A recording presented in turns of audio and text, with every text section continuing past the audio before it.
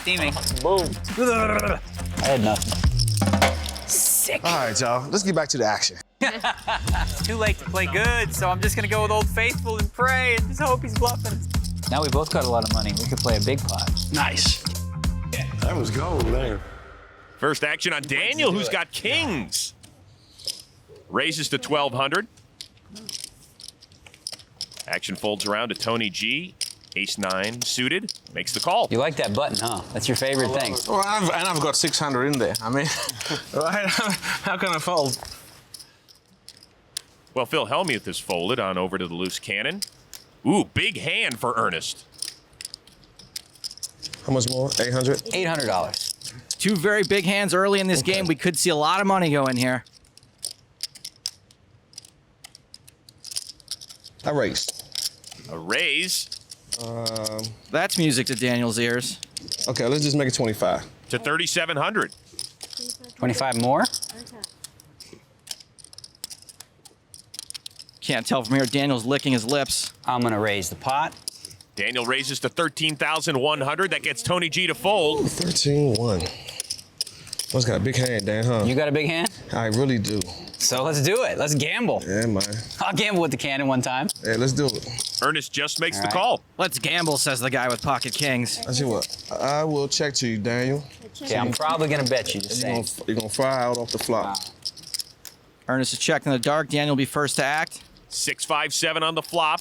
No help to Ernest Wiggins. It's usually my neighborhood over there, but I don't got none of that. The way the betting went pre-flop, nothing scary about this board for Daniel. He's going to fire. 18. Bet of 18,000 by Negreanu. I said I wouldn't show my hand. I said I wouldn't show my hand. So I wouldn't show my hand. Good fold from the amateur who manages to avoid jumping out the window so far. What'd you have, Daniel? Did you have a pair? I had at least that. I had at least that. Come on, man. Come on, man. You have to wait till you see it on TV. I had a pretty good hand. Phil Laak limping in. Tony G coming over the top for 3,000. And Phil Hellmuth mulling it over. These two are about to battle in the sandbox again.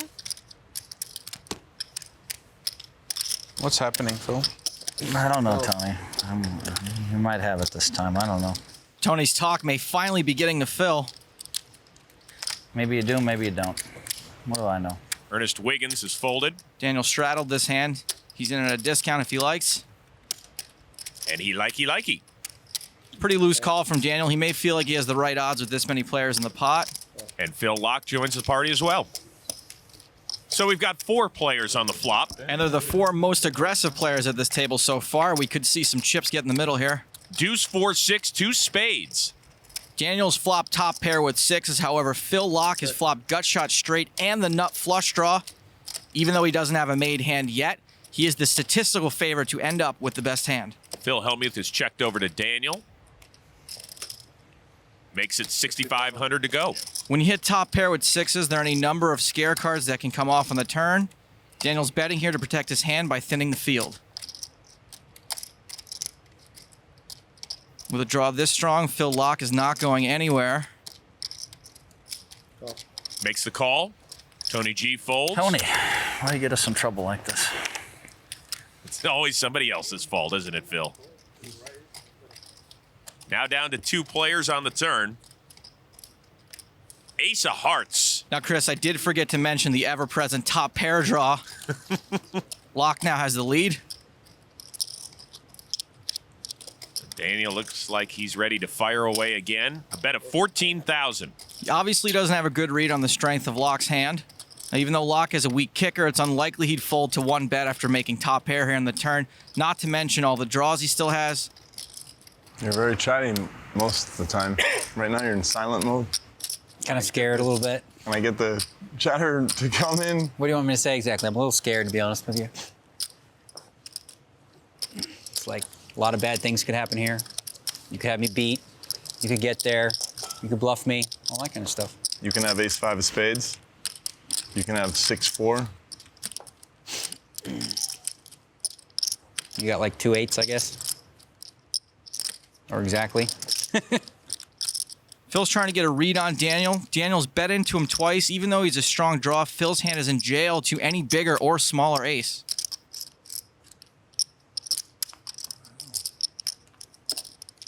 There's the call. Daniel can't be too comfortable with that. We are off to the river. 10 of diamonds. Neither player's hand improves here. Daniel's been the aggressor all along. He can only win this hand now with a bluff.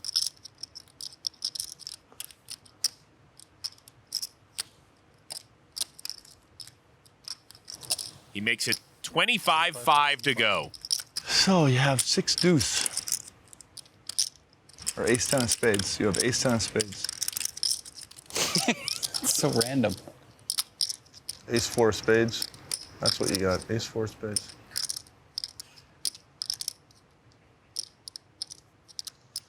I'm such a fish. I'm a fish. God, I'm a fish. Why do I want to call you? Because I'm a fish. I'm a fish. I'm a fish. Daniel's fired 3 times in this hand, this time for 25,000. Laak's got 1 pair and a weak kicker. An easy call to make for a bad player, a tougher call for a good one. You know I have something, but you know I'm tight. I feel like I'm being just totally owned.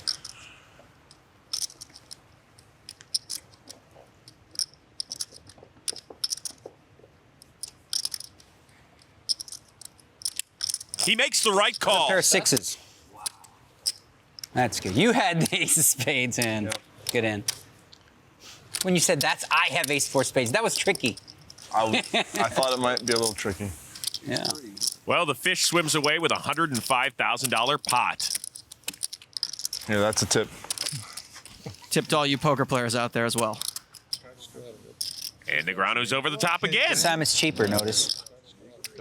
Once again, Daniel trying to isolate the loose cannon. Can't do it as Doyle calls. Laak folds. Tony G folds. Well, there's a lot of money out there, baby. A lot of money out there. Go and get you some. E-Dub makes the call. 3 players off to the flop. I had no heart, no nothing. 10 Jack tray. Both Doyle and Daniel have flop top pair, but it is a draw-heavy board. Both seem content to see another card. In fact, all 3 will. And 3's the magic number on the turn. The way the action's gone so far, Doyle's got to think his jack's good. He's going to bet, try to get some value out of top pair. That's 8,000. All right, go ahead. Go ahead. Let me see what Daniel will do. E-Dub folds. And let's see what Daniel does. Daniel also probably thinks he has the best hand. So he makes the call. The river card, a 9 of diamonds. Daniel pairs his kicker. Now Daniel does have the best hand. Good spot for a value bet. Doyle is checked on over to Daniel. How's a value bet of 12,000? This is the biggest hand I've had. Quick call. Got Jack 9. Tough river card for the legend. Doyle Brunson running very salty tonight. I don't think I got anything else, do I? No. You get 13 back, right? Just can't seem to catch a break. 1 there. And Daniel Negreanu rakes in a pot of nearly $51,000. Nice little game y'all got here. Stay tuned, folks, while we conjure up our sarcasm statistic. Hope you're proud, Daniel. You've tilted the godfather of poker. You'll probably wake up tomorrow with a severed horse tournament in your bed. The action does start on Phil. King 10 offsuit. Raises to 800. I'm out of here. Loose cannon Oh, folds. he just made it 8? What is Daniel looking at? 6 deuce suited? This isn't all that uncommon of a hand for Daniel to limp in with. There has been a raise already. How about a re-raise to 3,600? Forget the loose cannon. Daniel's now trying to isolate Phil Hellmuth. Doyle pocket jacks. Don't think he was counting on Doyle waking up with such a big hand. Who lost the last pot? Doyle would typically be the one to 3-bet in this spot with 2 jacks, but since Daniel did it for him, he just calls. That gets Phil, Laak, and Tony G out of the hand, and now action back on Hellmuth. Makes the call. Daniel's repping a big hand before the flop. Let's see if Doyle coming along for the ride causes him to change his game plan at all. So 3 players to the flop. 5-7 queen. It misses everyone. Hellmuth checks. That's right. So that means Doyle's still in the lead with 2 jacks. Negreanu checks. Now you expect Daniel to try to continue his pre-flop ruse, but I think Doyle's presence in the hand has thrown him off a bit. It checked around. A 4 of spades on the turn. No help to anyone. Daniel has picked up a draw now. He has an up and down straight draw. Phil Hellmuth chips in hand. Finally feels like it's safe to maybe take a stab here. Bet 7,000. Well, Phil doesn't have anything. He's now leading out into a guy who 3-bet and another guy who called a 3-bet. So this bluff from Hellmuth actually carries a lot of weight. It's not just a snap call for Daniel with an open-ended straight draw.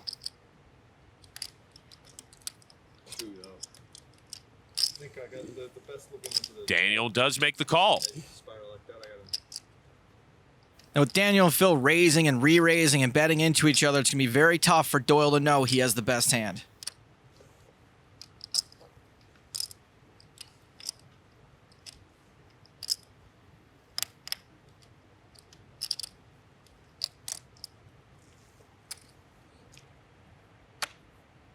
Gets rid of the best hand. So it's Daniel and Hellmuth off to the river, which is a deuce of spades. Daniel hits bottom pair. Not only bottom pair for the board, bottom pair for the entire deck. Hellmuth has nothing, but he can still maybe win this pot with the right size bet. Didn't Daniel say bluffs are good for the game a little earlier? Only if you show him. 6,000. Bet of 6,000 by Phil Hellmuth. This is a very small bet compared to the size of the rest of the pot. It's also smaller than the bet he just made on the turn. Let's see if Daniel can figure it out. Just don't reach for a bunch of those great chips. Why? You might just shove it on me. Phil insinuating he'll make a snap call.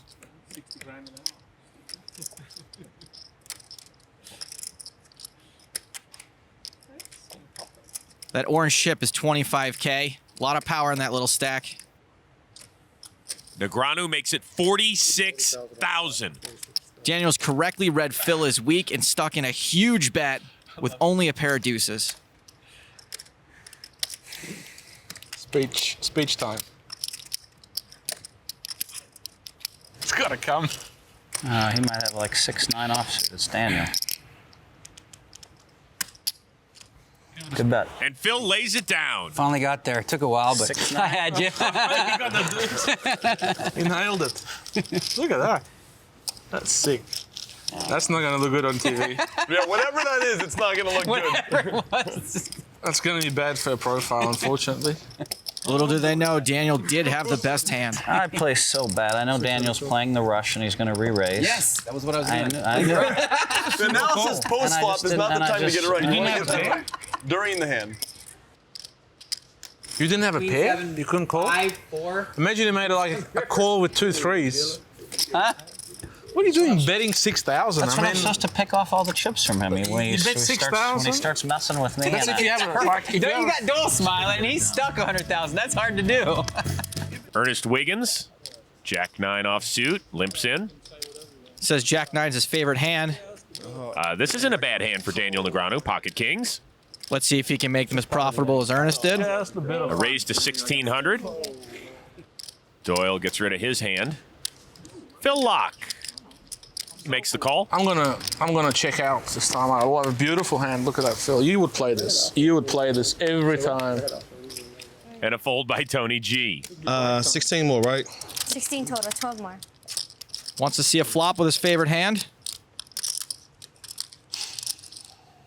He's playing. Makes the call. 3 players to the flop. 7-9 Jack. And Ernest's favorite hand connects over Daniel's pocket kings. Check by Laak 22. Ernest has flopped top 2 pair. E double up. and bets 2,200. Ernest hasn't let out at many flops. Daniel just going to call, play it cautiously. Phil Laak with a flush draw. Call. Also makes the call. Ernest breathing very heavy here. He knows he's got a big hand. The turn, the 10 of clubs. Daniel's now picked up a gut shot straight draw to go with his overcards. Check by Laak. A check by Wiggins. There's a very wet board now. There's a lot of draws out there. Negreanu bets 10,000. Negreanu wanted to bet big enough here to chase out anyone who may be drawing. Like Phil Laak, who's only drawing to his 6 high flush. Ernest not going anywhere with his 2 pair. The loose cannon makes the call. Off to the river. The 5 of spades. Check by Wiggins. Oh, Daniel, come Let me on, think. man. I'm thinking about maybe just doubling you up real good. Ernest let out on the flop, then called the turn. Say what you will about the guy, but he hasn't been chasing a lot of draws, so Daniel has to know Ernest has a real hand.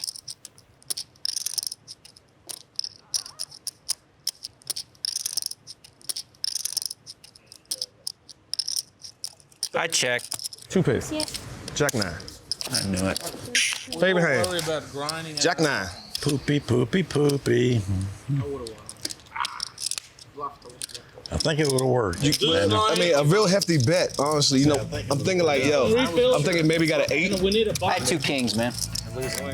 Daniel raises to 3,000. Okay. Rally's gone. Yeah. You thought if you could have a rush that, you know. Action folds over to Tony G, who makes the call. 2 strong hands going into the flop. Queen 6 Jack. King of the world. Check by Tony G. Tony G's missed. Daniel's going to fire with top 2. Bets 5,500. Tony's looking to make a call here. Tony has 2 overcards, even though they're no good. He's really only looking for a 10 to make a gut shot. There it is. Faster than you can say Andrew Lloyd Webber. Tony checks his Broadway. He's got the stone nuts right now. Daniel bets 14 grand. A raise to 50,000 by Tony G. A quick raise of 50,000. Tony's the kind of player that could be doing this with a worse 2 pair. He could be doing it with a draw. He could be doing it with flat out nothing, but a raise that big, that fast, usually means only one of 2 things, a monster hand or a monster bluff.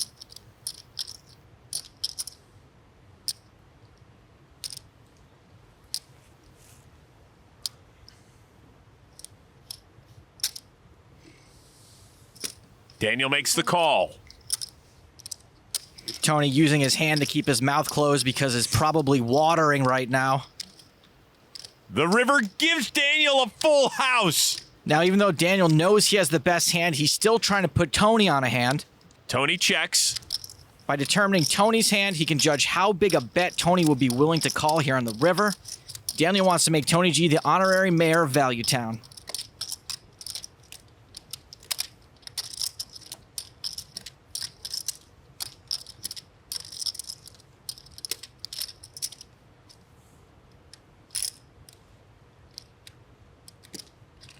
Bet 80. Negreanu makes it 80,000 to go. Snap call from Tony. Negreanu shows him the bad news, hands him the keys of the city. You had ace king. Jeez. Yep. Well done, Daniel. Well done. Thank you. Sick one there. And I had a I didn't think he had ace king. No, I know. You played it good. Nice deal up. Sorry, Tony. You played it good. I know that. Too easy for you. Phil Laak, ace-4 offsuit, limps in. Buddy, he shows you nothing. He showed me a full house. Tony G folds. I got lucky. Phil Hellmuth I calls. know you can show. E-Dub is in. And there goes Tony G. See ya. Tony G may be trying to let some of the steam out of his jacket. Daniel has also checked, so Queen Deuce Jack on the flop. Check. Check by Wiggins, check by Negreanu. Both Daniel and Hellmuth have flopped top pair. Hellmuth's got him out kicked. Laak leads out to 1,200. Phil raises to 3,500. Gets the loose cannon out of the way. Now back over to Daniel Negreanu with top pair. Daniel might think he has the best hand, but he knows he also might be able to get Phil to fold a better hand than his.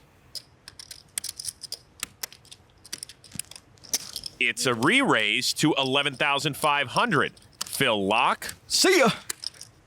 Phil Hellmuth has a decision to make right now. He's trying to figure out if Daniel really does have the best hand or if he's being outplayed. He knows Daniel knows he has a tight reputation. He certainly doesn't want to be outplayed by Negreanu. Let's see what he does.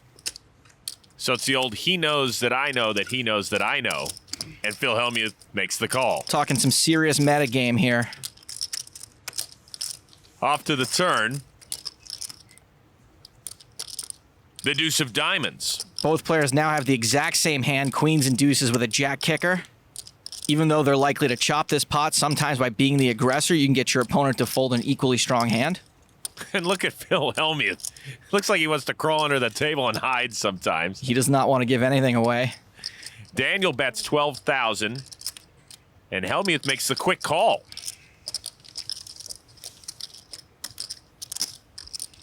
The river card, 7 of clubs. Changes nothing. This is a chop pot as long as one of them doesn't bluff the other off. Daniel checks. Check it. So's Phil. Got a queen. Me too. No kicker. Chop pot. Okay. I screwed that up. I should have moved in on the river. Damn it. God, I'm so unlucky. Stupid. Unreal. The deuce on the turn. Deuce on the turn saves your Sick. ass. He's supposed to bet there. I'm going to move it in. Who are these guys? Where do they come from? Sick. The loose cannon Ernest Wiggins has limped in. Daniel raises to 1,600. Doyle folds. Once again, Ernest is limping with a hand you should really be raising with six-handed. Phil Laak makes the call with 5 high. Tony G, Queen 8 suited, So sick. also calls. Phil knows he's getting a good price, but doesn't seem all that excited about ace-deuce. All these guys more than happy to play a pot that Ernest is involved in. Except for Phil Hellmuth. His tight reputation precedes him. Ernest does make the call. So 4 players to the flop. 10 Jack King, a pair of spades. Ernest Wiggins has flopped top pair and the nut straight draw. Tony G checks. I'm gonna bet 5,000. Hey, all right, Ernest. Way to fire one off. Daniel Negreanu, looking at a gut shot, straight draw, makes the call. Good hand? You do, huh? All right. Phil Laak gets out of the way. And Tony G does as well. I guess it. Here you again, huh, man? Been that way, hasn't it? I know, right? A 5 of clubs on the turn. I respect you as equal as I respect Doyle, man. But you're not slacking up on me at all. You really gonna make sure that, you know what I'm saying, you making sure I wear my stripes on this table. That's right. Yeah, you know what I mean? All right, let's keep it fair. Let's just say 25. E-Dub makes it 2,500 to go. This is a very small bet. It reeks of weakness. Even though Ernest's hand is strong, this bet is definitely going to read as weak. Daniel raises to 12,500. You beat me in the pot right there. So, That was an awfully quick call by E-Dub, E-Dub is eager to see the river. which is a Jack of Hearts. what's that, Jack? I check. Dang, oh, come on. Dang, why you going there, man? Ernest is now utilizing the little-known and even less successful begging play. Daniel bets 35,000. Oh, man, you really try to pull the trigger there, didn't you, man? Caught the Jack, didn't you? Caught the Jack. You had it the whole time, didn't you? No comment. Too late, you already nodded your head yes. I Say fold. what? I fold. You nodded your head yes, real quick. Or what? did. Too fast for me. Action begins with Phil Hellmuth. It's fun, huh? King deuce suited. Sit up there, you get a little action. Go on, Phil. Raises to 900. What do you guys think? Loose cannon folds. I don't know when Phil's going to learn. No one's believing these early position raises. Daniel with a pocket pair. You know, Daniel seems to really have Phil's number in this game so far. Daniel raises to 3,200, and there's a nicer pocket pair. Was not expecting Doyle to wake up with this big a hand. Right. Doyle's got a good read on this situation. He knows Phil's likely to raise with nonsense. Daniel's likely to re-raise Phil with other nonsense. Don't mess with Texas. Raises to almost 12,000. 11,700. Phil Laak folds. Tony G, Queen 9 off suit. Decides not to jump out the window. And Phil Hellmuth folds as well. Good chance you'll get it all, buddy. Yeah, I'm thinking that. I'm just counting it up here. You got 80. It's 85 more. 85 on top. Daniel doesn't know what rough shape he's in. He's probably putting Doyle on 2 overcards. Okay, I'll raise it. Daniel re-raises. There goes Doyle. He's all in. Once or twice, Doyle. It's like one of those days. Daniel calls. It's up to you. I'll do twice. What is 37-2? 37-2 each. Is that what you got? 37-2. Are you paired? Yeah, I'm paired. You're not paired? Yeah, I am. Uh-oh. That's bad for me. Okay. I was hoping you had ace king. All right, guys. All right. Put a 7 out there and then a straight. They've agreed to run it twice. The winner of each run will take down half the pot. And let's remember, Doyle's already gone broke once. The flop, 4 queen deuce. That's a good flop for Doyle. Daniel's a 4-1 dog going into this. Doyle's jack still good for the moment. Ace on the turn. I just like to double Doyle up. That's what I do. Gets short, I feel bad. Daniel needs a 7 on the river. Instead, it's a 9. One for the good guys. Hey, Doyle, what you always say is always feel good to what? To win the first one. Oh, my. Like that? Yeah, we all know. So Doyle's won half the pot. They'll run it a second time. Yep. Yeah, it's cool. Daniel's looking for a hatchet. How about a 7? That's the one. There it is in the door. You got a diamond draw. Do we? It's always exciting. I knew I was going to hit at least 1 7.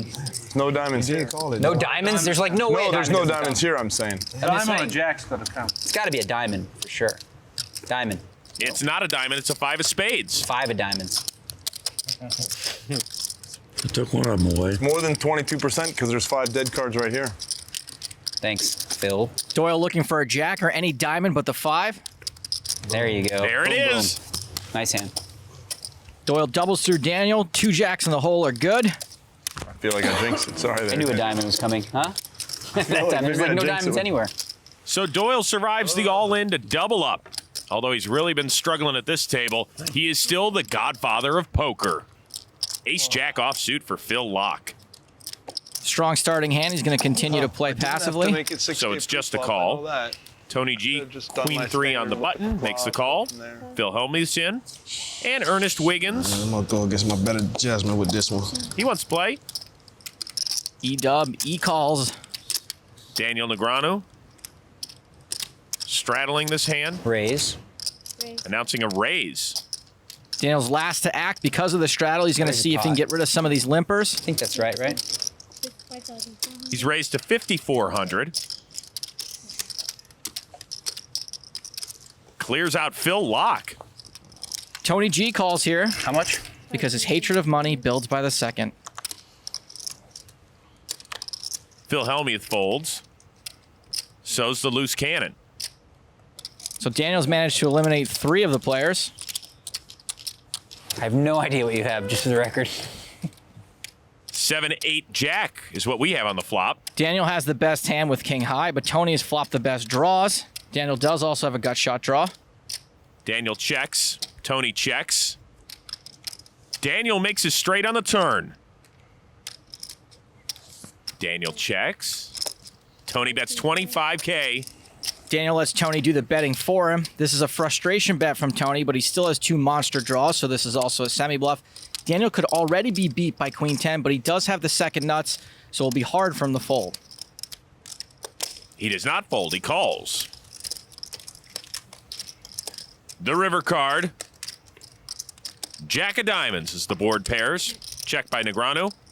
Check by Tony. I got a straight. Unbelievable. I mean, why can't I hit one time? It's like, I can't hit one hand. Played it so big, like, can't hit a hand at all. Well, Daniel scoops up a nice pot of almost $64,000. King 10 for E-dub. It's 800 there. Straddle. Oh, sorry. The awkward limp. Daniel on the button, raises to 3,500. Doyle folds. Ace queen for Phil Laak. Calls. Okay. 8-6 suited for Tony G. Also calls. Daniel's attempt to thin the field pre-flop hasn't exactly worked out. Oh, damn. Can't believe you put in this spot, yo. You put in a bad spot right now, man. It's kind of what I do. It's a lot of money to call out of his own pocket. And so he folds. Oh, I really want to call that. If that flop, hey, my flop come out, I'm just going to walk away and go side of her. Ace king deuce on the flop. Laak checks top pair. Tony G checks. Daniel's looking at making a continuation bet on the button, hoping everyone missed. That bet is 6,500. Laak's passive style still working out. His opponents keep betting into him when he has the best hand and when they don't have much of a chance of catching up. Phil calls. By just calling, he disguises the strength of his hand. No outs. It's not good. Tony G out of the way as we now have 2 players to the turn. Ace of clubs, so make it trip aces for Laak. He checks. His hand improves. He checks, hoping Daniel will continue doing his bidding and betting for him. Daniel reaching for more chips.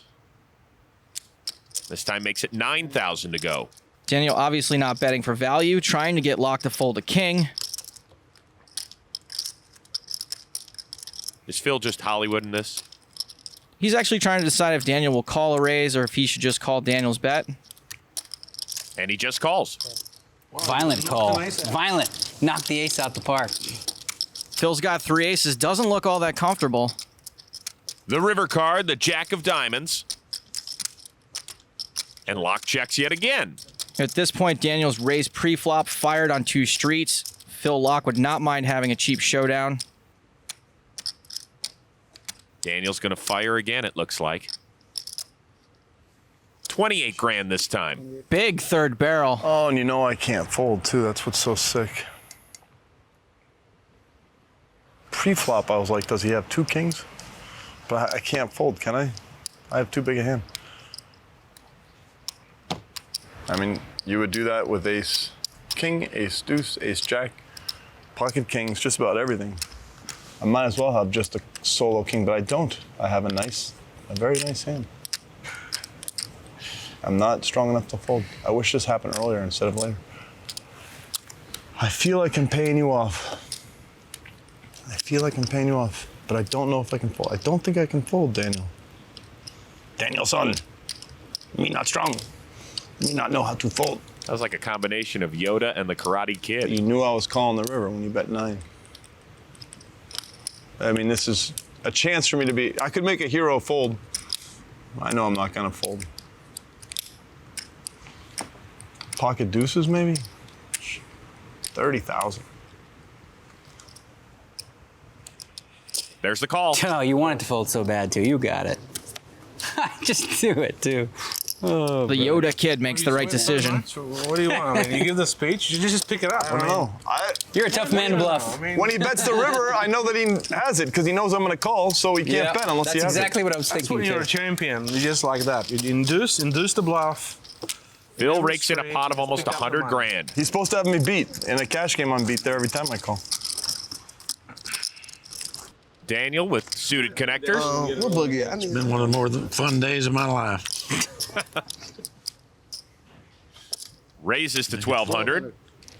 I get to throw off 12 more now. I lost the insurance Doyle's in. just to cap it off. Phil Laak, ace-8 suited. I know. Everybody knows what I'm going to do. Also calls. I feel like everyone should be signing each other's yearbooks right now. But I can't let everyone think. Tony G's in, too. Preferred the ace didn't come because I would have made more money if it doesn't come. Right. Set it up good. 4 players to the final flop of the evening. He was on a free roll. 5 queen deuce, 2 spades. Check by Laak. Tony G leads out 3,000. He's got top pair. Daniel up and down straight draw. Makes the call. Doyle gets rid of his hand. Big hand. Phil Laak shows it. Big, And walks big, away. Big. You got a big hand? Big. Not yet. Oh, you're on your way? You Is gotta that make what? it big. Drawing? Drawing. King on the turn. That looks pretty safe. I check. Tony still has the best hand. And checks. Daniel thinking about making a bet. I can't call too much. I hear you. Okay. Be fair. I'm trying to be fair. Let me check. Don't be Somewhat of a greedy. bargain price. How much is that? It's 6,000. Tony G calls. Bluffing Tony G is never a good idea, least of all on the last hand of the night. Okay, let me look. See what I catch. Tony G is checked in the dark. The last river card of the evening, a 5 of diamonds. Daniel's missed. Oh, that could be you, right? He can only win with a bluff. And he bets 8,000. One more barrel. Tony calls. This was a donation to the Russian Federation Fund. There you go. Okay, I have a 4. Can you beat that? Yeah. That wins. Take it. Take it. Oh, not that much. Just happy to win a pot. See, I'm a happy winner. Phil's happy for me. Everyone's a winner today. King 8 suited for Daniel. That you can't fold the first hand, Daniel. No, I couldn't possibly. Question is, how much we playing for? Okay, 12's good. Let's do 12. Daniel makes the call. Doyle folds. Oh, yeah. Yeah, just leave that. David Williams, 6 deuce suited. It's very unlucky to win the first pot. I will tell you all that. Changed his mind over here. He calls. Now it's just no limit hold'em. Easy game. 3 players to the flop. 8-4 tray. Check by Williams. Mosseri with a flush draw. Bets 3,000. This is a semi-bluff out of Mosseri to start things off. It's my neighborhood down there. It is? Yeah, I like those little itty-bitty ones. Doyle knows that. Daniel calls. David folds. Daniel's got top pair. He's ahead for the moment. Mosseri makes his flush on the turn. Abe's going to bet here, try to get some value out of his flush. That's 7,000. That is 7,000. Bet, huh? Bet. You never checked in your whole life. Never check it. Tell Daniel doesn't want to let go of top pair in the first hand.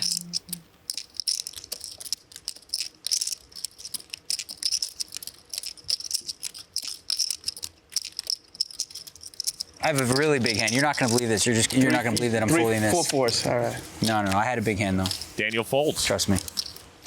What, an 8? Yeah, but a big 8. Oh. Like a huge 8. Oh. That's a big laydown. Yes, it was. Ace Jack offsuit. Raises to 1,500. Doyle Brunson pocket queens. Queens again. He's also had kings. Doyle makes the call. Just calls, going to mix it up a little this time. Oops, sorry. Action folds around to Jason Calacanis, who folds as well. So it's just Daniel and Doyle. King 7-8. Pair of spades on the flop. Negreanu checks. Doyle seems confident in his hand. Doesn't think Daniel would check a king to him. Doyle bets 3,300. 1,300. Daniel folds. You're doing a good job here, by the way. I give a little credit to the dealer. Daniel, Queen 10 offsuit. Raises to 1,200. Doyle folds. Williams folds. The loose cannon, Will Davis. Out of here. How come sometimes 12, sometimes 15? I'll explain this all to you in my next book. Abe calls. Am I going to write a chapter on that one too? Yeah. Chapter 8, how to be variable. 2 to the flop. 8-9 king, 2 spades. How to confuse nits. I don't think I'm a nit. Not you. Everybody Referring to the sort of proverbial nit. That my chapter say, why didn't Abe write the triple draw instead of Daniel? Both players check. Referring to Doyle's Poker Bible Super System 2. 6 of hearts on the turn. Mosseri checks as he hits 6s. Daniel bets 2,500. Abe calls. So when you're in position, you're bet, and when you're out, you just check, call, check, call. Check call. Make sure I got it right. Another 6 on the river. 3 6s for Mosseri. The book's Super System says you're supposed to check to the man with the lead. You made a boo-boo. 5,000. You made a boo-boo. You're supposed to check there. For sure. Let me bet, and then you can snap. Guess I'll let Daniel handle the analysis from here on out. That's okay, Daniel. I had nothing. Action begins with Daniel Negreanu, 7-4 suited. And looks like he wants to play. And I think they wanted more dead money at the table. 1,500. Raised to 1,200. Pocket kings again for Brunson. Doyle's 4th big pocket pair, and we're only 22 hands in. No, we don't know. Just calls. Playing it tricky. We'll find out. Williams folds. Davis folds. We don't know. Abe's in with pocket 8s. All I know is I'm the least experienced player at this table. And no limit holder. By far. We should just make a triple draw, just for you. Another big pocket pair for Doyle. Going to try another slow play. Jack deuce tray, 2 diamonds. Mosseri checks. Negreanu bets 3,200. Daniel raised pre-flop. He's continuation betting here. Something tells me it's not going to work.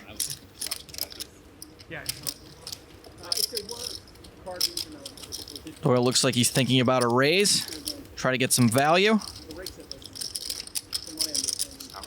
Doyle with a re-raise to 15-2. It's tough to get value out of a re-raise that big. Abe may have liked his eights before. Probably not so much now. Gets rid of him. And Daniel folds. What do we got? Tell them how smart you are. I have no idea. No, what you tell have. them. I really don't know. Kings? Kings? Yeah, I mean, how you gonna beat this guy? He knows what you got all the time. Action folds over to Daniel. Raising 7 high again. Doyle calls. David Williams looks like he wants to play 4 high and does. Just 800 more to call out of the big blind. The flop, tray 7 deuce, a pair of spades. Daniel has a very strong hand with a pair and a flush draw. Doyle checked it. David Williams with middle pair checks. Daniel bets 3,000, top pair and a flush draw. Doyle folds. Raise it. Raised by David Williams to 8,500. This is a bad spot for David to try to make a play. Not only is Daniel in the lead right now, but he knows he's also the favorite against a lot of different draws. Even against a set, he has a decent redraw, so Daniel's certainly not afraid to get some more money into this pot. We're almost certain to see a raise. The only question is how much.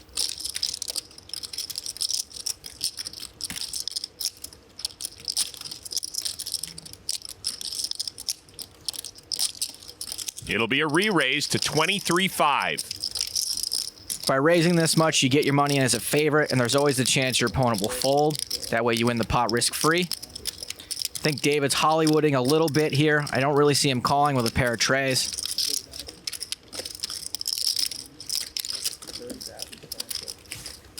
Now he's looking at his chips. Get the Academy Award speech ready.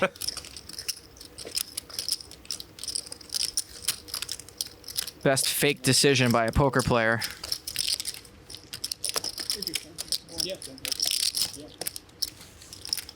One more look.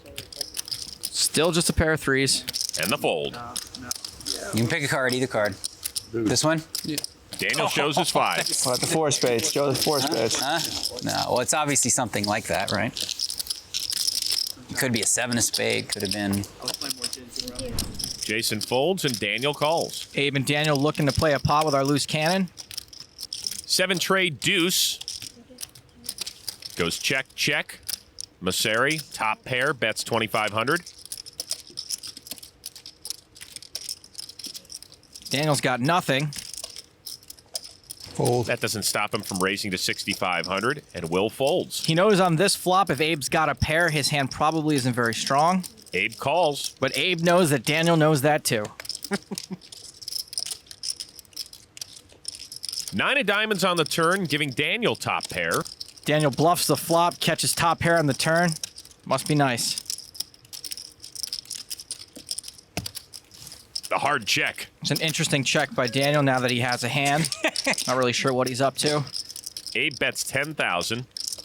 You might have expected Daniel to bet top pair. Now he's faced with a bet of 10,000. You can tell he doesn't love his hand.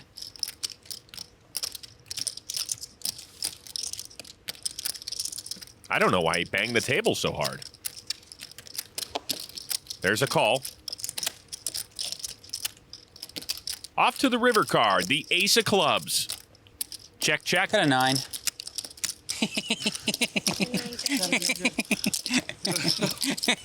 What an evil laugh. I was trying to run over Abe Mosseri. That's insane.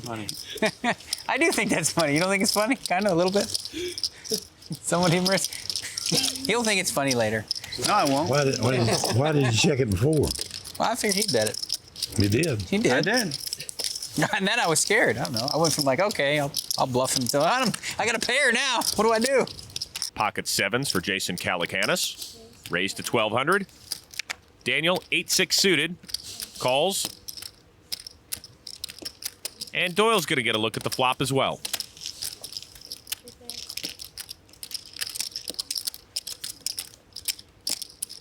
Four, 5 tray, 2 diamonds. Daniel's got 2 overcards, a gut shot, and flush draws. I'd expect a semi-bluff here, try to build a pot.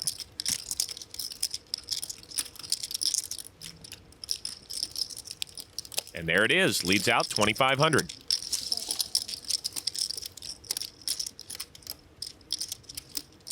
Doyle folds. Calacanis calls. Got a little some of that. Jason's got an overpair, but a set would be very bad for him. Well, there it is. A 7 on the turn, giving Negreanu a straight and Calacanis a set. Calacanis is in a very bad spot. Daniel has the nuts. And a redraw for diamonds. Daniel bets 7,000. Calacanis quickly calls. Daniel's hoping at this point Calacanis has got just a 6. That way they can get all the money on the river. However, we know Jason's got a set.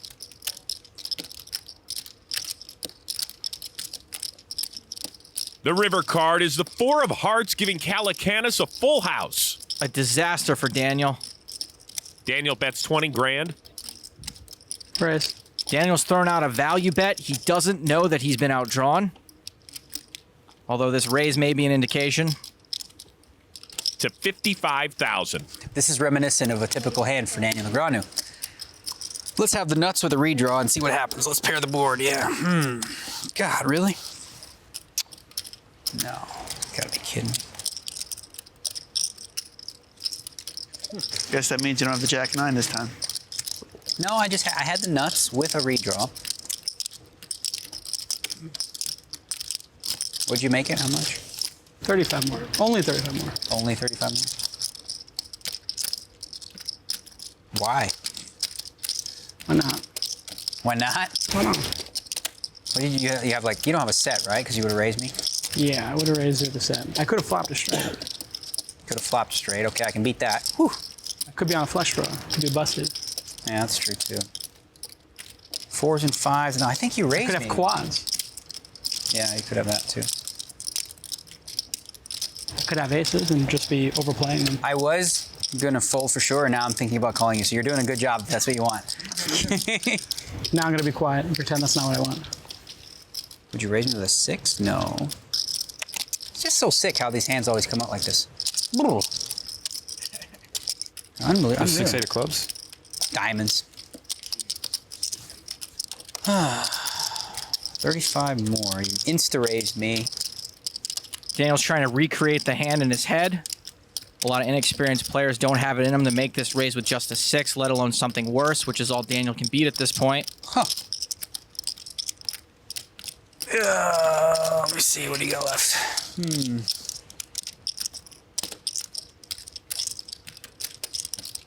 You really did talk me into calling you, I think. Now I say nothing. What? Now I say nothing. Now you say nothing? God, I was gonna just throw it away.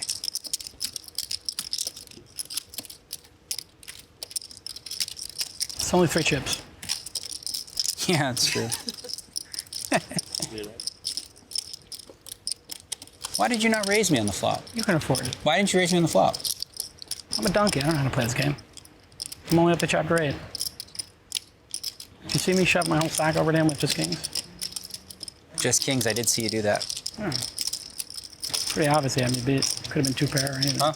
You said he had me beat. It was obvious. I'm confusing myself. I should shut up. Are you saying you got out-talked? I can't believe it. Big time. Yeah, I'm confused. Daniel Negreanu got out-talked. Yeah, well, we don't know yet. I still might make the right decision. It's 50-50. Still, man, she said you should shut up.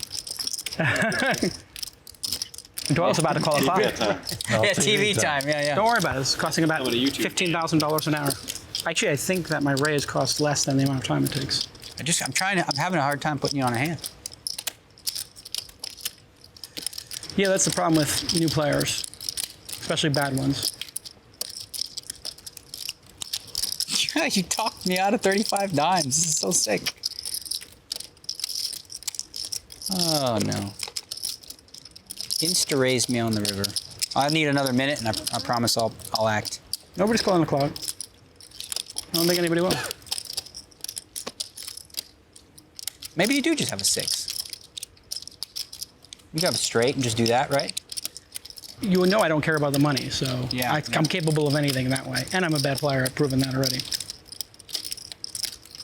And I'm talking a lot, which is ridiculous. That's a total tell. You're just talking me right out of my money.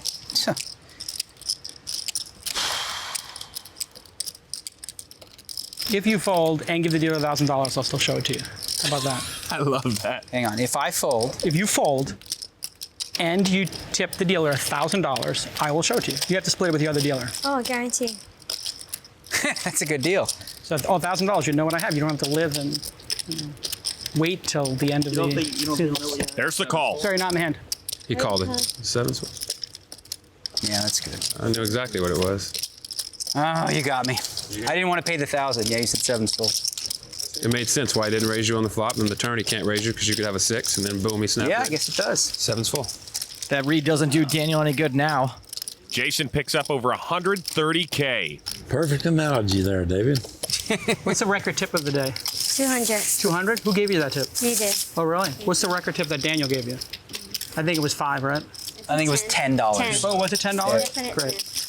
By the way, Daniel's absolutely worth over $10 million. And he's really cheap. Here's 500. Split Thank it with you. your friend. I will. Thank you. Don't worry, it's Daniel's money. I love Jason. What's that? You don't even tip the dealer when you lose that much money? When you lose that much money? That was pretty normal. Suited connectors for Calacanis. Yeah, that's. They would have shown it. No. Unless you were able to bluff me out of it. He limps in. Daniel also suited connectors. Raises to Oh, that's the 1,600. other stupid Doyle one. folds. More spades for David Williams. We're going to run out of spades in this deck. He calls. Will Davis folds. Abe folds. Calacanis folds. Well, money has value. 2 players to the flop. Okay, I lied. There are more spades. Deuce, queen, jack. Flushes for both. Williams the nut flush. Calacanis also would have flopped a flush. Negreanu bets 3,200. Williams calls. This is very big trouble for Daniel. They say the ace of spades is a death card. In this case, it's got Daniel drawing dead. The turn. 3 of clubs. His 3 changes nothing. Daniel almost certainly believes himself to have the best hand. He bets 9,000. David knows he has the absolute nuts here. He's trying to figure out the best way to extract value from Daniel.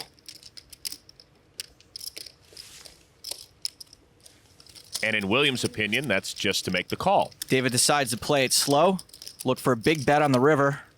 And the river card's the ace of hearts. No help from the board for Daniel. If his spade had hit, he could maybe get away from it.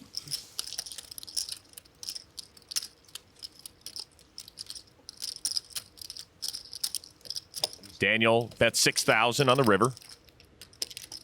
You can see David's taking his time here. He's got the absolute stone ones. He's most certainly going to raise. He's thinking to himself, how much will you call, Daniel?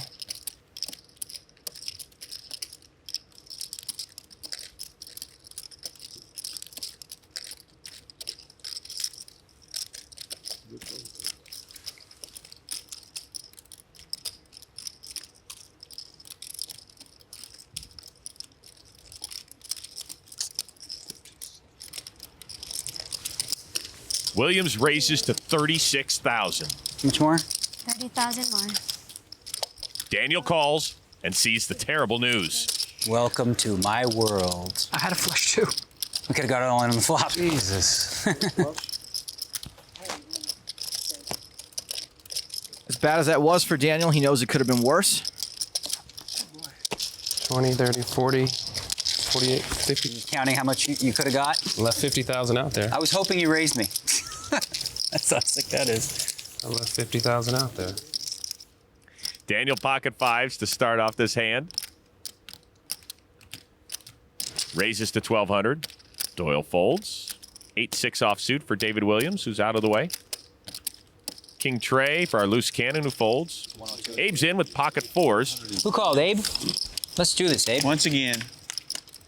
The flop, 6-8, ace, all spades. Mosseri checks. Daniel checks. Abe's behind, but he is holding the only spade. Ace of hearts on the turn. Abe fires 2,000.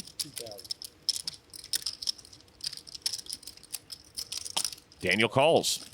The reputation of Bet Mosseri has preceded him.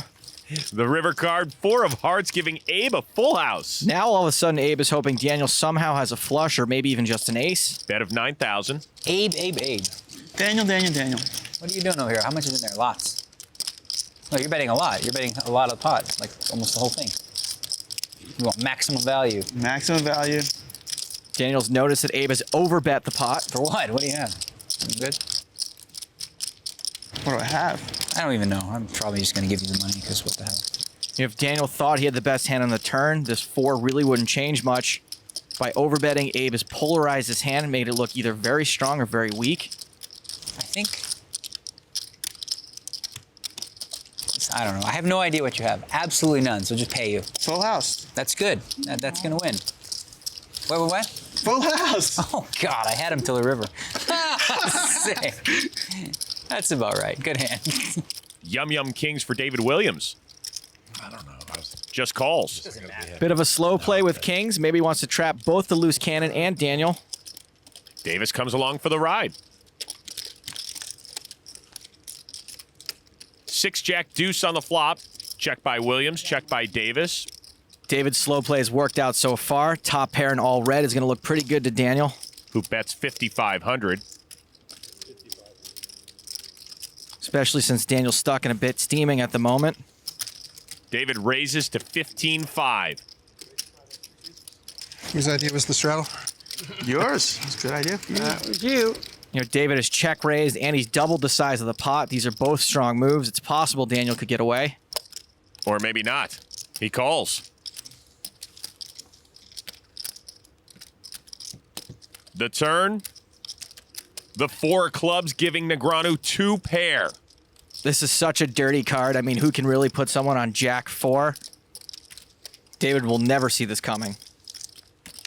Williams bets 27,000. Daniel's lucky to have improved, but also lucky to spike a card that allows him to get value. If another Jack or even the 4 of diamonds had come, it would have been very tough to get value, but Daniel happened to turn the best hand on a board that looks pretty innocuous to 2 kings. The way David's played this hand, he's played it like he's got an absolute monster. Daniel's pretty sure he's got the best hand. He's just trying to figure out a way to get all the money in.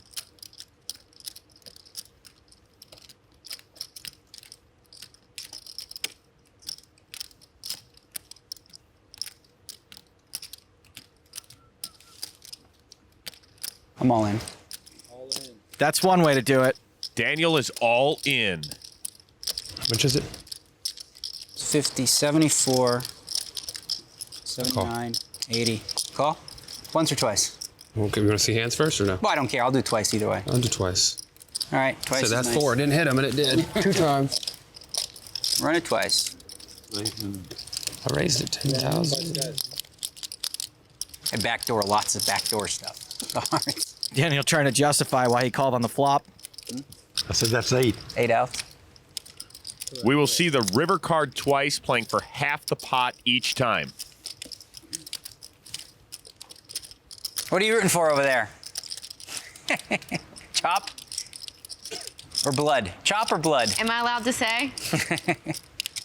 There is no cheering in the press box. You feel a chop? I feel a chop. Big time. You feel a chop? I just want to win the first one. That's all, yeah. That's not greedy. I'm not greedy. The first river card is a jack. Well, that's it. That's a good one for me. Daniel has won half the pot. But David can still hit a king, a 6, or a deuce. The 6 or a deuce would counterfeit Daniel's hand and give David kings up.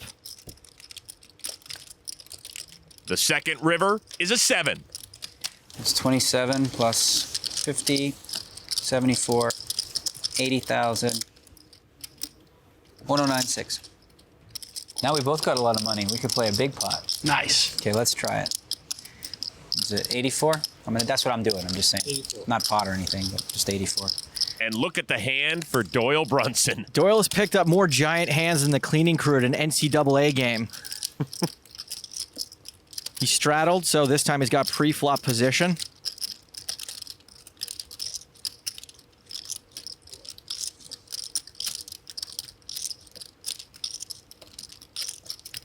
Doesn't look like he's going to slow play them this time.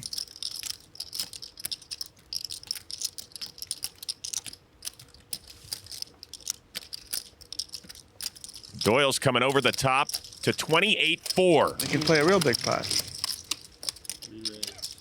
But yeah, raising out of position, that was a good idea.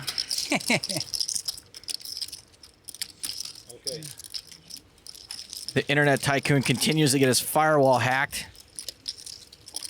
And folds. Okay, I'm gonna be honest here. I honestly think Doyle is making one of them internet moves, the 4-bet bluff, but I don't have the balls to do anything about it, so I'm gonna fold. But I do think you're making a move. Daniel folds. Too chicken. I And should by just that shove he it. means That's why you're the man. I do think you were bluffing, but I don't know. Bad read. Doyle is officially inside Daniel's head. Oh, boy. Okay, that should go one person to your left, Daniel. Daniel raises to 1,500. Doyle folds. And pocket kings for David Williams. But he just calls. David's playing it a little slow. The loose cannon calls. Everybody likes it. We have some action. Abe's in. So is Jason Calacanis. So 5 players to the flop. King Jack Trey, a monster flop. Ooh la la gaga. David Williams has flopped a set. Will Davis has flopped a flush. But action starts with Abe, who checks. Everyone take a look. See if they have a spade in their hand. Daniel does. Jason bets 4,000. Leading out and drawing You dead. knew anyways. You just faked it. No, I didn't know. I didn't know. Daniel calls. You'd expect David to raise here, try to thin the field. He's playing against 4 other opponents right now. Every move you make is with a purpose. David just calls. It's a risky call. Owen. And the loose cannon's all in. Cannon time. Loose cannon's moved in to try to protect his flush. Take it down. Abe and Jason are out. Oh boy. Gamble, gamble. You don't have much money. 26. Count what you got. Let's have a count of the loose cannon one time. All right, here you go. This could be Like 75. this could be that time here. On the 4. Yeah, that's right. Well, I assume he's running it one time. On the 4 now. David's only got 26. and 100. So if you have the nuts, I don't care. Sorry. David's very short. Daniel's trying to figure out what's in the side pot and what's in the main pot. I win one of what's in the pot. It puts me, I think, just above. Yeah, yeah. It's true. What about this 100? Gotta protect the chips, right? On the cards. Oh, this is fun. I like this. This is fun. If it weren't for the fact that the loose cannon might be making a move, this could be an easy fold for Daniel. He's behind to even 1 king. He could easily not have the best hand, and it's possible he doesn't even have the best draw. You can see he's a dog right now.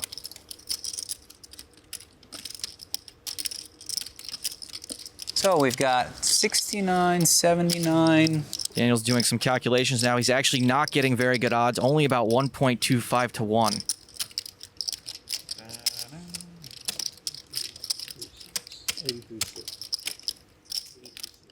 I mean, you're supposed to gamble sooner or later. Daniel calls. Pair the board, I call. David's in 2. Got a flush. Oh no! Okay. Wow. He's got well, you would have busted me anyway. Okay, I got a big side pot working. So let's just have a spade. Just pair the board. Just do one time, right? I would like to do more than one, but actually screw that, one time. What the heck? He flopped the flush. That's what I was looking for, right? You know? David has less money than Daniel and Will, so he can only win the main pot. Daniel and Will can win both pots. So funny. You were waiting for him to raise, huh? Before the flop. What, I got about 40% equity. Who knows? You know. You're the one that knows that. Doyle knows this. I don't have that many else. Ace. Let's leave it in front like that. Let's decide how many times you're going to do it. I think it could come 9, 10. I'm just going once. All right. Yeah, once is good. Once is fine. One time. Gamble for the money. I can kill 2 birds with 1 stone. With a spade. So it has all come down to this for Will Davis. Will his hand hold up? Here's the diamonds. Anybody fold a spade? If Will can fade a spade, he's still in the game. If he can also avoid the board pairing, he'll have a profit of nearly $100,000. The turn. Spade is key. Just any spade. Put that river down nice so I can see it. Oh, That's a spade. good hand. Will's out. That's why I won that pot for sure. Go ahead, pair the board. What the hell? All right, he wants to pair it, so just pair it. David Williams still alive. Looking for the board to pair on the river. It doesn't. Scooped it. Wow. Sick hand, hand, nice buddy. hand. Sick hand. Tell your wife I'm sorry. But he didn't burn. Yeah, right. Great playing with you, man. Good luck. Heartbreaking turn card for Will, but he is taking it like the pro he aspires to be. Yes, sir. Thank you. Ace-8 suited for Daniel. Raises to 1,200. Doyle calls. No pocket pair, by the way. I know your button raise unopened is very high. Is it too high? Should I fold this hand next time? Probably on my blind. Yeah. Well, your blind is you're tight though. That's why. Because your defense percentage in the BB is very low. How you like them apples? We've crunched the numbers, and Daniel's only raised on his button 50% of the time. Queen deuce 6 on the flop. Doyle with middle pair checks. And look at that. He hit his 3-outer on Daniel. Daniel checks. The turn. 7 of hearts. I know you got a deuce, so you're probably going to call me. So Doyle bets That's 3,000. funny that he said that. What? Double check. Daniel calls. Daniel's calling here because he thinks his ace high is good a decent amount of the time. The river. 4 of diamonds. Doyle still got the best hand with a pair of 6s.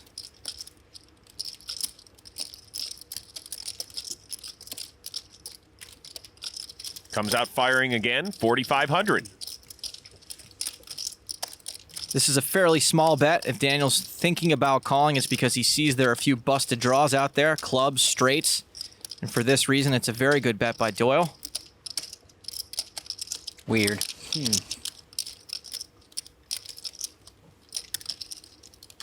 Daniel just doesn't seem to be buying what Doyle is selling.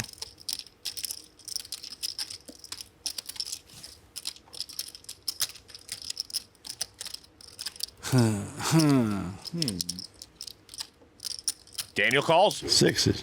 Who could beat that? That's the nuts. Doyle wins a pot of more than 18,000. 8-5 suited for Daniel. Raised to 1,200. So Race would have done it. I was thinking about 5,000. like I said, most people would say I'm not qualified. Seiver folds. Todd's out. Jensen on the button. Medium ace on the button. To play this hand would be a bit of a gamble. But he does. Calls. Our loose cannon's not afraid to gamble. Tony folds. Pocket 10s for Vanessa Rousso. Re-raises to 4,000. Daniel should know that Vanessa has a pretty decent hand to re-raise his under the gun raise. He calls. And Scott Seiver's off to go flirt with Amanda. The loose cannon folds. So down to 2 on the flop, which is 6 tray 7. This is a decent but dangerous flop for Vanessa. Daniel's flopped a straight draw. Vanessa fires 6 grand. She's betting with what she believes to be the best hand, and there are plenty of cards she doesn't want to see hit the turn. Daniel's hand might look well disguised, but if he hits his straight, it'll put a 4-card straight out there, and he might not make all that much on it. So he'll probably either call one street and fold if he misses, or raise here to try to take this down right now. Daniel calls. He's going to need a 4 or a 9. There's the 4. Daniel's made his straight, but it does put a potential flush out there. Vanessa does have a draw to a 10-high flush at this point as well. Scott's back. Dude, you get her number? Vanessa checks. Daniel's in an interesting spot. He does have the best hand, but he may be afraid of those diamonds.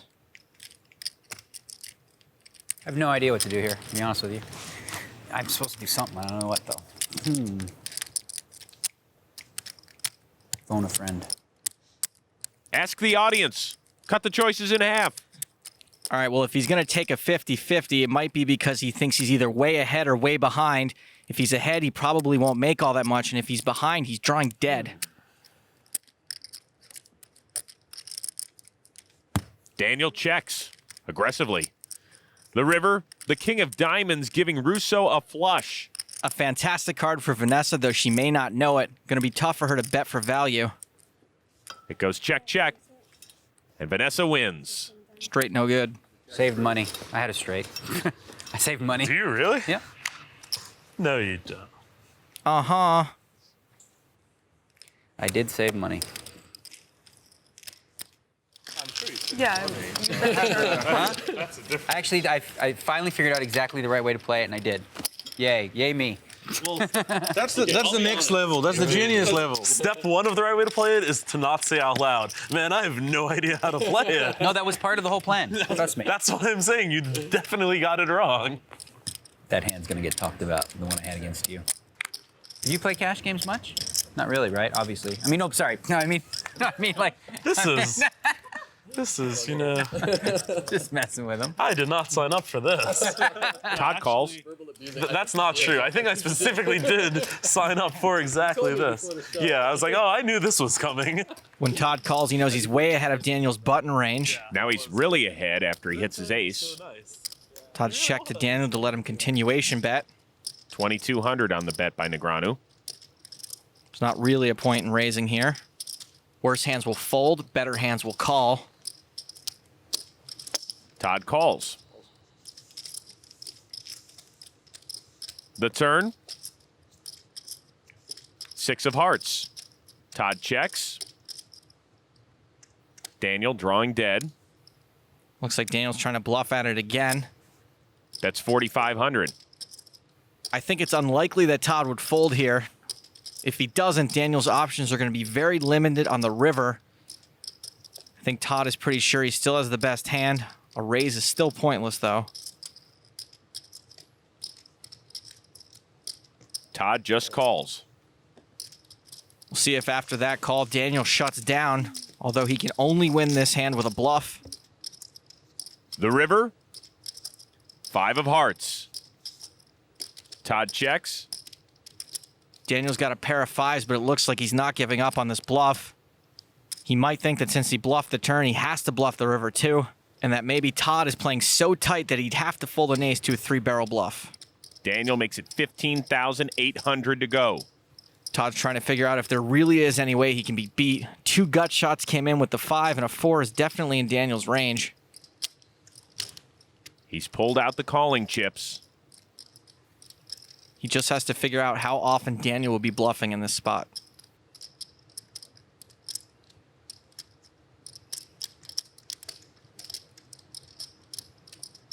Did you make a straight or you had a 4? You always put me on garbage.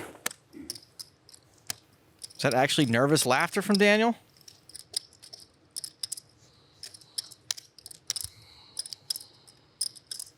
Brunson calls. I have a 5. Such a sick river. That's good. Straight. You put me on a straight. That made me laugh. I'll admit, I put you on a straight as well. I really did. That's right. Let's do something fun. Let's just do that. Raise to 1,500. You have position. You can't fold. Scott has position. He can't Know fold. that, Scott. There you go. Scott calls. I'm gonna try a little Tony G move. Tony G move one time. A little dark fire. Tony G's last move was for the door after he dusted off a $250,000. 9 trade jack. Daniel's flopped and open-ended. The dark raise. Second pair for Seiver. I'm only calling because I'm thinking maybe you'll dark bet the turn. I will. What the hell? Why not? I'll try 5,600. Okay. Daniel betting in the dark again. Okay, let's do this. I don't want to see it. Another 9. What is it? Tell me. It's the 9 of spades. Yes! Okay. Daniel said exactly what Scott's thinking. Scott's got trips now. That was fun. I don't usually do that. You talked me into dark betting. So bizarre. No way Scott's folding. He's probably trying to decide whether to call or raise. Raise. Yeah, see, that was stupid. Oh, brother. Daniel facing a raise to 25 grand. That's kind of stupid of me to do that. I want to see the river. Show me a rabbit hunt. Daniel folds, and we're rabbit hunting. Okay. Phew. No, I didn't. Do you want to see it then? 10? No. Ha-ha! I'm going to straddle. Punish him. First one. Come on, punish me. Daniel has invoked the sleeper straddle, which is a blind raise on the button, which buys you position if action folds to you. You're confused by this whole situation, aren't you? A little bit. Okay. Scott calls. Now what, is the straddle off? No, I can raise. It's the whole point of it. It's a sleeper. What if I raise now? If you raise, then it's up to me. But he can't pull the 8. Oh, you can't pull the 8. No. The 8 is locked That in. money's locked in already. It's a good move for Todd to ask that question before he looks at his cards. Todd calls. Wait, no, I'm going to raise. Oh, you're gonna raise? Yeah, for sure. With this hand? You kidding me? You would totally raise with this hand. Even you. How much? I'm going to just put another $2,400 in.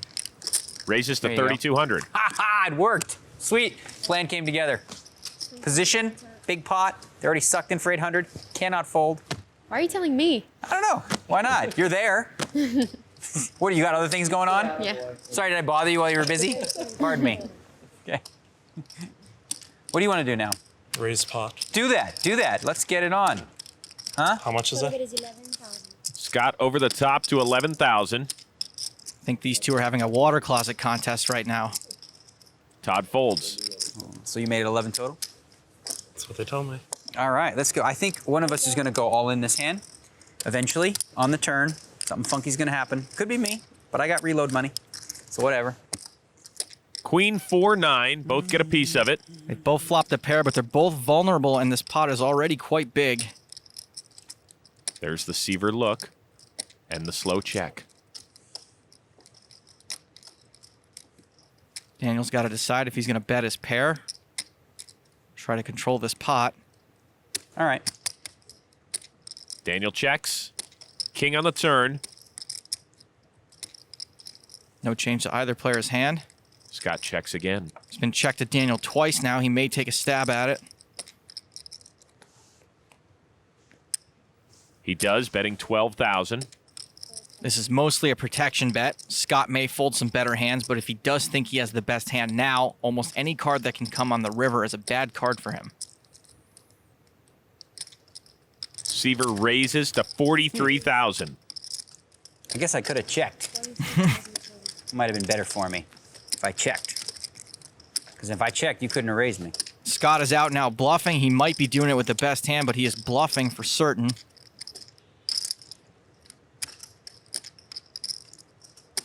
It's so weird when he does that. We're gonna have to. I don't think I have the best hand here. So on that note, I'm gonna check out. Daniel folds, and Seiver wins a pot of nearly 80 grand. 5. That has to have me beat. I mean, I had a 4, so I had a 4 in my hand, so that had to have me beat, I think. Mean just to show the 5. Scott calls. The fifth time I ask, and he doesn't answer in time. He takes his entire stack, stacks them up in front of me like this, and goes, "Can you see it now?" I go, pissed, right? I go, "Yeah." I go, "I could see it over there. How much do you have?" You jerk.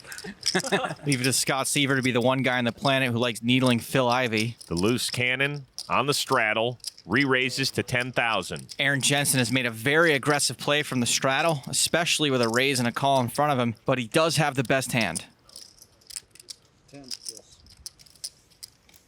Daniel calls. I think at this point, Scott knows not to ask Daniel how much he's got. Beware. With Daniel's call, Scott's got better odds to call Jensen's re-raise, even though he is dominated. Scott does make the call. I know these guys are pros, but the word spew comes to mind calling this big of a re-raise. A big flop for the loose cannon right here, which is 9-7 king, 2 diamonds. Seiver checks his gut shot. Jensen pushes all in with ace high. Now I'd like to know exactly what that is. Very strong move from the loose cannon. Somehow, even though completely dominated, Daniel has flopped his only live card, and it's the best hand. 60,600. Loose cannon. Aaron Jensen's at risk for all of his chips, and he's remarkably calm. Looks like Daniel thinks there's a real shot his 9 is best.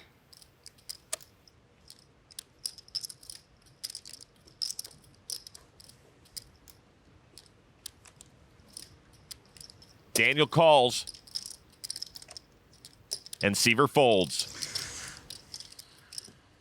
All right. Once or twice, it's up to you. Once is fine. Okay. I think you got me. Run it once, he says. Let's get it over with. Good luck. Thank you. Aaron needs to catch a card or his big game journey is over. One time. This is for the wedding right here. Ace or queen. Ace or queen for a beautiful wedding. Aaron's wedding will either be at the Four Seasons or the 4-H. Be a good wedding. Yep. Decent amount here. Yeah, if you raise livestock. The turn. Ace on the turn. 5 of diamonds. Come on. Diamond. Where is it? Can I replace one of my cards with a diamond? As long, Yeah, no. you can. How much are you willing to pay for that? Hey, you can take mine. You can take my diamond. Aaron needs a queen or an ace, or his queen will be kicking his ace. The river card for Aaron Jensen. The 6 of diamonds. Sorry, brother. Diamond. All right. Just playing with you. Hey, good playing with you, man. Yeah, good playing with you You guys. played really well. No, we actually were. It's pretty funny. Daniel raises to 1,500. Scott Seiver. He is Scott. He's But I he's knew him somebody. before he was Scott Seiver. He was just Scott. He was Scott like Madonna. You know, just one name, and he went the other way because now he's got 2. What are you doing? 41. Oh, you suck. Scott Seiver re-raises. Why? How many chips do you? No, I'm kidding. Okay, what is it? 4,100. Yeah, I don't like Scott Seiver. Daniel calls. Nice kid and everything, but he's a pain in my neck, as they say. 10-5 deuce. I'm gonna check to Scott Seiver. Scott's piece of cheese actually missed the flop for once. Let's see if that slows him down. Oh, he doesn't seem to care. He's got chips. And he bets 6,800. Scott had the pre-flop lead, so he's still c-betting. Daniel's probably not hating ace-king right now, but he may want to play it safe. There's a call. Daniel knows Scott can't outflop him every time. The turn. The 7 of spades. Daniel checks. Scott has to decide if he wants to continue his ruse with 8-3. He slows down. 3 of spades on the river. And that's Scott's gin card. He's now got 4th pair. Daniel checks. Scott checks. And wins. Almost bet Excusez-moi. Almost bet 400 again. That's why I slammed the check. I'm like, Vomit. didn't have the power to bet the 400 again. 400, I would have just jammed you that time. I was so annoyed that I. Wow, those are the most annoying losses. Oh, 3 8 of hearts, 3 ball Like on the river. I was calling a lot on the river too. Oh man, I should missed have bet so a much ton. value. I was like, just gonna let you bluff your money off and not expect you to catch. Boo! I also like mayonnaise on steak. Yeah, there you go. That's super nasty. What do you just have How like is an that IV with nasty? mayonnaise? Like A1 steak sauce. It's like the gross. Daniel raises the stakes. You put mayonnaise moisturizer. They just like mayonnaise. Phil calls. You like mayonnaise? Yeah. You don't like mayonnaise. Yes, I do. Lex is in 2. He's just like, no, From you the don't. condiment I think I spread would to the know flop this. spread. Top 2 for Daniel. Laak checks. Lex checks top pair. Daniel fires 3,000. Phil folds. Bad flop for Lex when Daniel pairs his kicker. He's drawing almost dead. Veldhuis does call. The turn. The 7 of clubs. Lex checks. Daniel bets 8,000. Lex has picked up outs for a gut shot, but the 4's no good. Lex It's like calls. the first pot we've played, kinda, right? exciting, huh? Yeah. What are you looking for? Something good? 4 of diamonds on the river. Lex is checked. Okay, I'll be honest with you. I wasn't thinking that was a good card for me because I had good plans, but I'm just gonna check and hope it's good. 5-2 pair. That's no good. Phew. Daniel wins a pot of over 27K. Pretty tight. Pretty tight. Check. You think I should bet there, Lex? Really? With 4 diamonds, straights, flushes? I don't know. I don't know you have aces 4. I mean, you should because Scott you should know Seiver? he has ace 4. Yeah, you know. Given that, you know, ace 8 beats ace 4, I don't know. I'd throw in a bet with the best hand. You'd throw in a bet with the best hand because you're just. Never mind. Choking freaking Finally happened. 8-3. Pocket pair for Daniel. Raised to 3,000. Jack 8 for Scott Seiver. On the button. Calls. Ace 4 suited for Todd Brunson. He calls. Phil folds. Lex out. I'd like to see a king, 9, and the 7 with the 9 of clubs and the 7 of clubs. Daniel's trying to conjure some cards, see if he has any magical powers. He doesn't. Deuce 8-5. Brunson checks. Pretty close. Todd's got a gut shot. Daniel fires 5,500. Flop can't look too bad to Daniel. Top pair for Seiver, and he calls. And Todd calls. Todd must think there's a chance his ace high is good in addition to his draw. Queen of hearts on the turn. Brunson checks. No help to any player. Daniel still hasn't realized that Scott outflopped him. Daniel fires 11,000. It's part of the benefit of Scott's unpredictable style. Seiver calls. And Brunson folds. The river, the jack of diamonds. Scott Seiver just rivered 2 pair. Daniel checks. Only 1 draw came in, and it was runner, so Scott will probably attempt a value bet. How about a bet to 40,000? It's a good value bet. It's nearly pot-sized. A bet this size is meant to confuse your opponent. It can look like a bluff. Daniel doesn't have the winner, but he may realize that Scott's capable of making this type of bet with anything. Weird. Kind of a cool hand, man. Whatever you got, it's fun. I like it. Good stuff. Good job. Well done. Only if you make the wrong decision. I'm trying to figure out what you have. Okay, so I'm going to go over it right here. Okay. There's a lot of draws. The leg missed, right? There's like 6 7s. There's like 3 4s, clubs, all kinds. Like 9 10 of clubs would be sick, like super sick. Jack river, gutter ball straight. Okay. I feel like you think I'm going to call, right? So 40. Why? Kind of out there. I'm confusing myself. I was going to call for sure right away. Until you went through the analysis and you fell into my brain? Fell into Phil Laak's brain. Phil Laak's brain. Okay, what do you have? What do you have? What the hell do you have? You don't have 8s, because that would be silly to bet. Why would you bet with an 8? Unless it was a jack of clubs and an 8 of clubs. Oh, that would suck for me so bad. Okay, think. Use what you got left. So like to give this hand to somebody else to make the decision. Somebody wants to buy it. Wants to buy this hand? Anybody? Wow, what do you got, buddy? What do you got? Phil Laak, go tell her what she's got, and I'll listen. I think he has jack 8 of clubs. You think who does? I think Scott Seiver has jack 8 of clubs. Pretty good read. Doesn't matter. So, 40,000. You're betting 40,000. It only matters if I make the wrong decision. What say that again? What did you say before? I don't understand. I forgot. You remember? You forgot already? 40,000? Why? I went to get a coffee. Has he called yet? Nope. You never have 3 of a kind, right? That's just crazy talk. Crazy talk, unless it's 3 jacks. No. Nope, not 3 jacks, not 3 8s, not 3 5s, not 3 deuces. Queens and jacks? What do you have? I don't have that good. But I don't have that good. If I had like real good, I'd probably just pay, but. Oh, wow. Scott Seiver. You make it tough to play this game. He does, he makes it tough. Oh boy. What do you got, Scott Seiver? Can't figure it out. 9 10 of clubs? Ace 6 of clubs. Hang on. Wait, that could be a lie. One sec. It's a lie! Lie, for sure. I know that's a lie. Guaranteed. You just lied to me.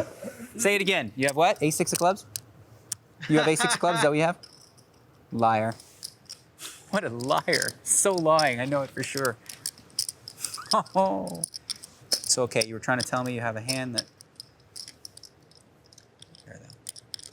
Oh, I've changed my mind 17 times. Okay, I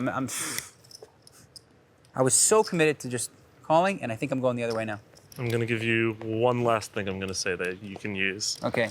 If you fold, you can pretend you're right until it's on TV, and that feels good.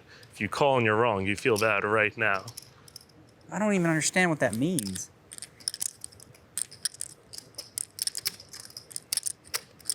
Folding keeps your confidence, regardless. What the heck? What do you That have? is, that's the summary. You did summary. Folding keeps my confidence. Scott Seiver, what the hell are you babbling about? Show me one card. Let's do that. How about this? That you get this for seeing one card. I'll pay $1,000 to see one of your cards. Can you spread the pot?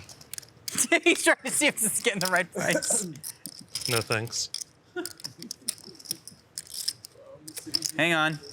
The bet's it's going up. $2,000 to see a card. No? $2,200 to see a card. Oh God, I know this hand's taking forever. I'm sorry. Why do you want to show me a card? Because you can't show me one that. You can't show me one that's. How about this? Can we call the clock from the booth? Oh, I confused myself more. I should just shut up, right, Phil? And think. I'm just a witness. No. Oh, I think I figured out something. And if this piece of logic is wrong, then it's what cost me. But I'm thinking you're not betting 40,000 with those hands. If you put me on that, yeah, I'm folding. After the rain delay, Daniel folds. Okay. Oh, I can't wait to see it. I put him on jack-8 of clubs, and my second choice was queen jack of clubs. Those are like definitely in my head. 6-5 offsuit for Andre Capella. If Andre's thinking of playing this hand, he must be bored. He limps. Here we go. Let's get him, Andre. I'd love to. That's a pretty loose limp from the loose cannon. For Lod Friedman. Jack-7 offsuit. Is anyone else noticing how nonchalant Plod's trying to be about playing a pot with a loose cannon? He limps in. Eugene calls. Daniel in the big blind. Raises to 2,600. That's how I start every day. Every day I wake up in the morning, people limp in, and I just go, raise. The cannon calls. Very loose call. Friedman and Eugene are out. What do you know? It's kind of my plan. That was kind of my plan, to be honest with you. Get rid of them, and me and you go mano y mano to a flop. I could have known. May the best man win. Or whatever, luckiest man. Yeah, how about that? The flop, deuce 4 deuce. Okay, I don't think you have one of those little ones, because you wouldn't have played those. But you know I play all kinds. You're a So professional, so I'm you gonna have probably, to you bet. probably knew what the flop was coming. I don't even need to bet that much. I just need to bet 2,800, that's all. I don't need to even bet more than that. I was thinking 32, it doesn't matter. 28's plenty, right? I thought for sure he's folding on this flop. Daniel's got the best hand, but Andre has flopped a gut shot. And makes the call. Really? Nice What are you read. going for? Nice read. What are you trying to make? You don't have a deuce. Everyone knows that. The race car driver is chasing. True. 8 of diamonds. Uh-oh. There you go. No habla inglés. Okay, this time we're just going to put, this is enough. 4,000. 4,000. Right. If you don't have a pair, you're going to fold now. If you have a pair, you're going to call me or raise me or do your stuff. Andre's now got a double gutter. If he called the flop, he should call again now. Oh, no. Oh, this is not working out well, Andre. There's the I was call. expecting you to fold ages ago. This is going miserably bad. The river, the queen of diamonds. Oh, gosh. Andre missed. All right, I guess I have to try to bluff it one more time. What do you think, Andre? Because if I don't bet, I can't win. So I got to bet $5,500. 55. I wish I could call. You can't call? Okay. Too bad, too. Yeah, you were drawn to a straight or something? Or something. Phew! You scared me there, Andre. You really did. I thought I was going to get caught. Tonight, Daniel borders Eugene. And he's looking at kings. Raises. Queen high. I mean, Queen high? This time, Phil has queen high and calls. Action folds around to Friedman, queen 6 suited. He's out. Eugene, ace-9 offsuit. Eugene's in the big blind, so he is in at a discount. Daniel's been running really hot this session. He can't have it every time. And he's going to play. Negreanu had aces and kings in the first 3 hands last night. Might be tough for Eugene to keep giving him credit for so many monsters. 5 deuce ace. Katchalov hits top pair. Eugene has just run down 2 kings. And checks. Daniel checks. Phil's got by far the worst of it. Looks like he's the only one considering a bet.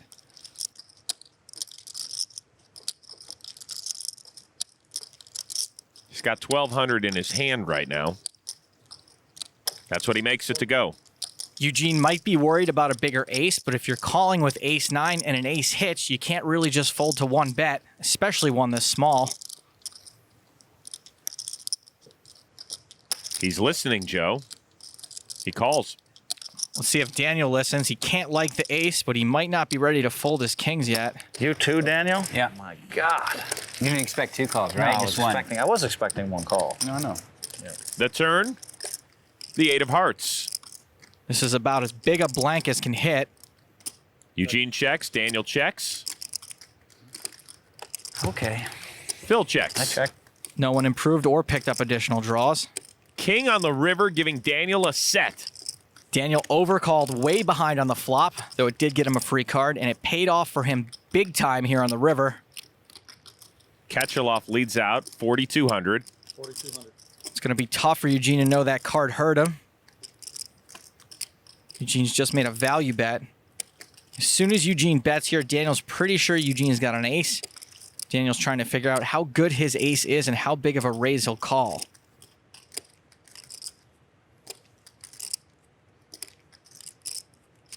Daniel raises to 14-2. I think Phil's Hollywooding a bit here since he bet out on the flop. Got nothing but queen high. And there's the fold.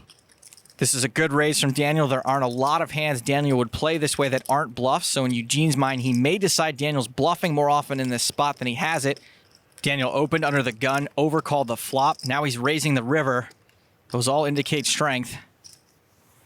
And Eugene folds. Daniel picks up a nice meaty pot. No, I had at least that. King 8 of spades? No.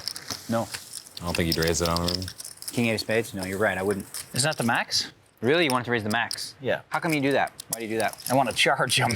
Okay. In case he has 4s and he's going to try to hit a set. Yeah, you think that's the right amount? I'm just curious. Well, I mean, it depends on my hand, right? Yeah. So when you have a good hand, you raise the max. When you're bluffing, you just raise a little less. Okay, cool, sweet. Just trying to figure out. I'm a very complex person. I'm gonna bet $1,200. 1,200. I'm going to make it $2,800. Oh, look at this now. And just after your speech telling me how you only re-raised 3 times. Well, here's the in funny last thing 3 about days. this hand. You said if I re-raise minimum, that I'm weak, right? No, yeah, I said that's very possible that that's the case.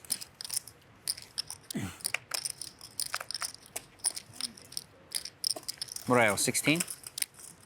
Phil's great on the whole time he plays, he just tells you his strategy. He's not lying either. I know. Might be time for you to re-raise me with like the ace-6, buddy. Yeah, that's what I'm thinking, I right? know. Ace-6 offsuit, because I like that hand. That's one of my favorites. Ace-6 off, right under the gun. I'm just gonna go like this.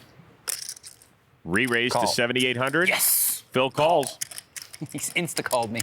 Well, 78. I feel like maybe we need to play a pot. Yeah, we gotta play a pot. Man, Hellmuth. Hellmuth has position. Wait, I want a dark bet. No, I don't. Never mind. I want to see a flop first, because I might check. Never mind. Go ahead. I was considering it, but I want to look first. This has been aggro versus aggro so far. Oh, boy. Yeah, good thing I looked at the flop first, because I definitely want to check this one. Check. For sure. You can't ever bet in this spot. 100%. I'll show you. Automatic check. I feel like maybe I should be checking here as well. Yeah, smart move. Thank you. Both players check their respective pairs. Okay, now it's my turn to bet, I think 8,500. That's about the right price. 85? Yep. Wowie. Daniel's picked up a gut shot to go with his pair. Phil's got top pair as well as the only heart. What'd you do with ace king of hearts if you had it here? If you were me, I'm saying. Does that 85 sound good? What would you do if you had ace king of hearts? I guess I'd probably raise it a little. Phil with the min raise. Can he make it 17? Is that the min raise? It's a min raise, right? Okay, I thought it was not enough. 17, yeah?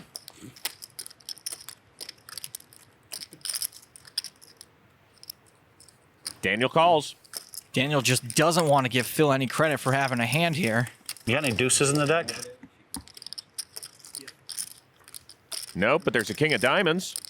Phil's hand just improved. He's got top 2 pair. Daniel checks. Phil's likely to attempt a value bet in this spot. Daniel insta-folds. You win, sir. All right. Good flop for you. Thank you. I thought so. You got lucky. I was a little worried you had ace-10. I was a little worried you had ace-10. You would have made it. No, I just had aces. Aces? Yeah. Well, they were good. Oops, I guess I folded bad. Donnie Stern, 10-4 suited. Looks like he's widening his range while on the button. Raises to 2,800. Prahlad Friedman, 9-8 offsuit. He's gone. So's Katchalov. Daniel straddled this hand. He calls. Daniel figures his ace to be ahead of Donnie's button range, and in this case, he's got Donnie crushed. The flop, 7-5-9. It's better than starting with the best hand. Daniel checks. Just ace high for Daniel. He's missed completely, but he does have the best hand. Stern checks as well. 8 of diamonds on the turn. That 8 puts a 4-card straight on board. Daniel fires 3,500. It's a straight bluff from Daniel, but Donnie's turned an open-ender. Donnie's wondering what kinds of holdings Daniel would defend with. Also wondering how many of those holdings contain a 6. Donnie raises to 11,000. I don't like the face you made when you did that at all. I don't like that face. Do you see the face he made when you did that? Daniel I folds. hate that face. He did the thing. What is it? He did it. Give me that face. He learned his poker face from Lady Gaga. Action begins with Donnie Stern. Jack 10 suited. And a raise under the gun to 1,500. Prahlad Friedman. 10-9 suited. Re-raises to 4,000. Suited connectors versus suited connectors. Uh-oh, kings for Daniel. Let's see how he plays it. Here comes Daniel. Just called. Cheap enough. What the hell? A little snap, snap. Donnie's in 2. Comes Daniel. I'm pretty surprised to see Daniel overcall the flop against 2 players. He's in position, but even still with a big pair you want to isolate. So 3 to the flop. 6-8-9, 2 clubs. Donnie's flopped a World's Fair. He's got overs, he's open-ended, and a flush draw. And he checks to Friedman. Prahlad's got top pair and a gut shot. Daniel does have the best hand, but the stats say it's not likely to stay that way.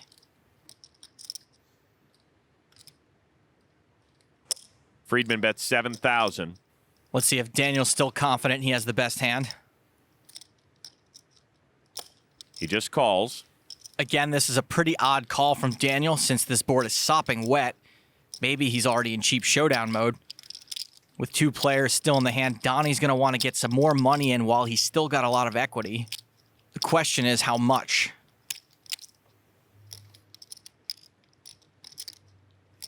There's a raise to 32,000. This is almost like a post-flop squeeze because not only does Prahlad have to worry about Donnie, he's got to worry about Daniel left to act behind him too. This move has got to look awfully strong to Prahlad. Donnie's just check raised 2 people, which makes the strength of the move that much stronger.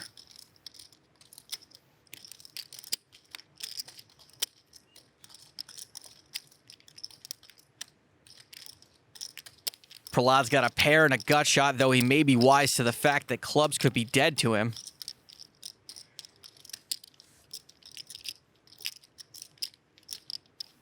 Meanwhile, Daniel could be wondering what he's let happen to his kings.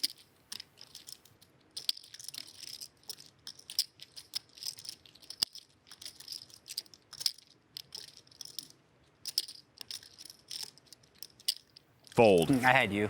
I should have re-raised you before the flop. Okay, you got it. Technically, you still had him. So you didn't have your favorite hand. I had king. That's right, Donnie. He had kings. How do you feel about yourself now?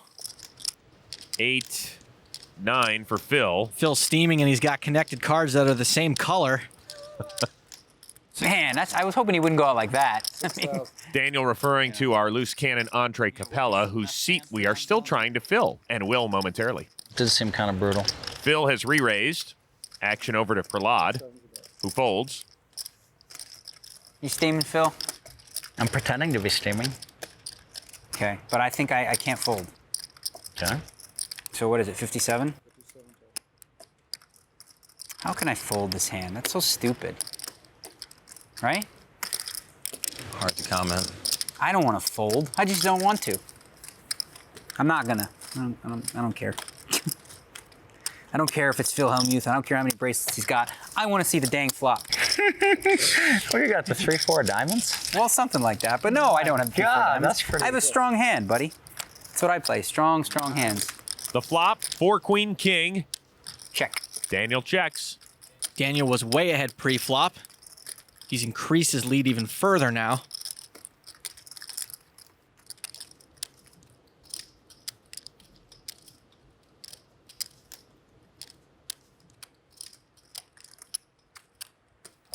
Phil bets 8,000. This isn't a great flop for 2-8s, but I don't think Daniel can fold this hand just yet to Phil when he's tilting.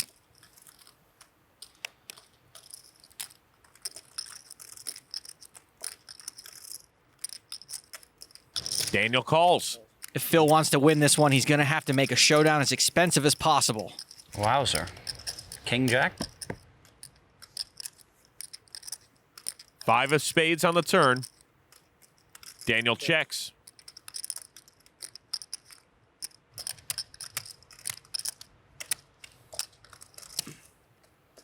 Even if he does fire another bullet here, Daniel still may not fold to him.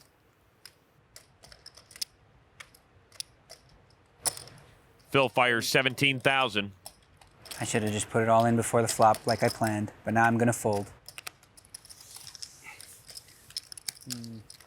All in before the flop? Yeah. Yeah, you win it. I agree. I'm not gonna lie.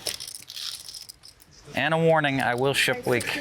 That's what I'm talking about. Hellmuth has, like, kicked it into high gear. Everyone at the table just widened their ranges. Mercier first to act after the double straddle. He calls. Ace-4 for Donnie Stern. He's not playing. Prahlad, Ace-7.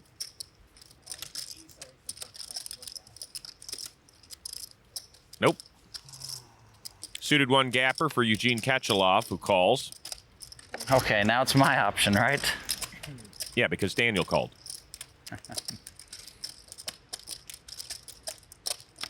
Wow. Bill checks. I know Mercier is gonna call. He didn't limp to fold, right? No. I don't like to limp to fold. Everyone's dominated in some way except Eugene. 7-9-4 on the flop. This is the Clark Kent of flops, unassuming but pretty super. Everyone's got something. Katchalov fires 3,200 with top pair. Daniel's got an open-ended straight draw and his hand is disguised, but he does have the worst open-ender possible on this board.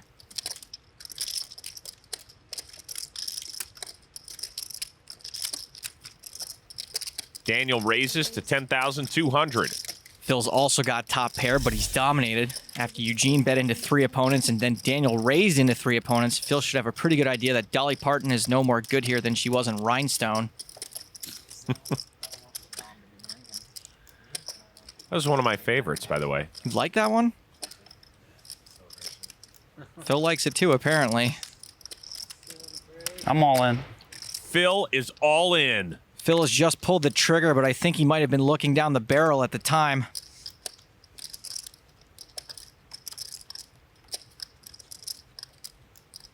Can't call with his gut shot. How much more is it? Eugene's out. Well, there's 10-2, Danny boy. Pulling the 10-2.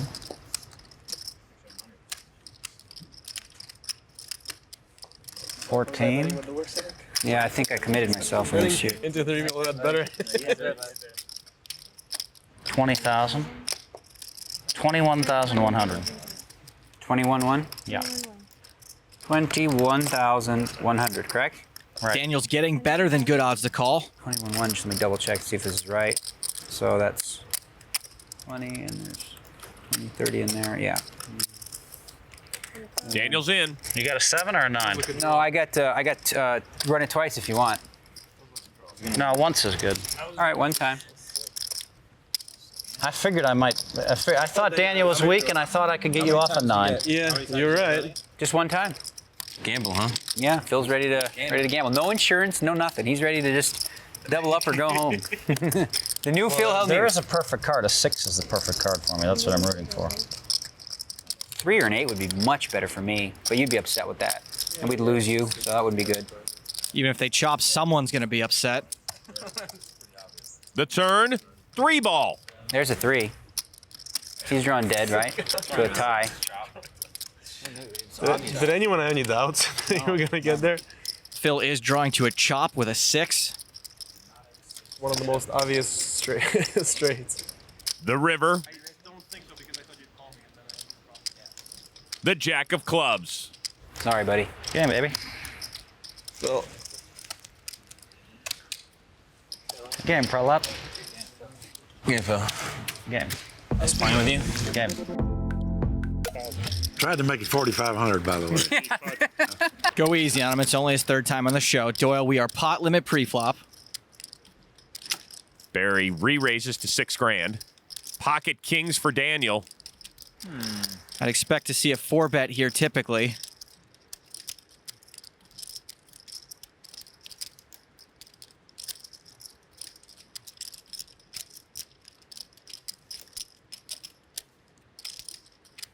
Nope, just calls.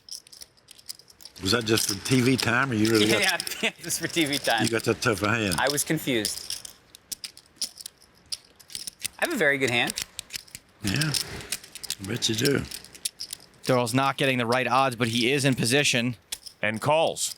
I think by not raising, Daniel was hoping to not chase everyone out, but now he's got to play kings against 2 opponents.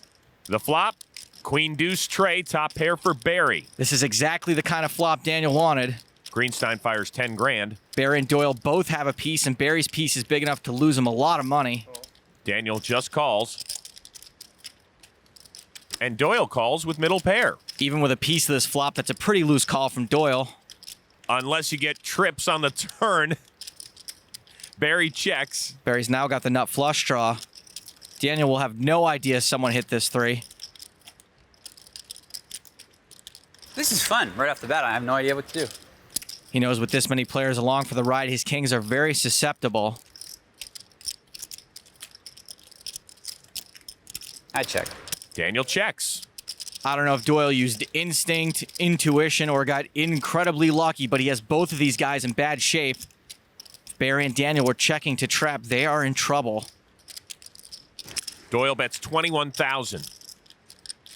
Something tells me Barry doesn't like this bet, but in this spot, he's going to have the best hand a fair percentage of the time, and with the nut flush draw, he's even less likely to be drawing dead. Barry, a little hesitation move, but he calls. Daniel can't really like that bet either, or the call from Barry. He's right to think about this hand, but I don't see how he could get away from it, even if his spidey sense is going off. Like Barry, he's just not going to be beat very often in this spot. Having to make this decision is one of the pitfalls of slow playing big pairs pre-flop. Daniel calls. The river. 4 of diamonds giving Barry a flush. Barry called the turn hoping to hit a diamond. Let's see if he still likes it. Oh, He does. Barry's all in. Those are pretty much the kings of comedy at this point. 60,600.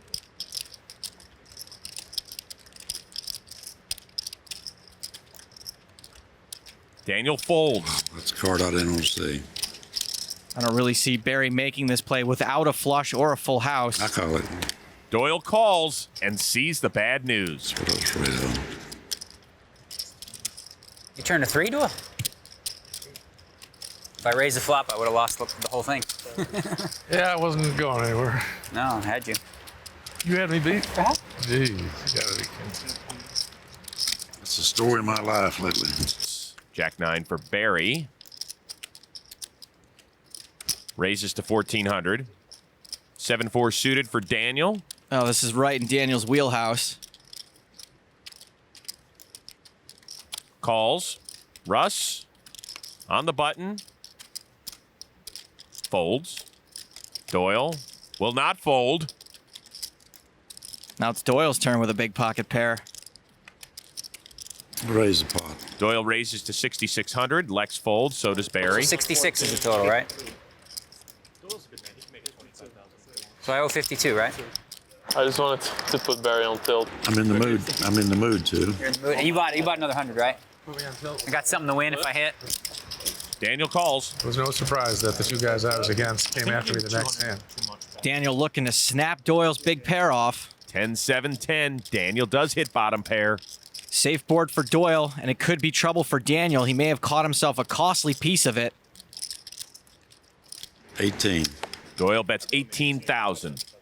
We're early in the game, and Daniel knows Doyle is already stuck nearly 100 grand. He might think Doyle's steaming with this bet.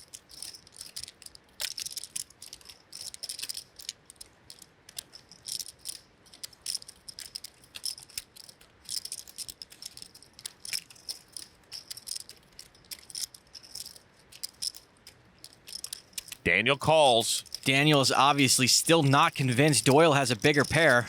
Could get himself in some real trouble here. The turn, the 5 of clubs. Neither player improves. Doyle's still got the best hand. The 5 wouldn't have changed much, so if Doyle liked his hand on the flop, he should still like it now. Guess I just got enough for one bet. Doyle shoves. This is a pretty big bet for Daniel to think his 7 is good. Every time I watch, Doyle always has kings. Close. Doyle always has kings. I don't feel like you have kings, though. You are 100% correct. Could be drawing completely dead, right? If you have a 10. Daniel's not drawing dead, but it's more likely your marriage will end in divorce than Daniel will catch up here. There's only 1 7 left in the deck. Got the Doyle Brunson hand, the 10 deuce. Some smells about this hand. Look, I think Russ smells it too. Everything leads me to believe that I should never fold here for some stupid reason. Doyle probably knows that Daniel has a tendency to make hero calls. This hero call could earn Doyle a new Cadillac. Just shipped it like that. Doyle shove is a big giveaway to the strength of his hand. He doesn't really have any draws to protect against, and a 10 had him beat from the flop. Yeah. I like Doyle either way, right? So if I win the money, I'll be happy because I've won. And if I lose, it goes to a good guy. It's like a win-win situation. The only thing I can do if it would be bad is fold, get bluffed, feel stupid. So I'll just call it. Daniel calls. You got anything? Oh, that's good. Yeah, I just have a 7.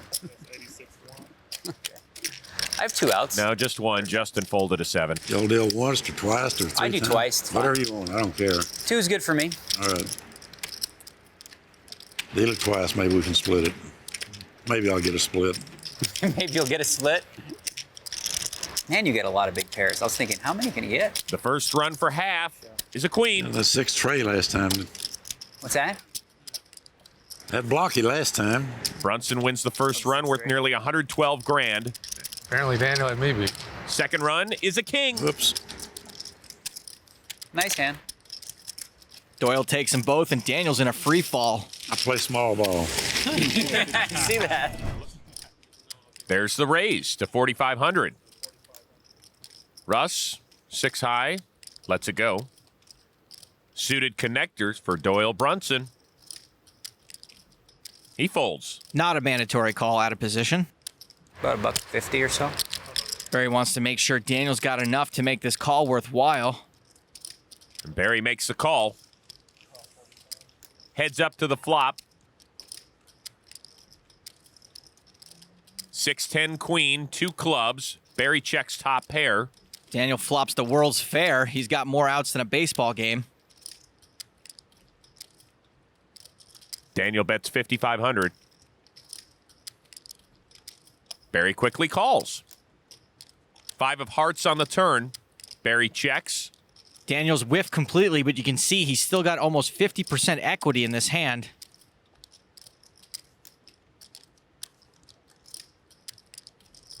$12,500. Daniel fires 12.5 grand.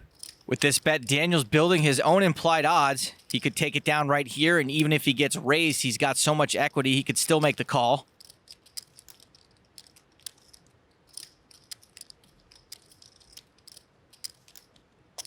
Barry just calls. The river. 4 of diamonds. Greenstein checks. Well, Daniel flopped the World's Fair, and all he ended up with was a couple of bricks that reek oddly of Carney. He knows that he probably can't win this pot by checking, and maybe he's thinking that he's built the pot enough to set himself up for a river bluff. Personally, I think it's going to be pretty tough to get Barry off his hand when no realistic draws came in on the turn or river. Bet 32.5. Daniel bets 32,500, and Barry calls and wins. Big as it gets. Queen's good. Barry made that call very fast. He may have had some kind of read on Daniel. Ace-6 suited for Daniel, raised to 1,200. Jack-10 for the cannon. All right. Calls. Let's get it in. Doyle calls. I'm the guy you should get it in with because I will get it in just for fun. Lex in If too. you tell me I got 45%, I'm good. Can I get it in? Everybody's stuck now, aren't they? How is that possible? 4 to the flop. Deuce 6 jack. Harlow flops top pair. Doyle checks. Lex checks. Daniel with middle pair. Fires 3,500. Russ has the best hand, and he might be thinking raise to try to protect that jack, but if you raise, you open yourself up to being 3-bet by a draw. A raise always looks scarier on a dry board. Daniel keeping his eye on the cannon, who's got chips in hand, and raises to 11,000. That gets Doyle and Lex out simultaneously. Russ has succeeded in thinning the field a bit. We've seen Daniel call before with a small piece of the flop. So if he hasn't folded yet, he might think Russ is semi-bluffing, or he could attempt a float to take it away on a later street. 11's the total, right?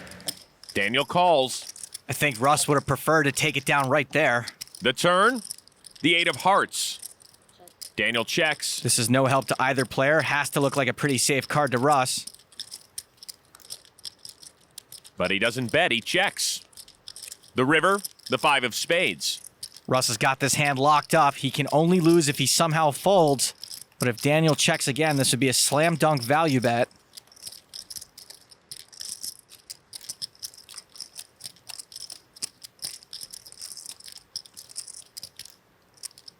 Actually, maybe Daniel's the one cooking up a value bet.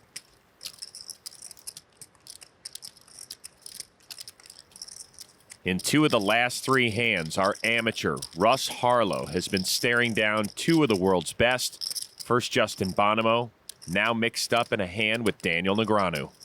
It's either a sweet dream or a beautiful nightmare. 21,000. Daniel bets 21,000. Scratch that. This isn't a value bet. It's a bluff. I don't think Daniel thinks Russ has a hand good enough to make this call, so he's not making it for value. I don't think he wants a call here. If Daniel wanted a call, he would have bet less. Maybe Russ will pick up on this same thing and be able to make the call.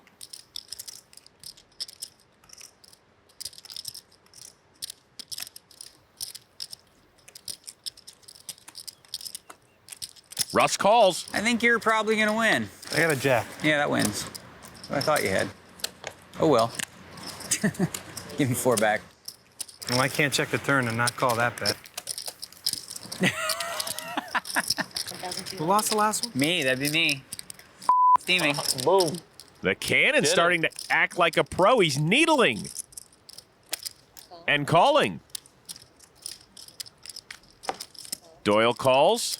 Ace-queen for Lex. Such a good spot. Oh, him again. Him and his spots again. Except you have to act first. Oh, yeah. Lex repops to 7,000. Lex is in a good spot with the best hand. Justin folds. Daniel calls.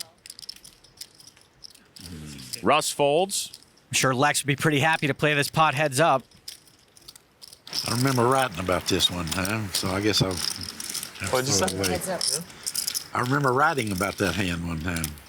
Doyle's actually played so much poker in his life that he's encountered every possible scenario. 4-10-4, Daniel with top pair. This looks like a pretty safe flop for Lex to continue, but we know Daniel's got the best hand. I love the 6 spot speech. That was the best part of this hand. It's fun. 11. Huh? That's a good level, huh? It was good. 6 spot. Boom, raise, da-da-da. I hope it works. A level is a ruse or a mind game. Daniel's intimating that Lex was purposely overselling his hand. Well, Daniel calls. I didn't see Daniel calling pre-flop with 10-9 and then folding top pair. No way, no how. The turn. 6 of clubs gives Daniel a flush draw. This has made it even less likely that Lex will be able to get Daniel to fold. Veldhuis checks to Daniel. My guess is Daniel likes his hand right now. Let's see if he likes it enough to fire and try to take it down. Nope. Oh, it's a two-handed check. 9 of diamonds on the river. Daniel's checked for pot control in case he misses or hates the river. He doesn't hate this river. Lex has the choice to either give up or try to figure out what he'd have to do to get Daniel off his hand.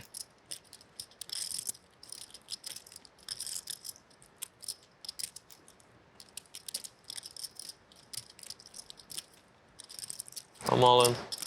So you're saying I made a good check on the turn? Is that what you're claiming? Lex is all in. Such level. I mean, you know more about my game than anyone, so. Daniel and Lex play a lot of poker together, and they talk about it even more. Right now, what Lex is doing is trying to make Daniel think he was trying to check raise the turn and rep an overpair. It's a weird river card for me. You wouldn't do that with ace-10, would you?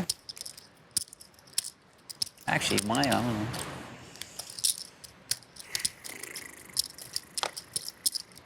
Is that enough to make the difference for me?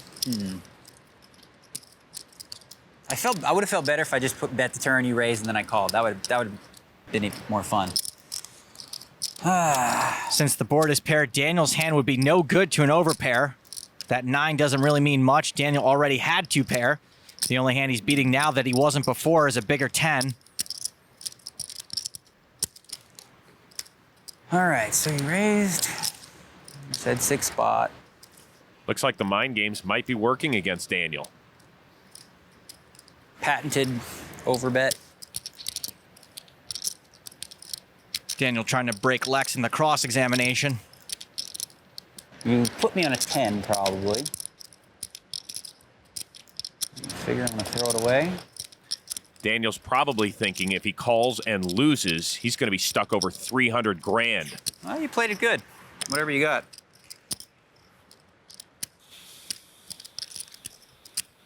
We know Daniel's got the winning hand, but does he? Fire on the river. Are you hoping that I'm going to play good here? I'm so confused. I like Lex, too. I can give him money. It's 84.9, right?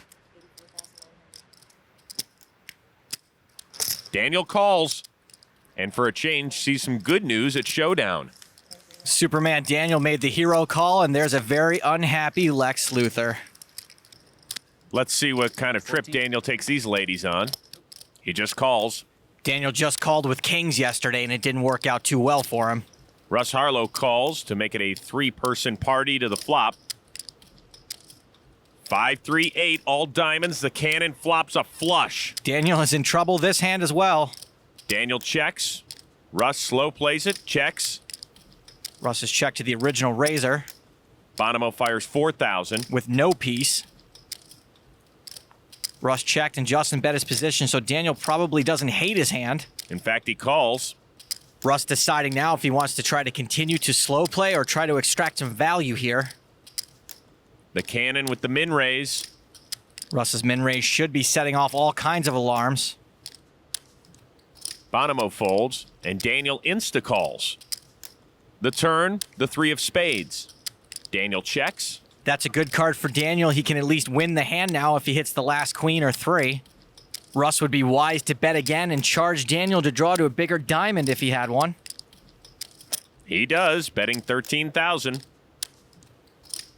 Daniel's alarm must be on snooze. He still doesn't seem too afraid of this board.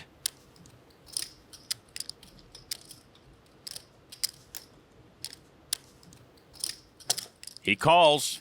Russ is probably okay with the call, but I'm sure he doesn't want to see another diamond.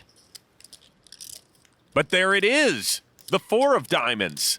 That card's going to take the wind out of Russ's sails just a little bit. And Daniel's reaching for chips. Russ must be sick about the prospect of facing a bet with a 4 flush out there. I'm at 32. Now here it comes. Daniel bets 32,000. I would say raising definitely isn't an option. No worse hand will ever call you.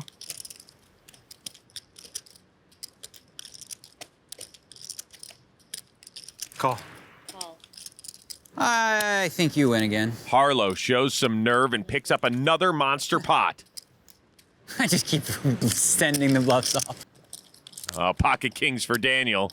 Daniel's 0 with big pocket pairs this week. Let's see how he fares this time. Races to 1,200. The cannon folds. Doyle, ace tray, calls from the big blind. The fact that Daniel's raise this time should help his chances a bit. 7, ace 7. Doyle flops top pair and checks. Daniel checks as well. 3 of spades on the turn. Brunson checks again.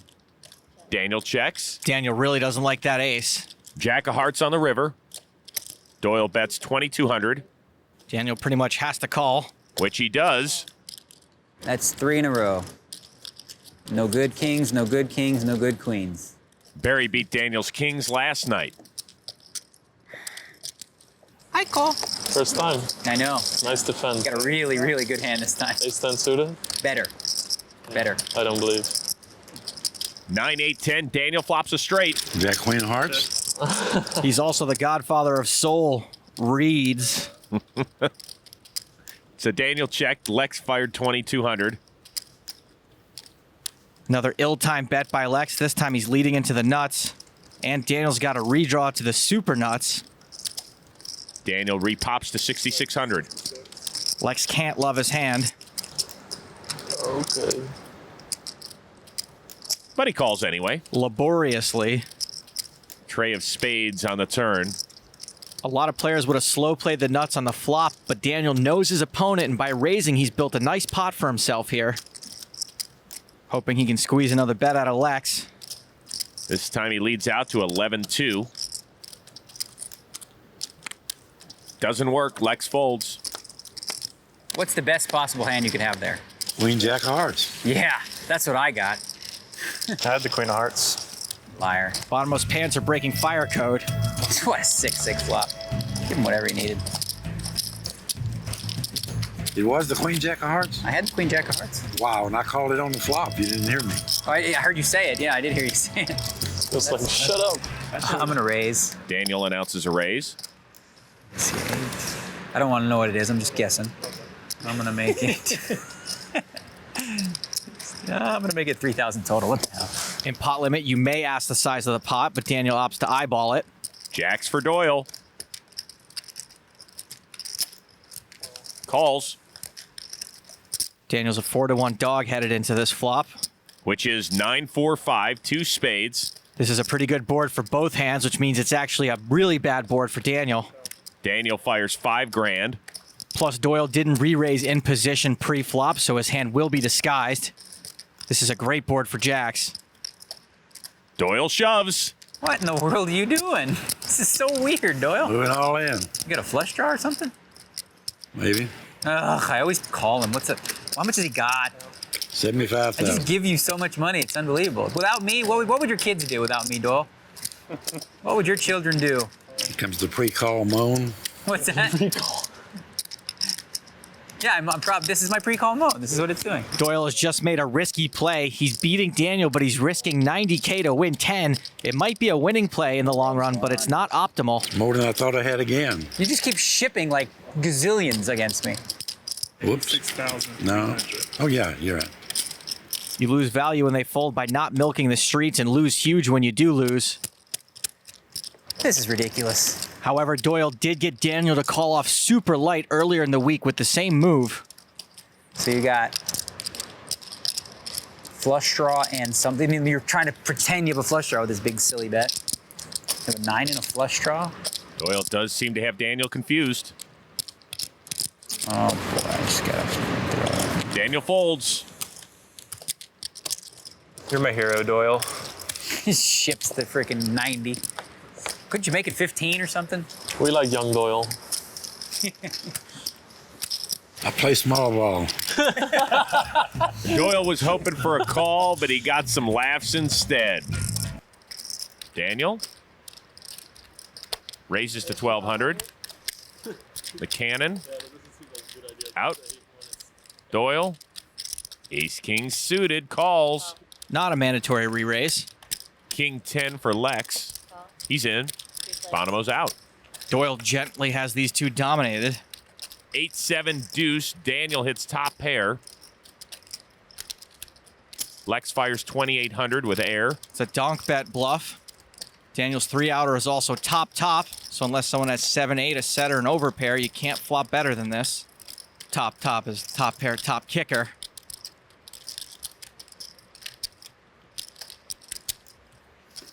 Daniel calls. Don't worry, I don't have anything that little Daniel. He's looking at me over here. 8 of hearts on the turn, giving Daniel trips. Lex checks. Daniel's just turned huge. If he bets again, Lex may be leveled into thinking he's just dry firing.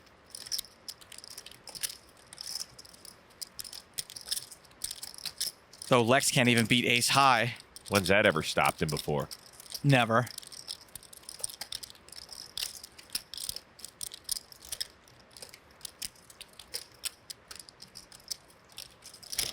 Daniel bets 5,500.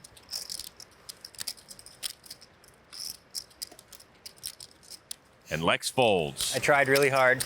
The change, the 62, the 50, nothing worked. No, you had nothing? I don't even look at that kind of stuff. So. Or did you make a good laydown? What? Did you make like a big laydown or something? A7? Oh, sick. What's a big laydown? Nah, obviously I didn't fold A7. A7. I would check raise it. Check raise and hope for a shove. I will try once again. Lucky straddle. Speaking of stuck, Daniel's stuck huge, so straddle's sort of a way to bet bigger to win bigger. We have 4-3 of hearts. In that neighborhood, the suit was right. Still talking about that last hand. That probably was a bad bet. But that is okay. No pair, no draw. Action on Russ. Well, then I gave you the perfect layup to put it in. Fold. I gave you the perfect layup to put it in. Doyle's out. I was going to put some of it in. You checked. Lex raises. Nice. That's special. I love that. A little tiny. I can't possibly throw it away now. Yeah, that's exactly what is so nice about it. You can just make a small, tiny one. Ace king for Daniel. I know you're king six offsuits. And I have to play those now. Daniel calls. Lex is pretty active, but Daniel has a real hand this time. And I'll check in the dark. Super Hellmuthian. 10 Jack 10. Lex flops trips. Daniel has checked in the dark with a gut shot. Lex fires 3,400. Lex knows he's got at least one street of not getting any credit, if not all 5. Daniel calls. 3 queens were folded. Daniel's got 1 out to the gut shot. Deuce of diamonds on the turn. Doesn't really change anything. Negreanu checks. This is a wet board, so Lex needs to charge Daniel to draw, and he can also make it look like he's maybe semi-bluffing himself. Lex fires 8,800. Daniel probably thinks he has more outs than he really does. His aces and kings are no good either. Drawing to the case queen. He calls. Even though he's not showing it, Lex is probably pretty happy to see a call there. That's a poker face. The river. 3 of spades. Negreanu checks. We'll have to see if that spade slows Lex down at all. Lex might not think it's too likely Daniel has a flush here. Daniel would probably try to bet it for value, knowing Lex could easily just check behind.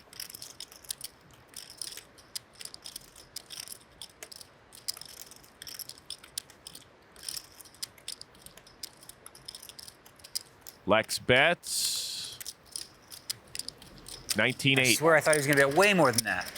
I was expecting like 38-8. How much is that? 19,800. I thought he was going to bet 38.8 for sure, didn't you? How much did you bet? What is it? So you only bet 9. I thought you were going to bet. Let me see. The turn you bet. I don't even remember now. I don't know. How can I not remember? It was just like 2 hands ago. I mean, just now. Bet 19.8. Remember, Lex played this hand like he could have been semi-bluffing, and if that were the case, the flush hit, but the straights didn't.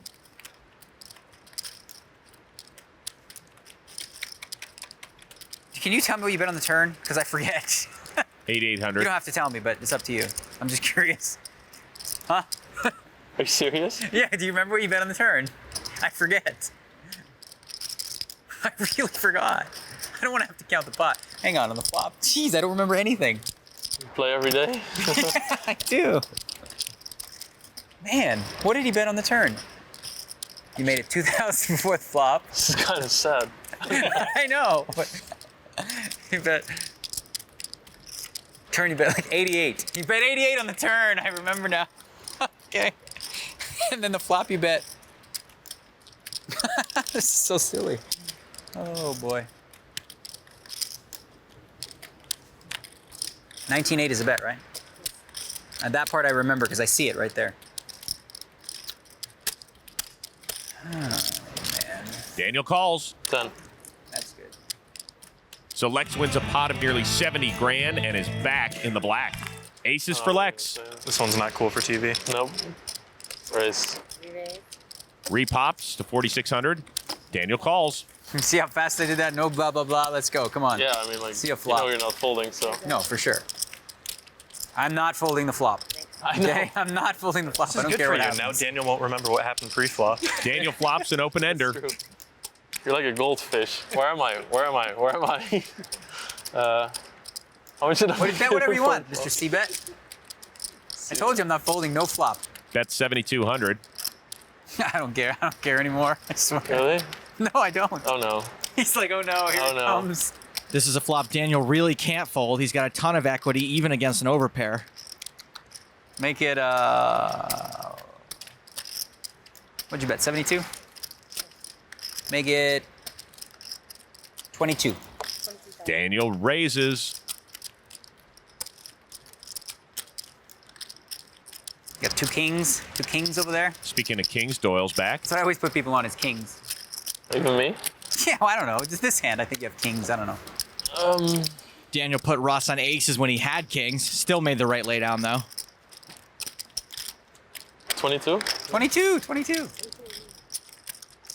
Ship it. Come on, let's go. I know you're going to dance. Nope, No? just calls. How do you not ship it? Just ship it. Just ship it. What is do it, like wrong they with say. you? Leave me alone. What'd he say? Stop talking to me. Just Lex checks. leave me alone, you crazy man. He checked, right? Hang on.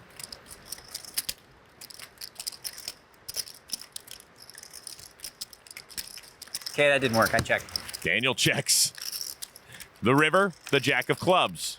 Lex might still like his hand, but he's got to be a little afraid of that raise on the flop. Lex checks. Oh, it's one of those days. You play really good, but it just doesn't work out. I check. And checks out the aces. I know. I had I would have shipped it on the flop. I wasn't kidding. Well, yeah, 6-8. Sixes. Sixes. Yeah. Deuce is the card. Deuce was the card. Yeah, I'm going so broke. You're going so broke, right? King jack for Daniel on the button. Calls. Harlow folds. Doyle. He's in. Doyle's got them both dominated. Barry won a big pot earlier in the week against Doyle, and we've seen him play very few pots since then. Queen 8 king. Brunson checks his straight draw. Greenstein with a C bet. 2,400 with a gut shot. Barry's semi-bluffing. Even with his tight image, Daniel probably can't lay down top pair. You are correct. He calls. Barry and Doyle have different ends of the same gut shot. Doyle's is to the nuts.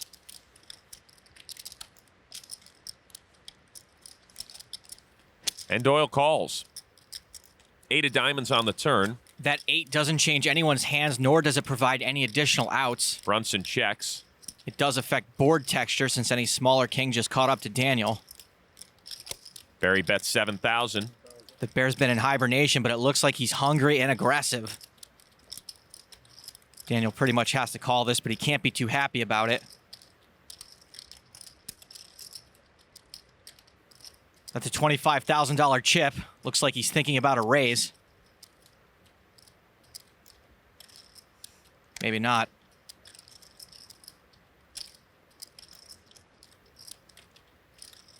You get 18. Daniel does raise to 18,000. Doyle folds.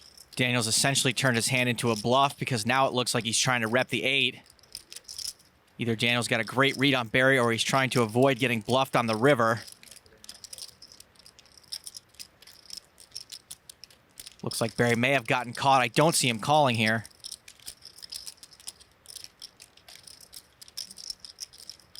Well, he hasn't folded yet. And if he's not going to fold, he must be thinking about a 3-bet. Barry might be thinking that if Daniel really did have an 8, that he would have played it differently. Daniel plays so passively in a lot of spots that sometimes when he plays aggressively, it can look like a move.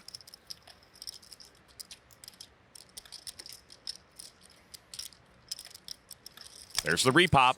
Guess I should have just raised the flop. Daniel folds. Barry was able to pull that one off through a combination of image and knowing Daniel's game. I'll put my money on queens full. Yeah, well, I had a king. I thought he might have had an 8. I wanted to find out for 11, not for 25 on the river. Daniel's really not going to like watching this one on TV. Suited one gapper for Daniel in the small blind. He calls. Ace-8 for Russ. He's in. I try not to lie about my hands on these TV games because you get caught. Ace-6 jack, 2 hearts, top pair for the cannon. Daniel checks. Harlow checks. Russ has given Lex a chance to fire at this. He does, betting 2,700. Lex's bet could easily just be a C-bet, which it is, and Russ checks, so he looks pretty weak. 4 deuce should be an insta-fold, so it looks like Daniel's cooking something up here.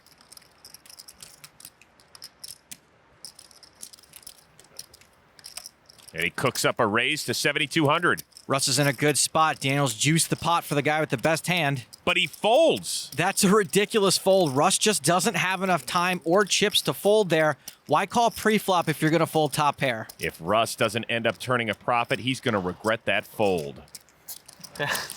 That's confusing. Yeah, it's confusing to me. Action back on Lex, who has just king high. Lex calls. A stone float. The turn would have given Russ trips. Allow me. Blarg. Daniel checks. And Lex checks. The river, the 9 of hearts. Both these guys were up to the same thing, checking the turn so they can fire a bet on the river without it having to be too big. There's that Veldhuisian stare. Daniel's going to have first crack at it.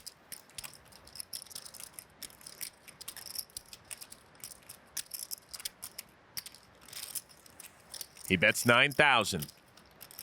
This is a pretty good bet from Daniel. 9,000 makes it seem like he wants to get called. Looks like Lex might have to reconsider his float plans. Lex could very well fold this or follow through on the float maybe, but I don't see him calling. He does call. I will play the board. King Haya. That's good. Nice call. Jeez. What the hell was that?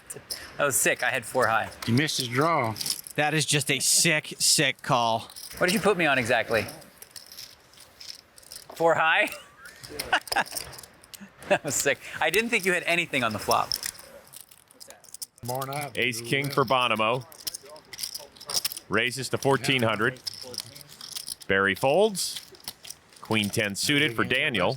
A call here would be pretty standard.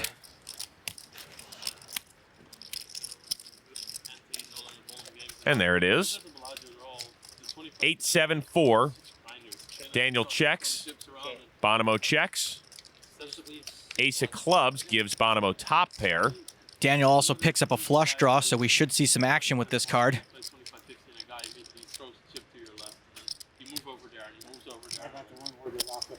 Daniel fires 2,500.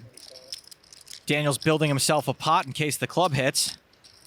Justin's got top pair, top kicker, and the best hand. And calls. Doesn't want to raise and chase away his client. The river. Deuce of spades. Daniel missed. And checks. This is a pretty easy value bet.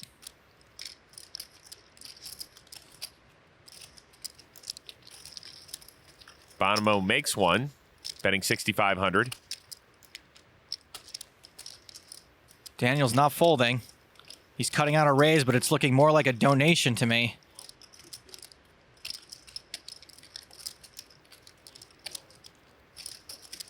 Raises to 22-5.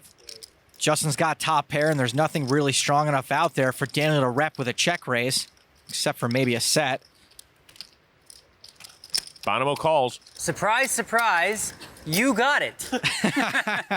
And wins another 54 grand in that pot. That's my 58th consecutive bluff that's been called in a row. You're really good at it. So we had a straddle by Viffer and a double straddle by Tony. You guys are fun. King Jack suited for the cannon. How much is it? This is a crucial moment for a loose cannon. You can tell a lot by how much that first raise is for. Yum, yum. Just a call. Where'd you say you were from again? All right. Alberta. Alberta. I'm going to visit. I'm coming to visit. Ace-9 suited for Daniel. Can I come and visit? Yeah. I'm coming. You can handle -40. You're more than welcome. I can handle it. Daniel may interpret Elizabeth's limp as dead money. Daniel re-raises.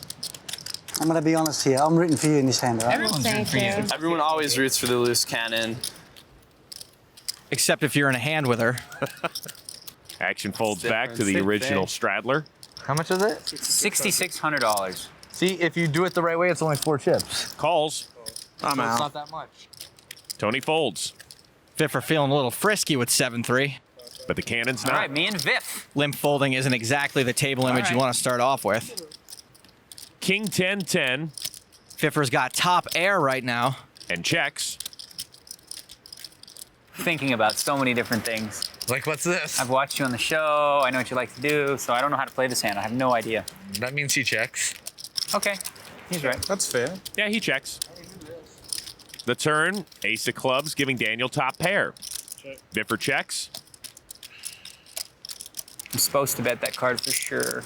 That's a good thing he checks again. I check again. Daniel checks. For your live reads are on today. They are actually on. 5 of clubs on the river. Now you're gonna bet big.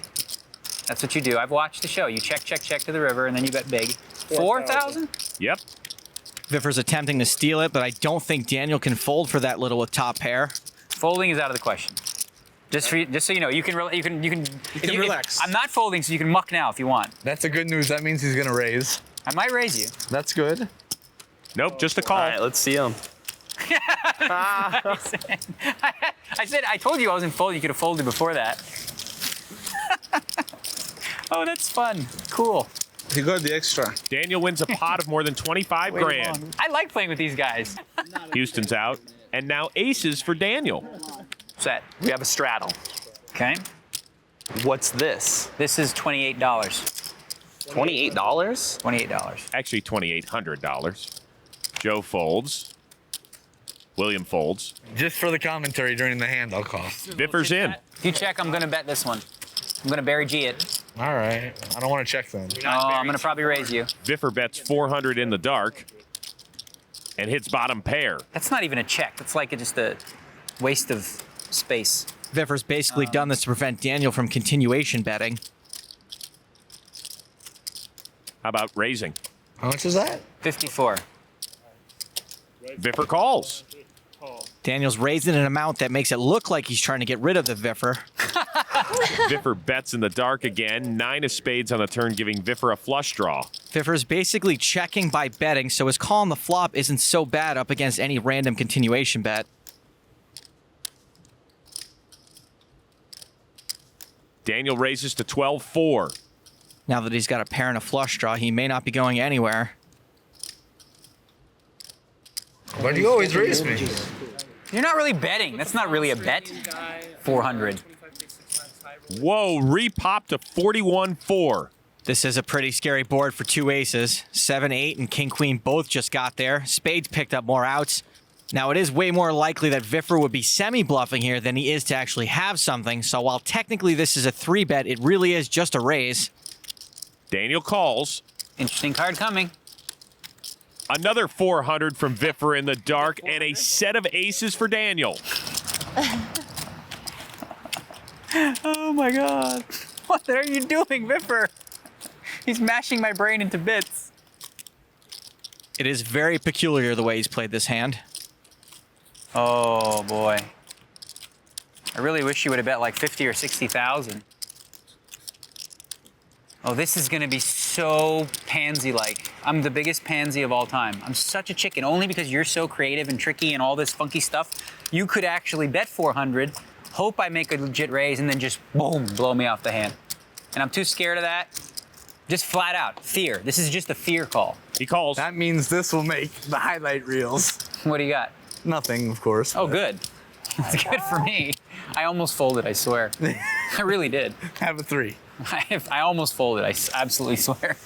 No, I mean, not on the river, but wow. Daniel picks up the first six-figure pot of the week. Daniel still amazed by that last hand. Ace-queen. Yeah, I read that. Raises to 1,200. Joe Hachem calls.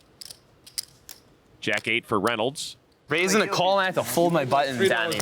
Brutal couple first orbits. Reynolds folds. Viffer is called. So's Tony. Raising a call don't mean much to Mr. G, even out of position. The flop.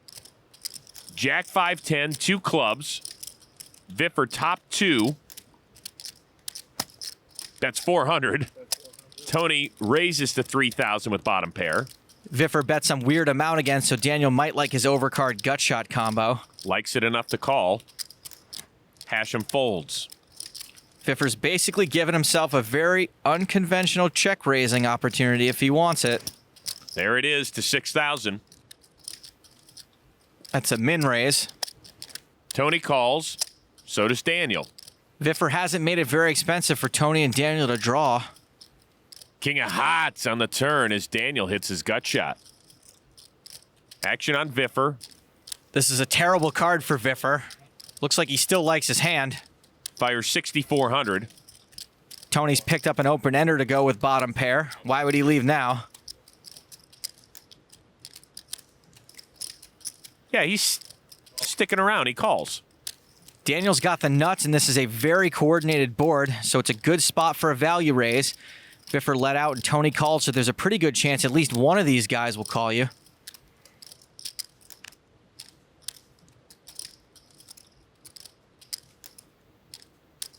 Daniel raises to 34-4. We already mentioned it's a draw-heavy board, so Daniel's charging. 28,000?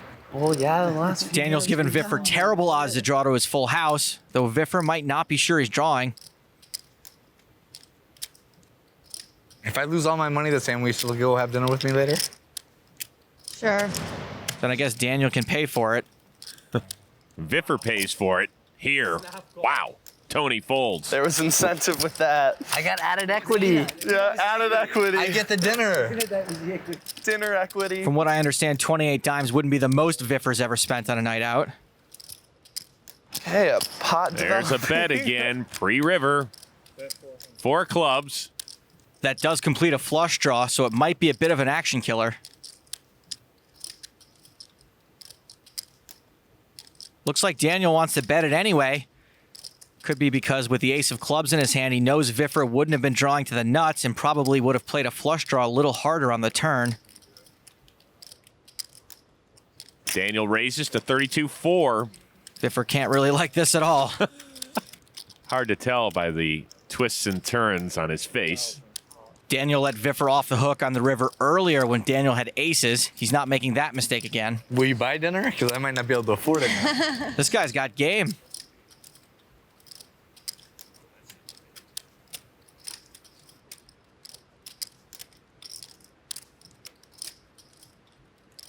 I'm probably going to fold. But if I call, I don't want you to be upset. Viffer folds. You want me to be upset? You didn't have it, did you? No. I didn't have No, it. you didn't have it. Live reads, they're working now. I didn't have it. Oh. I had a good hand, though. I mean, I have nothing. Action begins on Joe Hachem because Daniel is straddled. I picked up a flush draw. I had a queen high flush draw. On the river, I did. No, you did. still talking about the last hand. Hachem raised to 2,500. It's a pretty loose raise, unsuited under the gun. Action folds around to the cannon, who's out. Fours for the straddler, who calls. The flop, ace, 8, 10, all spades. Daniel, the only one with a spade, and checks. Hachem, middle pair. 35. Makes it 3,500 to go. 35. Daniel will sometimes have the best hand in this spot. And he calls. He's got the best draw. King of spades on the turn, giving Daniel a flush. This is a weird spot for Daniel because you're either way ahead or way behind. He fires 5,000. Daniel's thinking that without a spade, Joe would pretty much have to give up this hand. He doesn't appear to be giving up. Nope, he raises to 13,000. Daniel's bet was pretty small. Maybe Joe sensed weakness and decided to try to make a move on him. Daniel calls. Move hasn't worked so far. Jack of clubs on the river, giving Joe 2 pair. Daniel checks his flush. Joe's got 2 pair, but he's going to have to rep bigger if he wants Daniel to fold. Let's see how badly he wants to blow Daniel off his hand. How's 28,000? This is a bluff designed specifically to get Daniel to fold exactly the type of hand he's got, a weak spade. Let's see if it works. I feel like flipping a coin, but then I'll hope it comes to call. Do you ever do that? Oh, yeah. Flip a coin, but you want it to be called at the end? Okay, I don't have the queen of spades. Just want to make that clear. Sure Joe likes that. Thing is, I've seen you do this before. Who was it against? It was Howard Lederer. You remember that? Yes, and it was 4 flush, and you didn't have anything. So long ago. Yeah, and you just totally bluffed him in the same exact spot. Where you raised the turn, you bet the river, and you didn't have it, and he folded a better hand. And I feel like I might do the same thing. Total recall. See, if I knew you watched television, I wouldn't do the same thing, would I? There's only one problem, Daniel. If you watch TV, nobody would ever try to bluff you. I'm just trying to tell you. If you've ever watched, nobody would try to bluff you. Oh, man, I was going to fold. I mean, I was going to call, now I think I might fold. Damn it. Even though Daniel's got a flush, it's only a bluff catcher at this point. No worse hand would ever bet this for value. We made a real good show yesterday. I changed my mind. I don't know, my first instinct was call, and I'm folding. Daniel folds. Oh! Bad?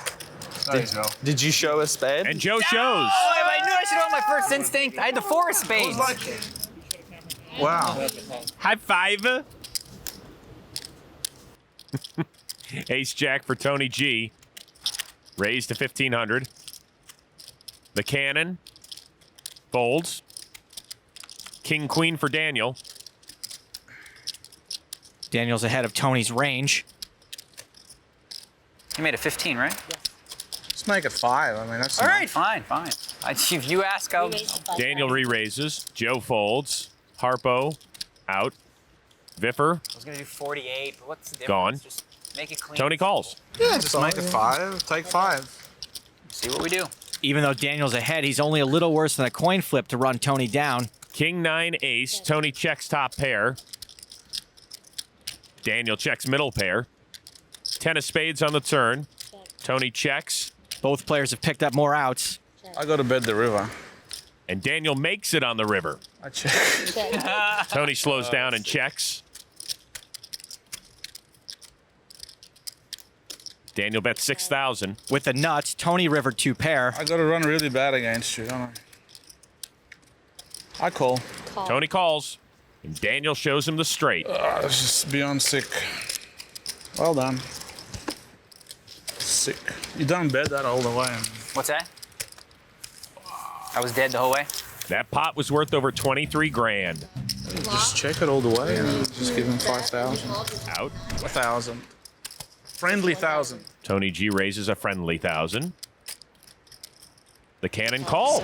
Elizabeth is way ahead of Tony's range. I'd love to see her 3-bet him, but then again, that might make it easier for him to blow her off the flop. Tony, you stole it, Joe? Daniel calls. So's Joe. See, by not re-raising, she's let in 2 other players who will both want to try to take this away from her at some point. The flop, Jack-9 deuce, 2 diamonds. Daniel with the nut flush draw and checks. Joe checks his flush draw. Both playing in flow. $2. Tony bets 2,000. Elizabeth with top pair now. And top kicker, but this is a draw-heavy board. Raise it to 6. Raises to 6,000. Significant commitment here to this pot. This is a very good raise from Elizabeth. You want to try to get the pot heads up, and you want to charge these jokers to draw. I don't see any of the pros at this table folding the nut flush draw on the flop. Certainly not Daniel. You're right, he calls. Now, in Joe's case, after a bet and a raise and a call, drawing to a non-nut flush is pretty risky. Hachem folds, and Tony G's out, too. It's me and you again. I've got a plan for you this time.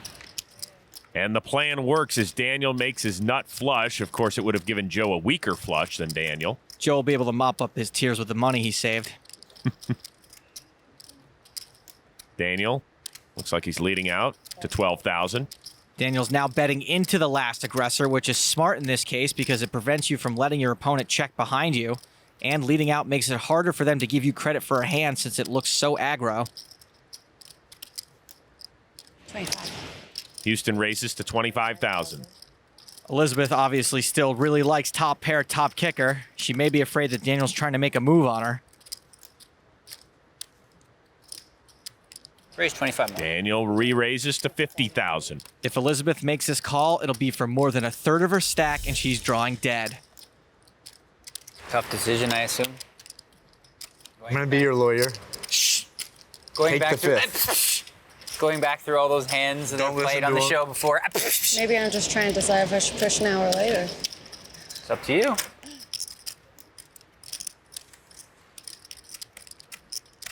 No Jedi mind tricks, Daniel. No more third party in my hand stuff. Houston folds. Show one time, kid. Can't show it. Dan, when you raised, I was so happy. Then when you re-raised, I was even happier. And I don't get to see both cards, any cards, because I folded a flush. Oh, you had you would have made a flush on the turn? Yeah. Wow. I just thought I was getting set up with a better flush. Mm-hmm. Joe's radar right on. Tony, pocket pair, raises. Houston folds. Big bet. So Big this bet. is consistent. Daniel calls. We know this hand is right in Daniel's wheelhouse. 4-7-10, bottom 2 pair for Daniel. Great flop for Daniel because it's pretty safe looking for 2-8s. He checks. Tony fires 4,000 with his pair. Daniel repops to 14 grand. It's a straight up value raise from Daniel, knowing Tony hates folding the flop with any piece. And Tony quickly calls. The turn, 10 of diamonds giving Tony the lead. Dirty card for Daniel, who just got counterfeited. Daniel checks. And Tony checks. Deuce of clubs on the river. Daniel checks. Tony bets 25,000. I flopped 2 pair. Still could be good. I mean, We know it's not 10-7. No, I had the other 2 pair. Well, we kind of figured that out. I could be value bidding like ace jack here. Yeah, that's true. Yeah. I guess that makes me have to do what I gotta do. Oh, Tony G. You know best, Daniel. You always. I don't know what to do here, honestly. I'm annoyed that 10 came. I'm annoyed too. I was ready to.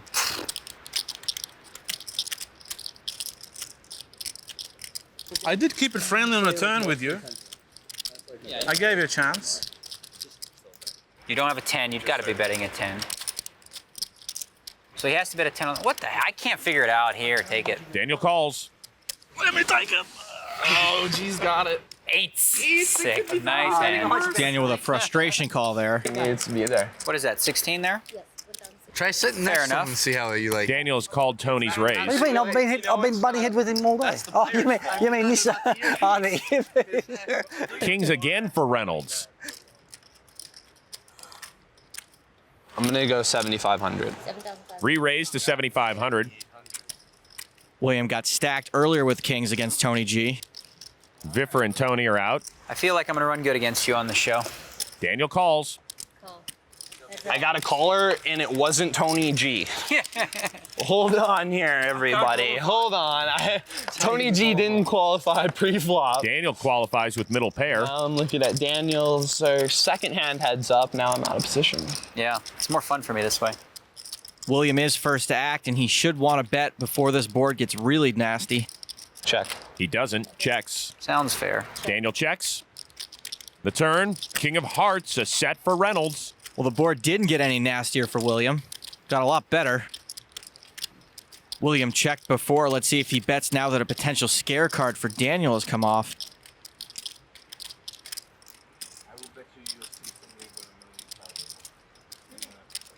Reynolds does bet 13,000. Daniel isn't folding right away. When you call with a hand like 7-4 and make some kind of pair, sometimes you don't want to give it up right away. Since they checked the flop, this is the first bet Daniel's facing. You get a free card on the turn, so if he calls here, he's seeing both cards while still only paying for one. Yeah, I see it. If I had me say Tony, I'd invite. If I had me say. Daniel calls. As you can see, Daniel has 0 chance of winning this pot unless he can get William to fold. 9 of hearts on the river. William cannot like that card. 2 big draws formed on the turn, and both just came in. Hearts and straights galore.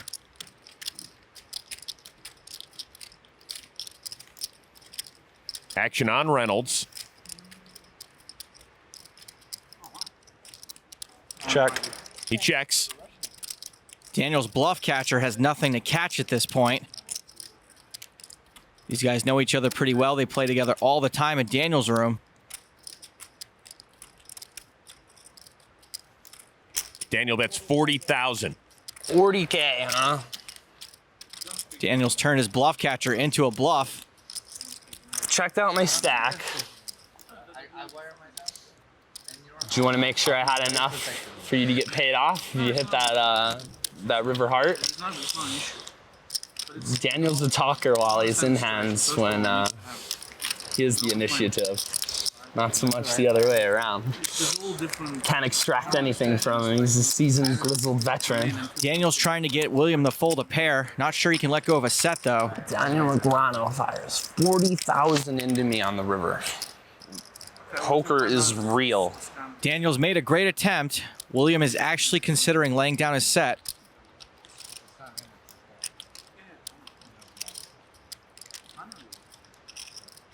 You've been turning pairs into bluffs, haven't you, Danny? You like doing that. The kid's got a good read.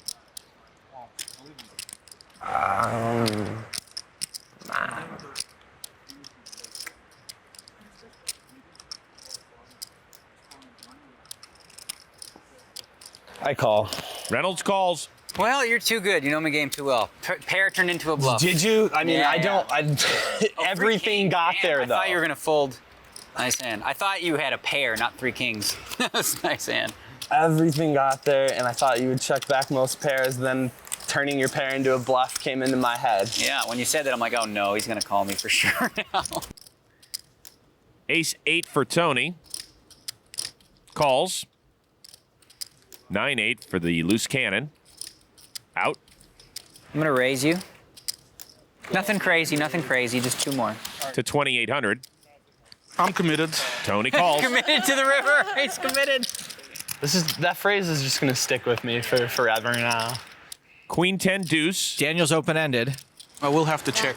That and I've qualified. I qualified. Committed and qualified. Like those Daniel bets. 2 lines Tony just put into the poker dictionary at Lingo. Tony calls. He's committed. Well, he qualified. He's got hot with ace high. The turn, 5 of clubs. Tony checks. Daniel's bricked the turn, but he shows no sign of slowing down. That's 7,500. If Tony thinks his ace high may be good, he's right. He calls. He's qualified. Okay, not qualified enough yet to raise, right? Not enough. I'm hoping to re-qualify. The river, the 6 of clubs. Tony checks. Another brick for Daniel. Here comes the third barrel. 11,000. Daniel's really hoping that Tony hasn't qualified. Qualified with a deuce or a 10? Ace high. I thought for sure it was a deuce. I think Daniel's done a pretty good job of making this look like a value bet. Easy money. Oh, there's so much in there. Take it. Tony calls. What if I'm on the show betting? I can't possibly have a pair. Ace is good. I have Jack 9. It's unreal how many times. That's being committed to the game. Tony G, man. You're qualified, Tony, 100%. Clearly qualified on that flop. I never catch anything. Brilliant. So annoyed. 100% qualified. Check trapped him. Check trapped. With the ace 8. I was just hoping I was good. Just floating it. Tony G will play 7 high and raise. The cannon. Suited connectors. Playable hand. A lot of pros would play that hand, but she is an amateur and she was out of position. I'm gonna raise you. Daniel announces a raise with Queen 10 suited. What's that? I'm gonna raise the pot. Oh, this is the type of game it is, huh?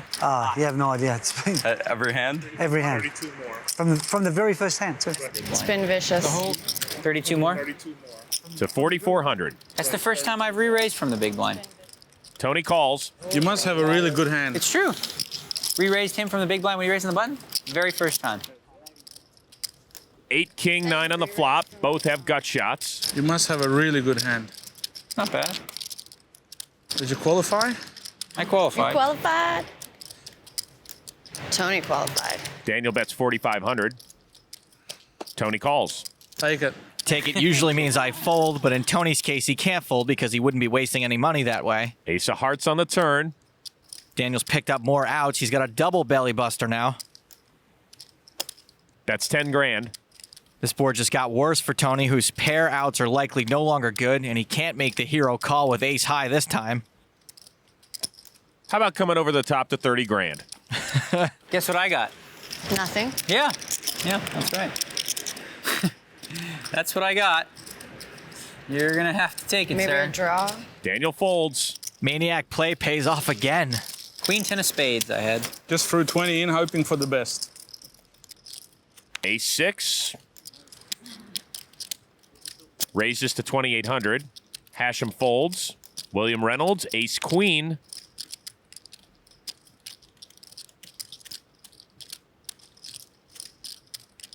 Calls from the small blind. Robl folds. Pocket pair for Tony. We've seen Tony 3-bet far worse than this.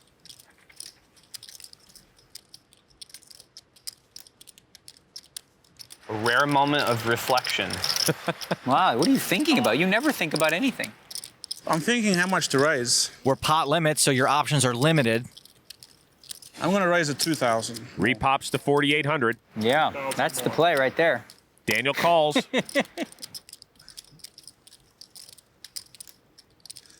Now you could be the hero here. Make it 4. Reynolds calls. Make it 2 Get more. really deep with me. Juice the pot a little bit. The flop. Trey ace king. Reynolds flops top. And checks. Tony checks. They check to Daniel, who's in position and probably likes his ace at this point. That's 10 grand as Daniel. Williams played passively in a lot of spots. I know he's not going to fold. Raise. Reynolds announces a raise.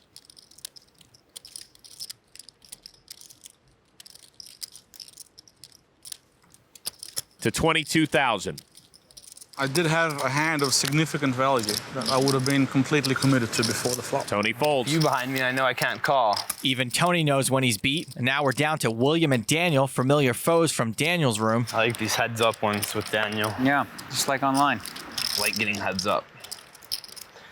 One-on-one, we can tango, we can dance. Okay, now I figured it out. Okay, never mind. I wasn't sure what to do. Now I do. Never mind. Daniel calls. Dancing song that puts you in the right zone, huh? 8 of diamonds on the turn. Daniel may think Williams talking makes him look weak. Reynolds checks. Could be the check that makes him look weak as well. Daniel bets 16,000. Well, if William was trying to induce Daniel to bet, he's accomplished that. It's a lot of thinking for one pair there. It is a lot of thinking.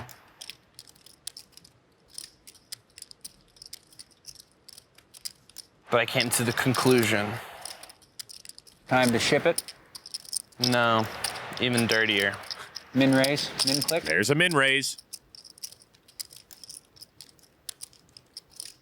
That's dirty. How much you got left?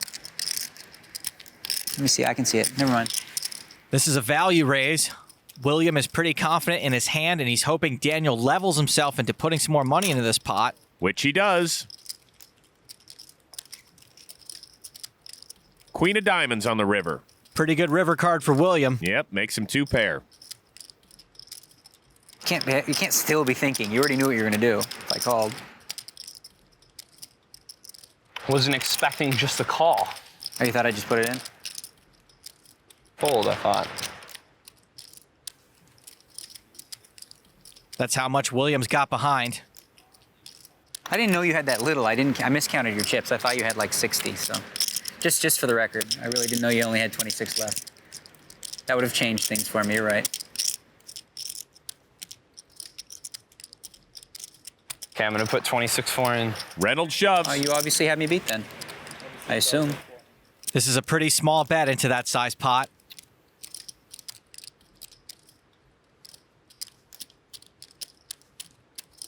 Can Daniel get away from the hero call?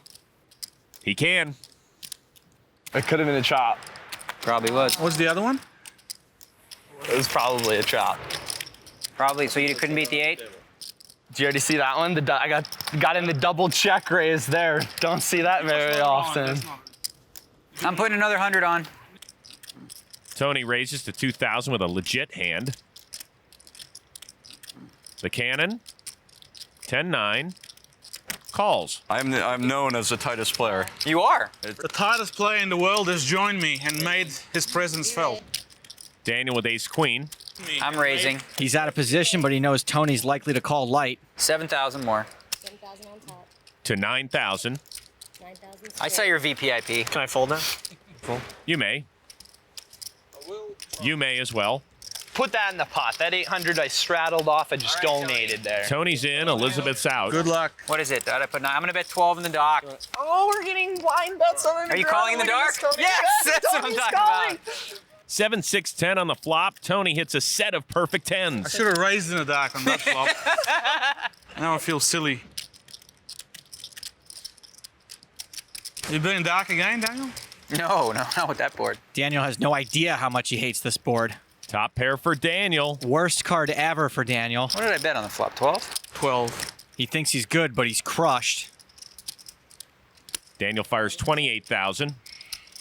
Tony's just taking a second to daydream about what he's going to do with Daniel's money.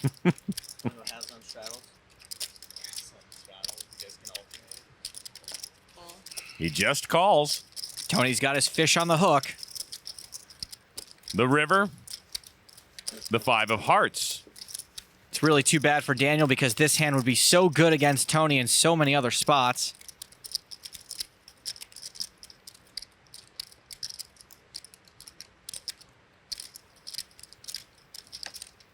Daniel bets 60,000.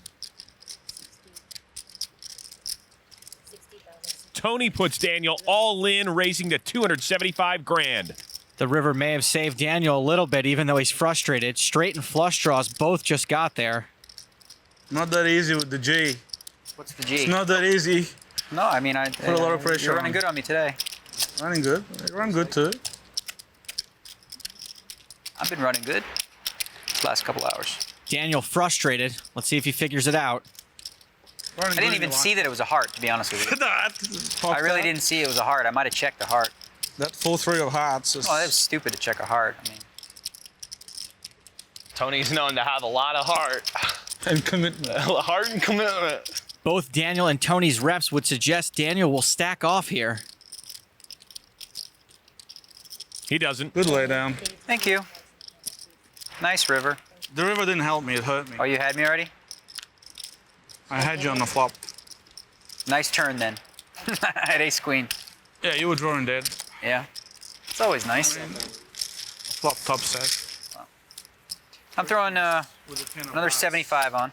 Ace 10 for Daniel. Well, if at first you don't succeed, you must.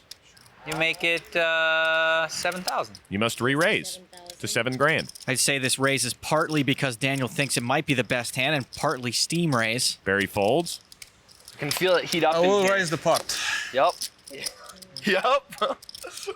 I felt it Hang heat on, up. I'm raising the pot. Oh, sorry. It's going from the frying pan just to the inferno of all fireplaces. Tony re-pops to 24-2. This pot's getting very big all of a sudden. No. And it continues without Elizabeth. So I owe 17.4. Okay, I call. But Daniel's going to stick. 24-2 is the bet, right? A loose call, but not terrible against Tony's typical range. The flop, 9-10-6. Tony with a gut shot. This doesn't look like such a bad flop for Tony, but Daniel's hit top pair. I'm all in. Tony shoves. Who cares? I guess you got, what, do you have kings now? I can't flop any better, really. Daniel called a 4-bet with ace-10, so he's probably got to go with it when he hits top pair. Breaking. And he just reloaded. I'm committed again. No, I know you are. Okay, you can show me one if you want. One card. Show me I'll one show you card. one after you fold. Oh, I don't plan on folding. I just Well, want then just call. Don't waste I your just time. want to see one card. I can't do it this time. You can't. He's got to stay consistent. How about if I gave you $1,000 out of my pocket to show one card? Even if you gave me $1 million, I wouldn't show you. $1 million? Yeah, the game's been like this all day. For $1 million, not one card will be shown. I guess you have to have it, right? If Tony G wins this hand, he's going to have over $1 million in front of him. I feel like I'm gonna make a big mistake here. What do you have? I have a pair. Sevens? No. Jacks? Jacks. Same, something like that, I guess. And sevens or eights are exciting. I mean, you're gonna Right, have because then I got a straight draw. I can outdraw you. you must have one of those hands, either sevens or eights. He said he couldn't flop much better. It's the only 2 hands you could have, right? Sevens or eights. Well, I'm drawing live, that's for sure. You got one of those hands then? Yeah, I got a hand. I just should have probably Just folded. go with it. I'm probably going to. Just go with it. He says just go with it. Just go with it. I'm probably going to call you. I'm just telling you. I understand. But I think it's a bad call. That's fair enough. But I'm steaming. You're entitled to make a bad I am call. steaming, for sure. But I think you have... It won't be the first or the last bad call you made. We could run it 100 times. Twice is usually good. 100 times? Am I drawing dead? No, 16 times I got it cleared. We can run it 16 times. Oh boy, Tony G. I guess I should... You're a nice guy. You do good things with your money, right? I do. You do? All right, I'll give you some more, I guess. All right. Daniel calls. You have kings or something? No, one time. No. 2 8s I have. Oh, okay. 2 times, or you want to do once or twice? Oh, okay. I usually do twice. But if you want to do once, that's fine. Once. If Daniel can dodge trips or a straight, he will double up. Otherwise, Tony will have a profit of nearly $600,000. Jack of clubs on the turn. Not a horrible card, but not a good one either. Oh my God, did that make him more outs? Yeah. I just realized. Oh God, I was like, oh Jack, that's a good card. I didn't even think. Oh Jack, good, he missed. I was thinking no 7, no 8, and then a queen would come, and I'd say, pay me this. Anything but an 8, a queen, or a 7, and Daniel will double up. The river, the king of hearts. It's a scary one. Daniel doubles through Tony. Easy money. Good pot. I might see a little more pep out of you now, Danny. More pep than there has been. I've been playing every pot. With baby pairs, you want to see a flop as cheaply as possible. Nope, she raises to 2,400. Daniel, ace-10 for the second straight hand. Elizabeth limped with aces, she limped with kings, she limped with king-queen suited. Now she's raising a hand that's guaranteed to be a coin flip at best. I'm gonna raise you back. Uh-oh. 45 more. Repops to 6,900.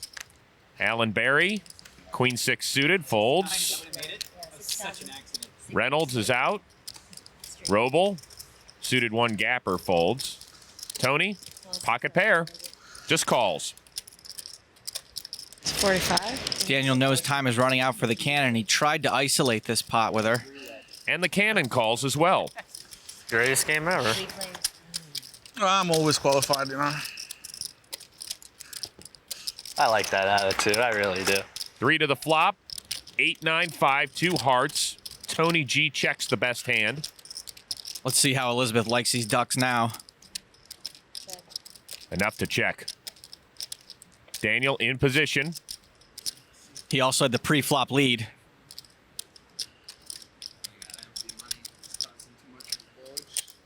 Daniel bets 8,500.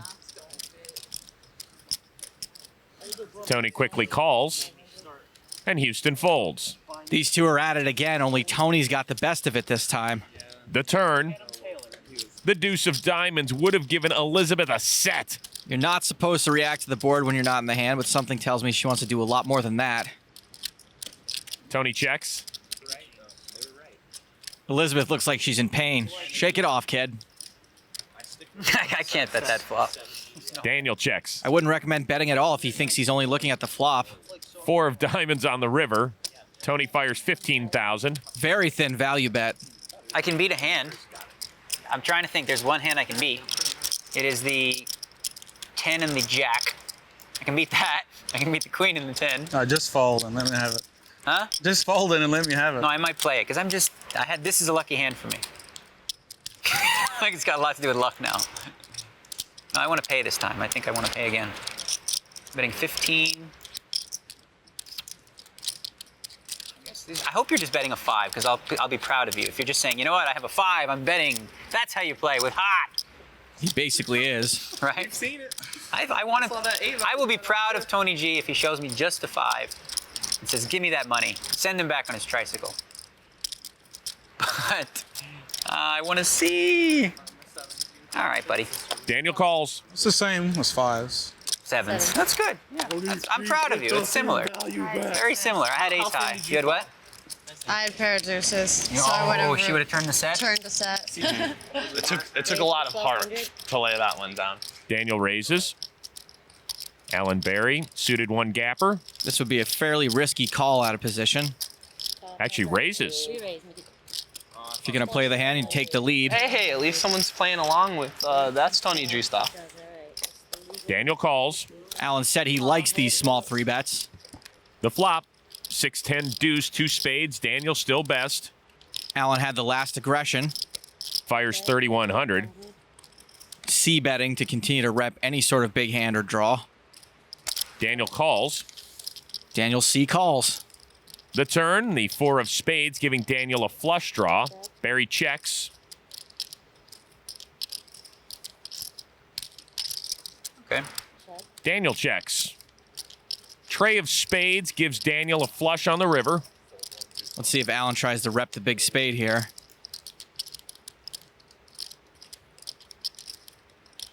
He does, firing 12.5 grand. This play would be way more likely to work if Daniel didn't have the queen of spades. Daniel calls. Down table, you must be. Catcon. The yo-yo is back up for Daniel. You mean to re-raise pre-flop, or did you mean to just call? He meant to. I 3-bet. I meant to 3-bet. 3 click back bet. With a pocket pair, Reynolds calls. See that? Cheap flop. Reynolds folds. Also makes it easier to call this 3-bet from Tony G. He raises to 2,000. Queen Jack for the cannon. She calls out of position. So does Daniel. And like that, Williams built himself his own little pot odds. He calls 2. 4-person party to the flop, which is 8 Queen Jack, top 2 for the cannon. This is an action flop, and it looks like Elizabeth is gearing up for a donk bet. She fires 6,000. Even though Daniel probably knows she's strong, he's open-ended and drawing to the nuts. Calls. I fold. Thank you, William. Tony G. He's got a pair and a gut shot. Calls. Probably a little more action than Elizabeth was hoping for. The turn is the 4 of spades. Elizabeth would do right to bet again for value and to prevent these guys from getting a free card.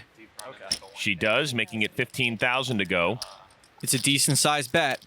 But we saw Daniel chase the last hand, and on this hand, he's got better pot odds and implied odds. Daniel's checking out her stack, knowing she probably has something strong enough to lose it all if he does make the nuts. Daniel calls. Tony folds. Good luck. It sucks because I know that. Heads up to the river, which is the ace of hearts, making a straight for Daniel. That's Daniel's gin card, and this could get ugly for the cannon. I expect her to bet here. Now she checks. Somehow she knew to slow down. Daniel's got the nuts. Let's see how much he thinks she'll pay off.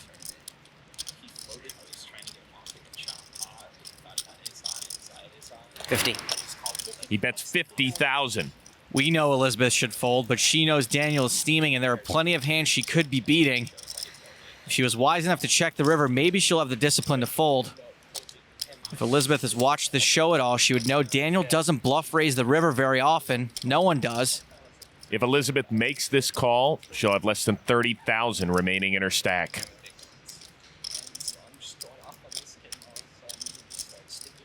Call. Ouch. She sees it. Damn it. Oh, no. Daniel with the dirty river. Bad luck there. She's had so many big hands get cracked. She's made big laydowns too. Yeah. Tony G, big slick. Raised to 2,000.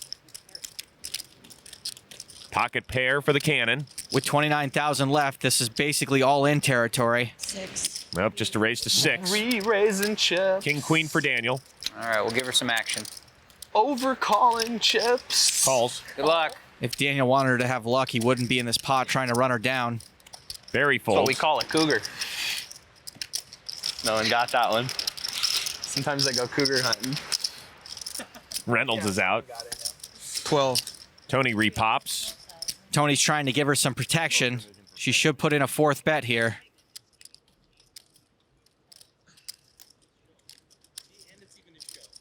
What the hell? Nope, just a call.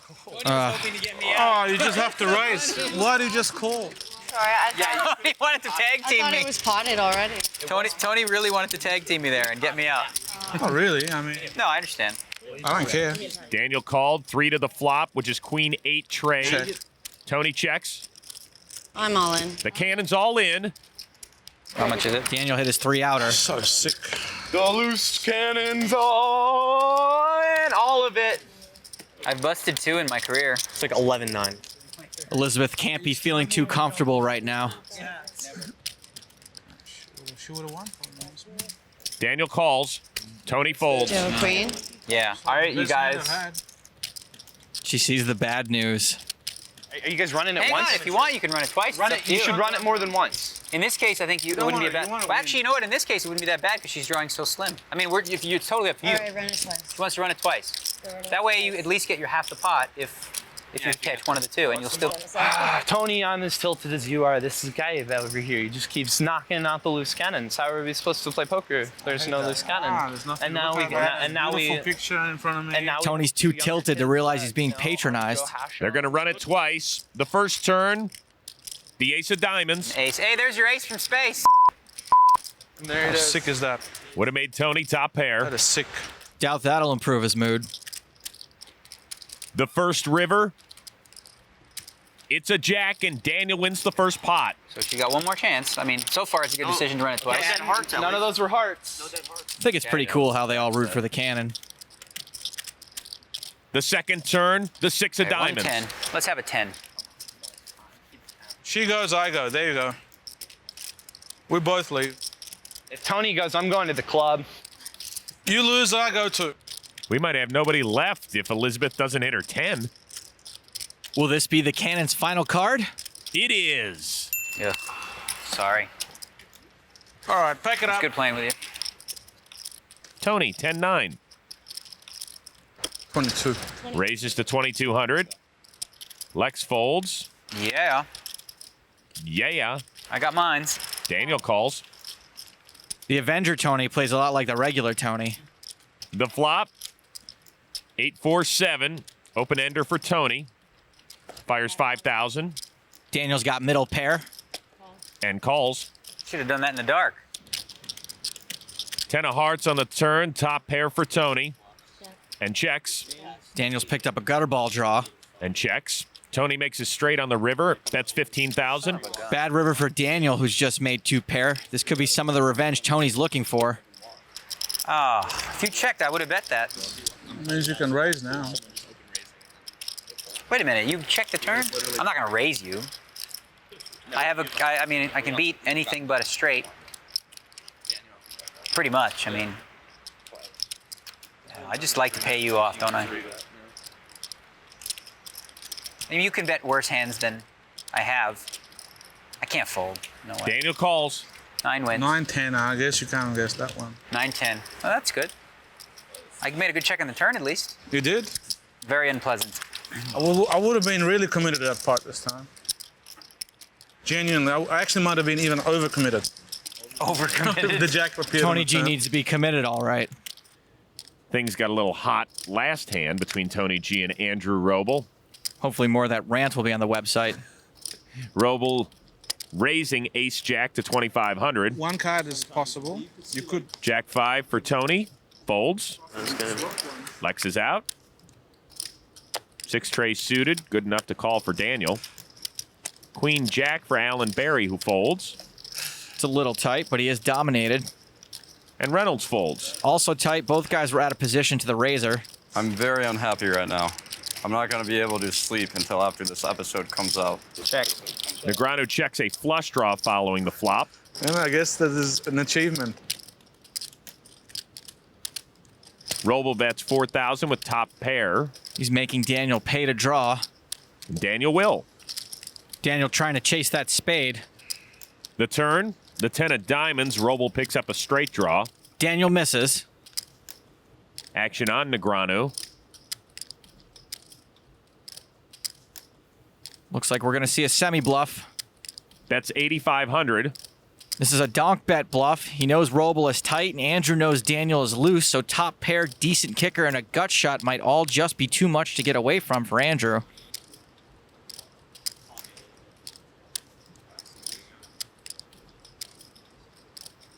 Robl calls. We all know Robl's tight rep. Daniel can't like that call unless he sees a spade. Which he doesn't. 10 of hearts on the river. Daniel's got air, but if he wants to win this pot, he's going to have to use that air to blow Andrew off his hand. I feel like that again. Action on Negreanu. Amsterdam. That's 18-5. 3-10s is a tough bluff to pull off, so Daniel is most likely trying to rep a big ace or maybe a straight. His bet is designed to bluff Robl off a king, maybe. I don't think Daniel thinks he could get Robl to fold a big ace, though. I was so crushed after that final. I could cry.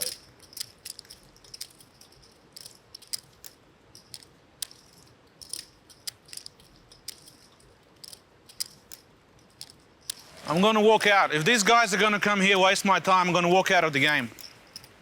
It's a joke. F***ing hell, he's thinking 20 minutes every f***ing hand he's playing. F***ing nit. Here comes floorman Tom Keene, who's received more airtime than Hoyt Corkins, who went broken 8 hands in the big game. All right, Andrew, we're going to go through the same thing. You play online, it's like quick. 2 seconds, bang, bang, they're pressing buttons. They come here, they freeze up. Daniel's done a good job of making this look like a value bet, so Andrew has a legit decision to make. He seems to be doing a good job of tuning Tony out. He folds. What? After all that, he finally threw it away. I mean, I had a 6, but Daniel shows the bluff. You qualified. I was so happy you called the clock, Tony. High five for the assist there, just in case. I don't think he had anything, and he had to move in himself. That's the first bluff that's worked for me in, like, I don't know how long. How many in a row have I tried? 5. Tony raises to 5 grand. Surprise, surprise. I don't think I'm folding, Lex but calls. let's double check. Jacks for Daniel. Daniel, it is the last hand of the night. It is. So this is a huge hand in this spot. I'm gonna utilize my straddle, and I'm gonna raise. Daniel knows he'll get all kinds of action from worse hands because it's the last hand of the night. To 20,000. Tony I calls. think people who 3-bet the last hand of the night should be shot. Lex calls. Tony and Lex are blocking each other's kings, too. It's kind of a nice spot. What is there? Lots of money in there. The flop, 5 deuce tray. Lex with middle pair. It's a pretty good board for 2 jacks. Tony checks. Lex checks. Daniel will probably bet while he still likes his hand. A lot of wheel draw potentials out there. Daniel fires 30 grand. Tony folds. This could look like a standard C-bet, so he might get a little action from Lex. Lex calls. That gets Daniel's attention. 9 of hearts on the turn.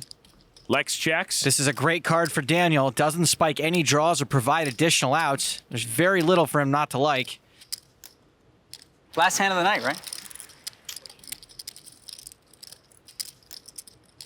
Daniel bets huge. Lex folds. If you can stick on me, I'm dead. I have jacks.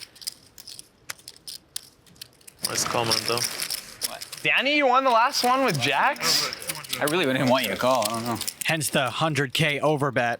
12. 1,200, just like that. What? Just a min raise. Coming out. Yeah. Now actually a 3x raise. Perfectly fine raise from late-ish position. Now over to Daniel. Play a hand with me, Daniel? I don't know. I'm thinking. You know, it's early, but I probably shouldn't play this one. But I'm gonna see a flop with you. Yeah. See what you're up to early on. Daniel calls. Deuce, 5, king, 2 clubs. Uh-oh. Check. Check. That's why we play pot limit. He never has to give his big blind up. Doyle's got Daniel's number.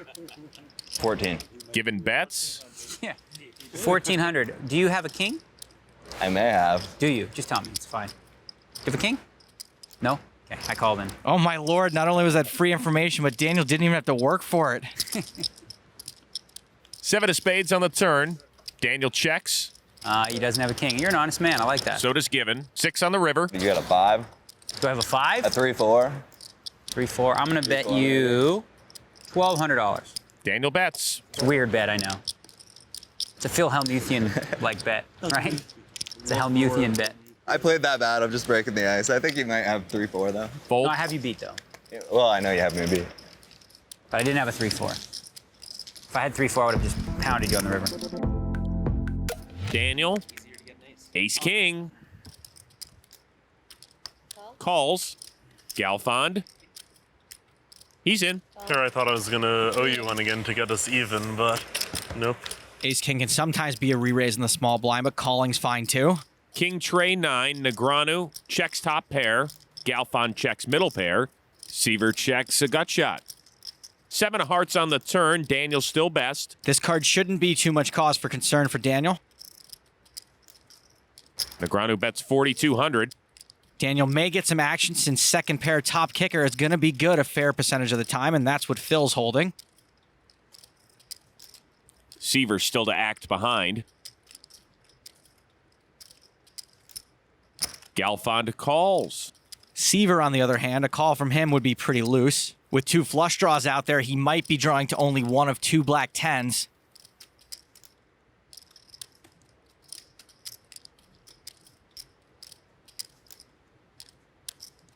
Seiver does call. It's a super loose call. Maybe he's looking to try to steal it on the river.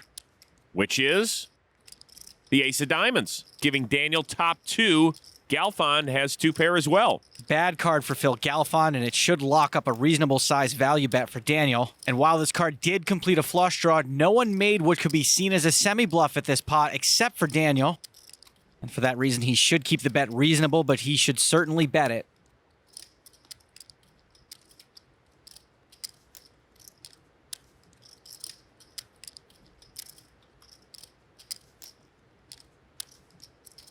Daniel fires 15-6. Now, from Phil's perspective, Daniel just let out twice, and he did it when a bad card came for any pair out there. So if he's not bluffing, he either made his flush or he's not afraid of that ace.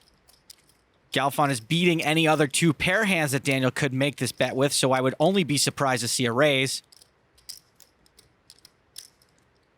Phil is definitely capable of laying this down, though. Nope, he calls. I was gonna call. Guess I'll let it go now. Seiver folds. Ace king. That beats me. Just barely. Barely? Yeah. Ace 9? Yeah. Wow. Daniel wins a pot of nearly 49 grand. Daniel raises on the button. Daniel could have any 2 cards raising the cannon's big blind in position. Galfond calls. 9 queen for the cannon. calls. All right, well, I guess he's in the blind, but this is a hand that has pretty bad reverse implied odds. The flop, Trey 4. Galfond checks. Okay, now Given should be check folding. There's the check. Negreanu. That's 2,500.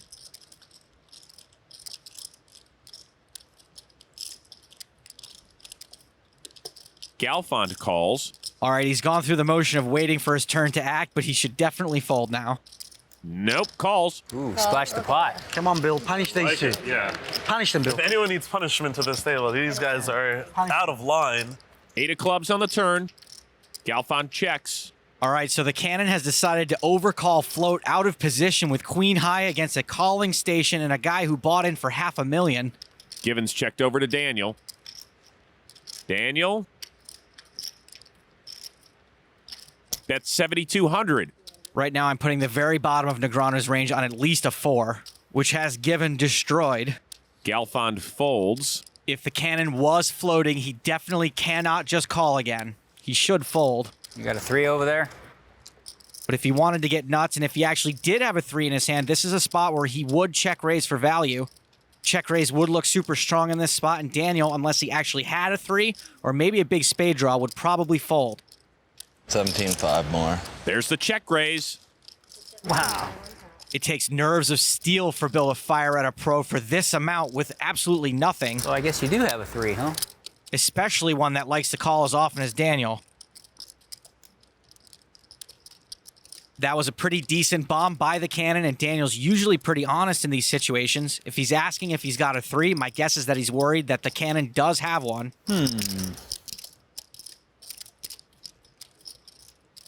17-5. Yes, that much more to call.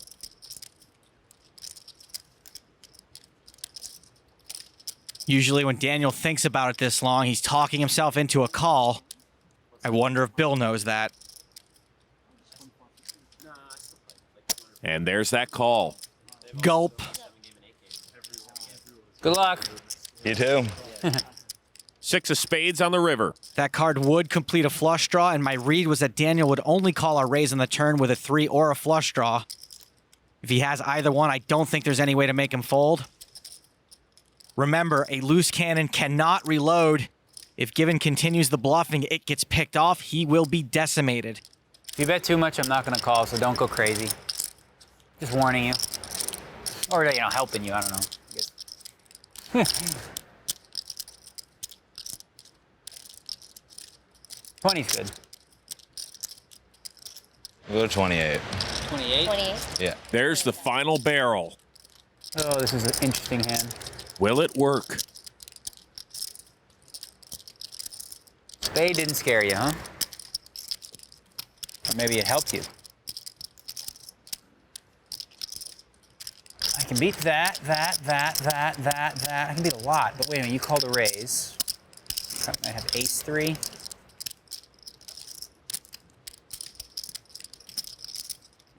Ace-3. Pocket 4s. Ace-3. You wouldn't do that with a flush draw, right? Oh, would you do that with like queens or something? Oh boy, I don't see how I can throw this away. I have no idea. I know you probably. 28 is the bet. Okay. 28's the bet. Okay, you're gonna need a really good hand to win, but I think you might just have one.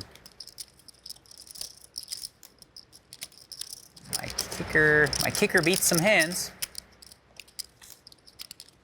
You have a really good hand, you'll win. Really? Yeah. For sure? Well, it's got to be a really good hand, but Yeah, if you yours is have, really good, if right? you have it, you'll win. Yeah, all right. I mean, I'm probably gonna give you your money anyway because I can't fold this. 28, right? Yep. Merry Christmas. Daniel calls. Sickening. It's actually a stone cold bluff. Oh, wow. I got the 3. Daniel wins a pot of more than 117 grand. I thought, yeah. He was polarized there, right? Yeah. And Daniel, the cannon killer, cripples another one. Daniel, ace deuce, raises, king 8 for Galfond.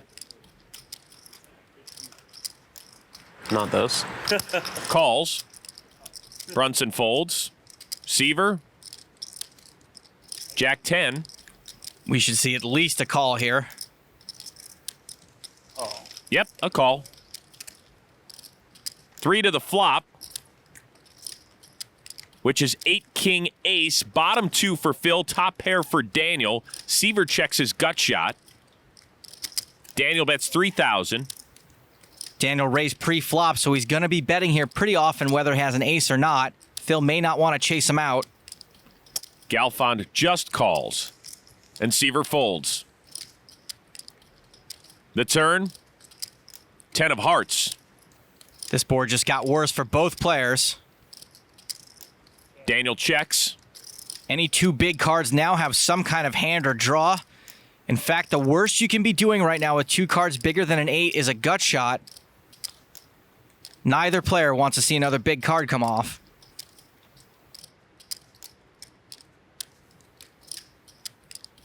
Phil bets 7,000.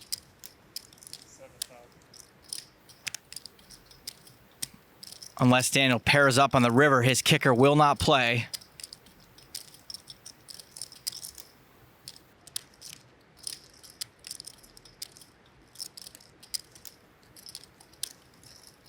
Daniel calls. The river, 6 of hearts. Daniel checks. Even though Phil's got two pair, a lot of players would just check this behind, not wanting to get raised on this kind of board.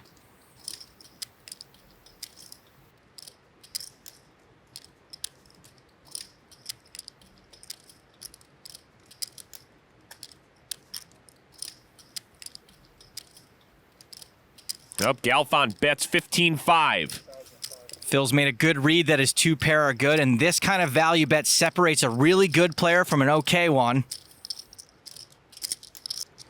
I'm feeling a queen jack for sure. That's like, that would make sense. You have a queen jack. What else makes sense, Phil?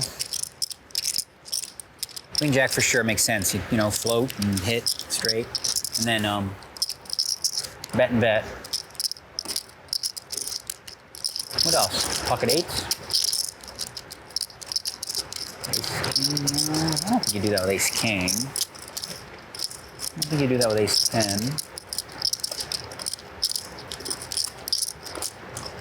Really king 10. What the heck is it? Phil's got Daniel's read all over the place. Feels like queen jack or not queen jack, like nothing. But what nothing does he have? Daniel's radar seems a little jammed. I'm confused.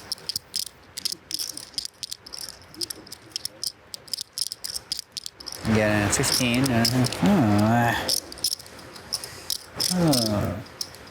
What are you going to show me? Queen jack? Or pocket 8s? Those both make sense.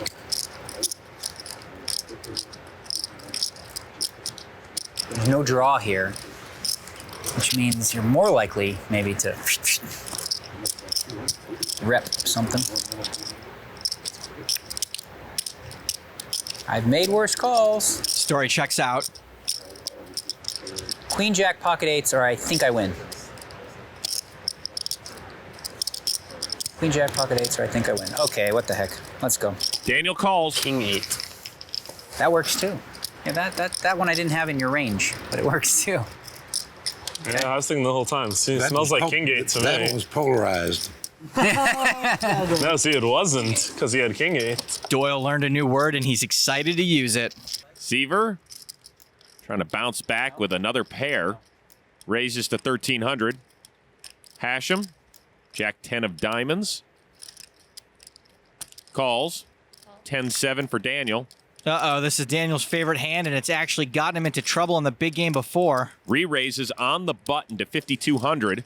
Galfond folds. You know, it's actually his favorite hand because the 10 and the 7 were his two favorite colored balls back in the pool sharking days. Ah, very good info. I totally made that up. Oh, sounded good to me. It's just been lucky for him. Action folded back on over to Seiver, who calls.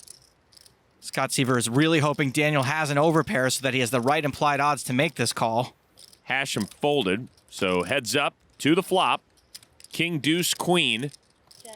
Seiver checks the best hand. That would have been a big flop for Joe. Negreanu was repping a big un pre-flop. Let's see if he keeps repping.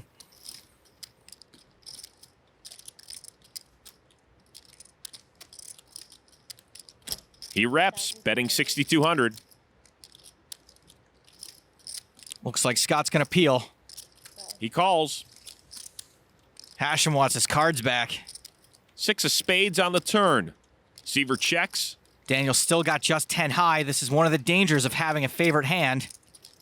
Daniel seemed a little gun-shy all week when bluffing Scott Seiver.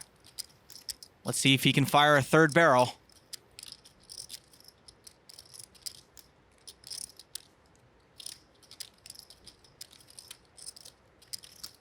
Daniel does fire that third barrel, making it 14,200 to go. I could justify Scott's call on the flop, thinking maybe Daniel would shut down after one bet, but Daniel certainly hasn't shut down.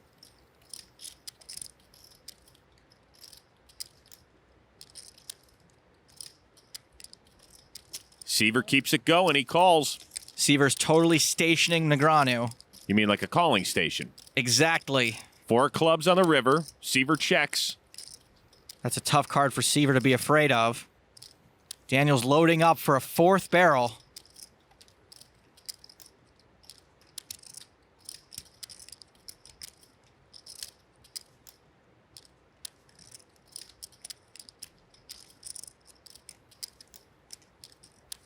Sick. Daniel fires 36,000. How much do you have behind? Thank you. Despite the fact that no draws really came in, this would be a pretty sick call. Daniel bet far less than the pot, so this really does look like a value bet.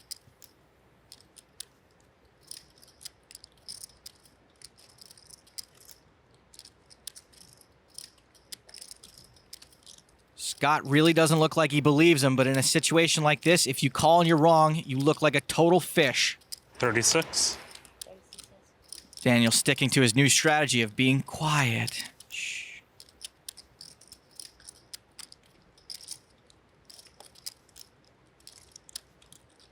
Seiver folds the winner. Hoo-wee! You had me staring. I had my favorite hand. You know what that is? 10-7? No, the 10-7. Oh, 10. I said Exact 10. suits. I said 10-7. Oh, you did? I'm sorry. Oh. 7 of diamonds and 10 of clubs specifically. Those are the ones. I can't believe I got away with a bluff. Yay! Now, I'm going to speculate. I could be wrong, but I think that was good for the game. Yes, I'm assuming that was. I could be wrong. You believe that? I learned that from Phil Galfond. Well, I think that Just keep betting. Sometimes they fold. Just speculating here. I'm not sure, you know. Seiver 10-6 suited. Why wouldn't he raise this? He will. Hachem folds. Can't believe you guys got me to fold. Team Pro, brother. It was Team Pro, exactly. Team Pro. Team Pro moment. Galfond folds. Very accurate. So does Jones. You're gonna get a reputation, Scott. You better watch it. Yeah. 7-9 queen. Daniel flops an open ender. Daniel's bound and determined to show Seiver a big hand, and he's got a shot here. Seiver with a gut shot. That's 3,200. Seems excessive in terms of how much. It's a lot. It's a big bet he bet. He bet almost the whole pot, right? I think. Well, I'm gonna call you. No big deal. Probably have the best hand. Yeah, Daniel calls. Because I'm stretching. Deuce of spades on the turn. Daniel with a flush draw as well. Seiver checks. Daniel just picked up a bunch more bricks he can hit on the river. Yeah. Daniel checks. Ace of diamonds on the river. And that card hit the table with a thud. And oddly, it's going to leave a brick-sized imprint. Both players have 10 high. The first aggression may take it down.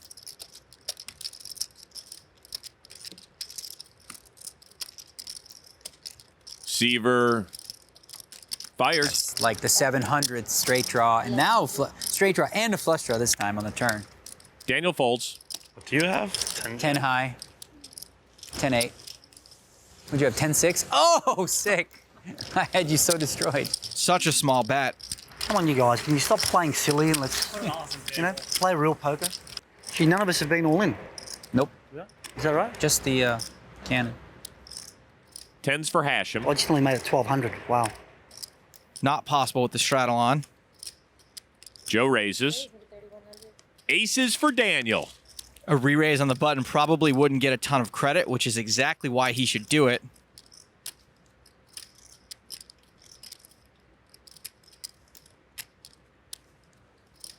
There it is to 10,000. Galfond, Jack 5, folds. Jones is out. So is Brunson. Hachem's been playing pretty tight, so he may feel pressure to continue this hand. He's certainly deep enough to flat call. But if he thinks Daniel might be getting out of line, we could see anything here. Raise. Joe announces a 4-bet. Daniel's doing a good job of looking concerned. Hachem makes it 31,000.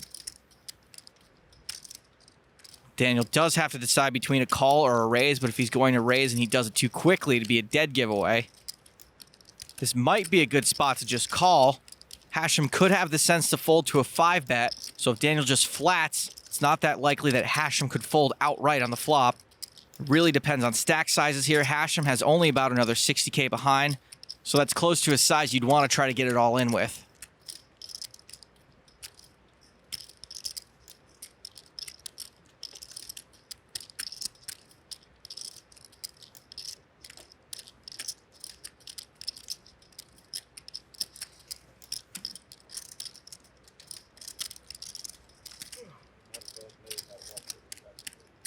Daniel giving off the sense he's really struggling with this decision. I don't know if he's Hollywooding or just trying to figure out how to get the rest of Joe's money. Maybe those two are the same thing.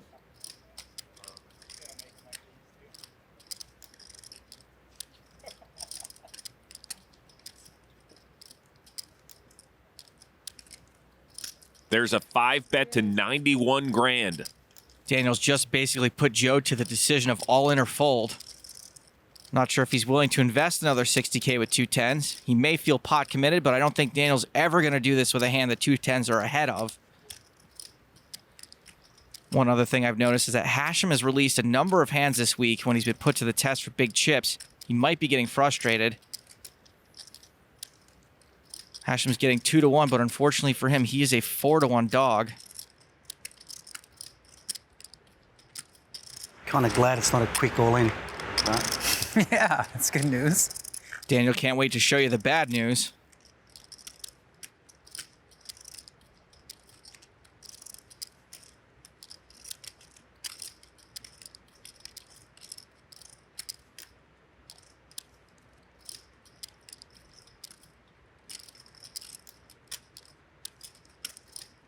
I'm all in. Joe shoves. Daniel calls. You got aces? Yeah, I got 10s. Twice is good? Yeah, twice is good. I couldn't fold it. No, I don't think so. I couldn't fold it. Not once you put 20 in. I could easily have ace-king. If I had ace-king, I would have done exactly the same thing. Y'all feel free to take your time. It's only my anniversary. I'm sure Doyle's never played cards on his anniversary before. My flush draw's alive at least. Yeah, you got those going for you. I think my 10 is live. The first flop. Boom. A 10. Like that one. Good thing I ran it twice. A set for Joe. Daniel can catch up with an ace or running hearts. Save the fourth 10 for the second board, please. Looking pretty good. The turn, 6 of diamonds. Right. Give him another 10 if you're going to do anything. Okay? Seriously. She's going to do something. If you don't give me an ace, just give him a 10. I can't handle losing these twice. It'll hurt really bad. That'll bother me. The river, 6 of hearts. All right, thank you. That's wait, there's one more. We're running it twice? Yes. I play so bad.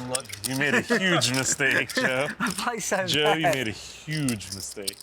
Joe will at least get his money back. So there's one more 10 left in the deck as far as I'm concerned, right? As far as you're concerned. Now, how greedy is that? Now, you know what? I don't want to win the second pot. If you have a 10, I do, but I don't want to. St. Joe. 3, 4, 5, 6, 7. I was about to say 5, 6, 7, 8, 9. The second flop.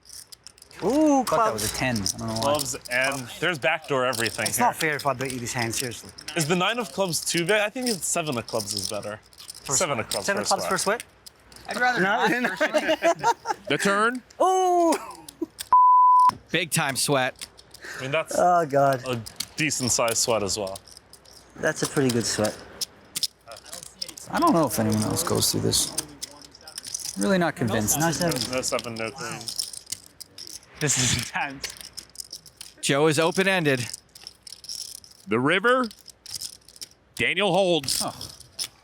I'm so I got aces. I'm so happy to not go broke. There's the 9 of clubs. There's the 9 of clubs. Come on. Daniel losing both of those is good for the game. Yeah, great for the game.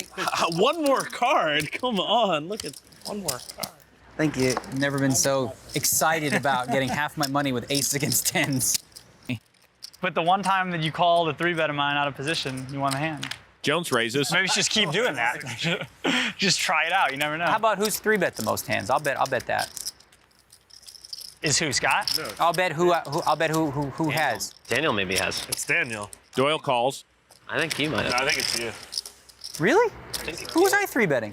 Joe. Oh, that's just you. Yeah, I forgot about that. Yeah. Maybe it was me. I thought it was you because you 3-bet. I think it's us 3. Well, it's close, but It's I us think three. it's Daniel. It's close between us 3, though.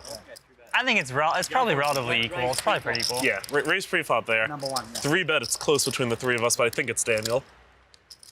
Well, Stapes, let us know. Right away, Mr. Negreanu, as soon as the hand is over. Daniel calls. Galfond folds. Stapes, Joe Stapleton. Ragging on me right now, I'm sure. I'll be ragging on a new guy if Phil Galfond doesn't remember who I am. 8, queen, 9.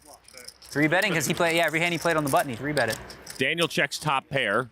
Gut shot for Jones. Daniel's check to the razor. Bets 4,500. Gut shot for Brunson. He folds.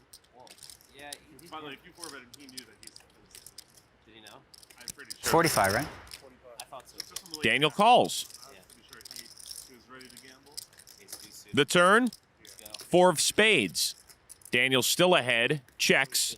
Daniel's given Jones a shot at getting a free card, but at this point, it's been checked to Jones twice, so he might even think ace high is the best hand, or that Daniel might fold a small pair. Jones bets 12,500.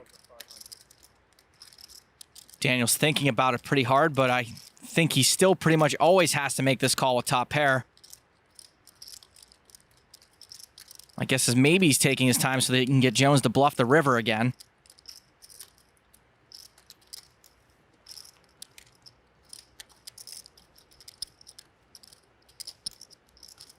Maybe he's genuinely confused.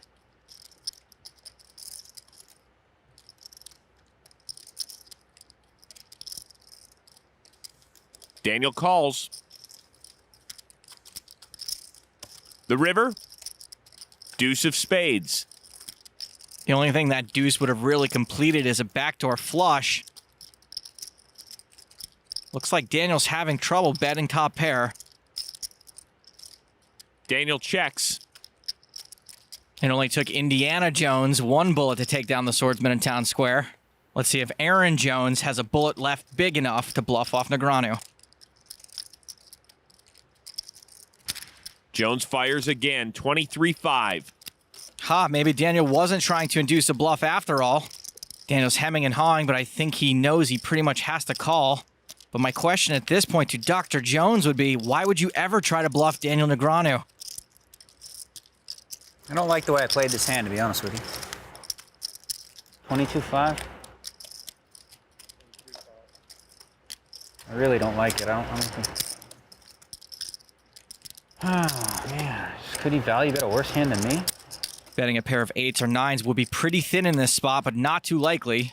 We know he's not value betting. Put a lot of children out there. Of all the calls we've seen Daniel make on this season of the big game, this one would certainly not be the worst, even if he were wrong.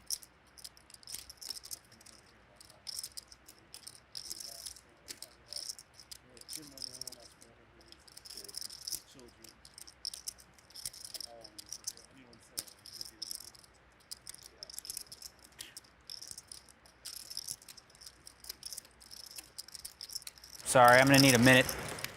I don't know what to do. You want to show me a card for any price? I don't know. For any One price? card? Yeah, I mean, I'll give you $1,000 to show me a card. Is that a no? Okay. I'll give you $2,000 to show me one card. And pretty soon I'll get to a price he wants. Probably 20 3,600. I will give you $3,000 to see one card. It's on my anniversary. Go ahead. Stall it up. Sorry.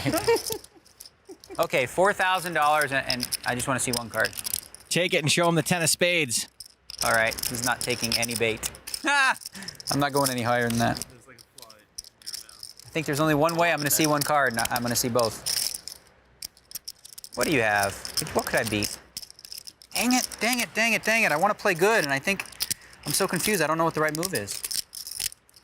I really want to play this hand good, and it's too late. It's too late to play it good. How many times have we had that thought, I'm sure? It's too late to play good, so I'm just going to go with Old Faithful and pray and just hope he's bluffing. He is. What does he have? Phew. Okay. Daniel takes it down. I was about to say, I swear, I was like, if you have specifically the 10 of spades in your hand, You should show it. you should show it. Oh, that would have been sick. Tony G suited connectors raises to 1,200. Viffer calls.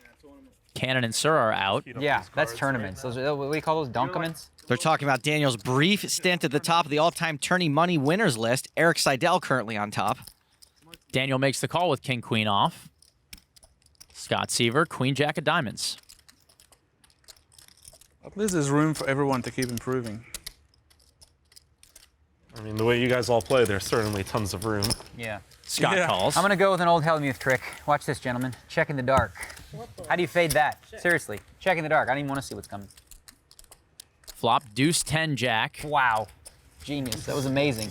What I just did there, it's so high level, I can't even put it into words. Checks around. Everyone check? Turns the 7 of spades, and Tony G has made a straight. See how that worked? Because if I wouldn't have done that, they would have been more scared. My turn, right? Daniel's still open-ended. Did you qualify? Yes, I've qualified pretty comfortably at this point. Question is, how much do I want to put in there? You checked. No, I'm not. I'm not, for sure. You're not checking? Yeah. If you're folding any bet, you can just do that now.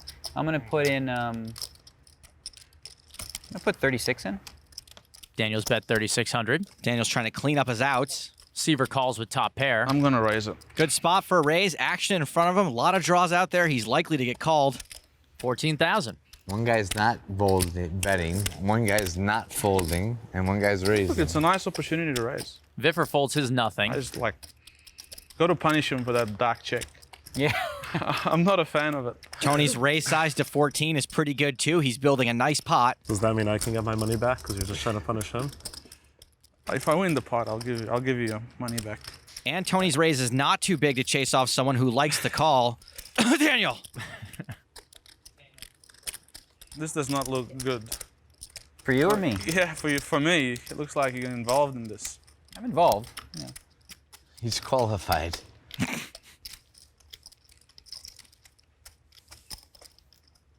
Daniel calls. Now over to Seiver.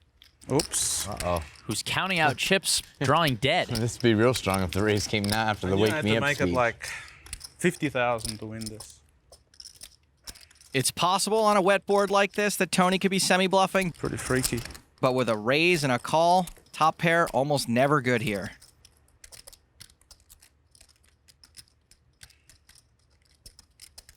And Seiver folds. Oh, that was a big sweat. Took a long time. That speech really got him. He made a big laydown just now. Okay, you owe me my 3,600 if you win the hand. That's not exactly how poker works. Tony and Daniel to the river. 9 of diamonds, and Daniel's made the nuts straight. That's a super dirty card for Tony. Not only does it beat him, but it's not a club, so the only two hands that beat him are King, Queen, and Queen 8. I think Daniel may want to check raise here. No. He bets 35,000, a little Tony G move. Daniel must think Tony's not all that strong, and he could check behind on the river. Are you also offering my 4,800 back if you... Tony calls, and Daniel wins a $100,000 pot. I had the nuts on the turn. Wow, well done. Felt like... Too good. I mean, that check in the dark. Yeah, that was the trick. I mean, that old check in the dark, you really punished him. King 10 off for Daniel. I don't know what day of the week it is. Them's raising chips, 1,200. King Jack. Slightly better king for Seiver. Despite Daniel's dangerously pretty looks, Seiver's got him in jail. And just calls. Have you been watching? Tony folds up to Viffer. Wow. I would never fold this hand, but the new and improved Daniel. Folds. The new Daniel. There's a new version. 3.0. Yeah. Just wait till I lose a pot, okay? Daniel 3.0 is crabby. Queen Jack 7 on the flop. Daniel's open-ended. Seiver with a pair. Expect some action. Daniel gearing up for a semi-bluff. Makes it 2,000. Seiver's definitely not folding. But he'll just call. Daniel seems nonplussed. And we'll see a turn card.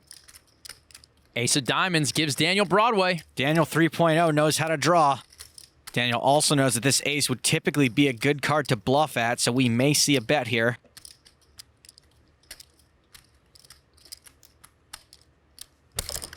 Daniel makes it 6,200. Daniel may get some action out of Seiver since he picked up some outs to a straight to go with his pair. We know Scott's almost drawing dead. In fact, he cannot win the pot outright. Seiver calls. Daniel's got to love that while he's got the nuts. To the river. 10 of diamonds, not anymore, and Seiver's been saved here. Diamonds hit, but they both have the nuts straight. Daniel checks. Daniel's checking, hoping Scott will bet at it. It's hard for Daniel to get called by a worse hand. He doesn't want to get raised with that flush coming in. Seiver bets 16,200. Daniel probably can't raise. And Daniel calls. They're going to chop it up. Everyone gets their money back. Except for Tony G and Viffer. They don't get their blinds back. Had you for a minute. Yeah. Hard to hold off Scott Seiver. I had King Jack. I'm getting at least half. Did he say King Jack or King Jack? What are you doing? Wait. I might get like King 10 of spades. Okay, you're not going to. Daniel's been giving up the small blind all week. Yeah, you've really earned this. Believe me, I still never believe you. I don't care. I don't care what you think. I don't care what you think, You're Scott you're Seiver. doing it wrong then if you don't care what I think. Raises to 1,600. Can you make it that much? I just did. Is that more than the pot that you called for and then oh no, you can. Math is hard. I know what I'm doing. Math is hard. I've played this game before. Jack 10 for Scott Seiver. Scott's dominated, but he has to call. Okay. I'm putting you on 9 high right now. Is that a good read generally? Daniel's only 2 cards off. So it'll be blind versus blind to the flop. Jack 4 9, and both players make top pair. So you're saying I've got the best hand? No, I'm not saying you started with it. You may have it now if you have a 9. Daniel's got Seiver in jail, but these two are metagaming the pants off each other. And Negreanu bets 2,200. Scott will be at least calling. I'm thinking of a card. I bet you are. Seiver calls. It's the 5 of diamonds. To the turn, ace of diamonds. Got the suit right, not bad, but no help. Not the turn card anyone really wanted to see.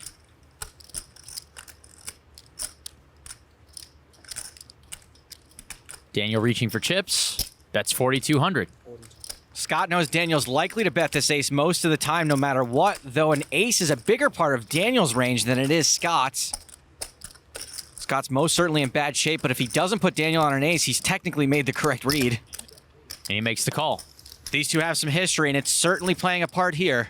6 of hearts on the river. That 6 is about as big a brick as you can get. Let's see if Daniel's vegan diet allows him to go for some thin value.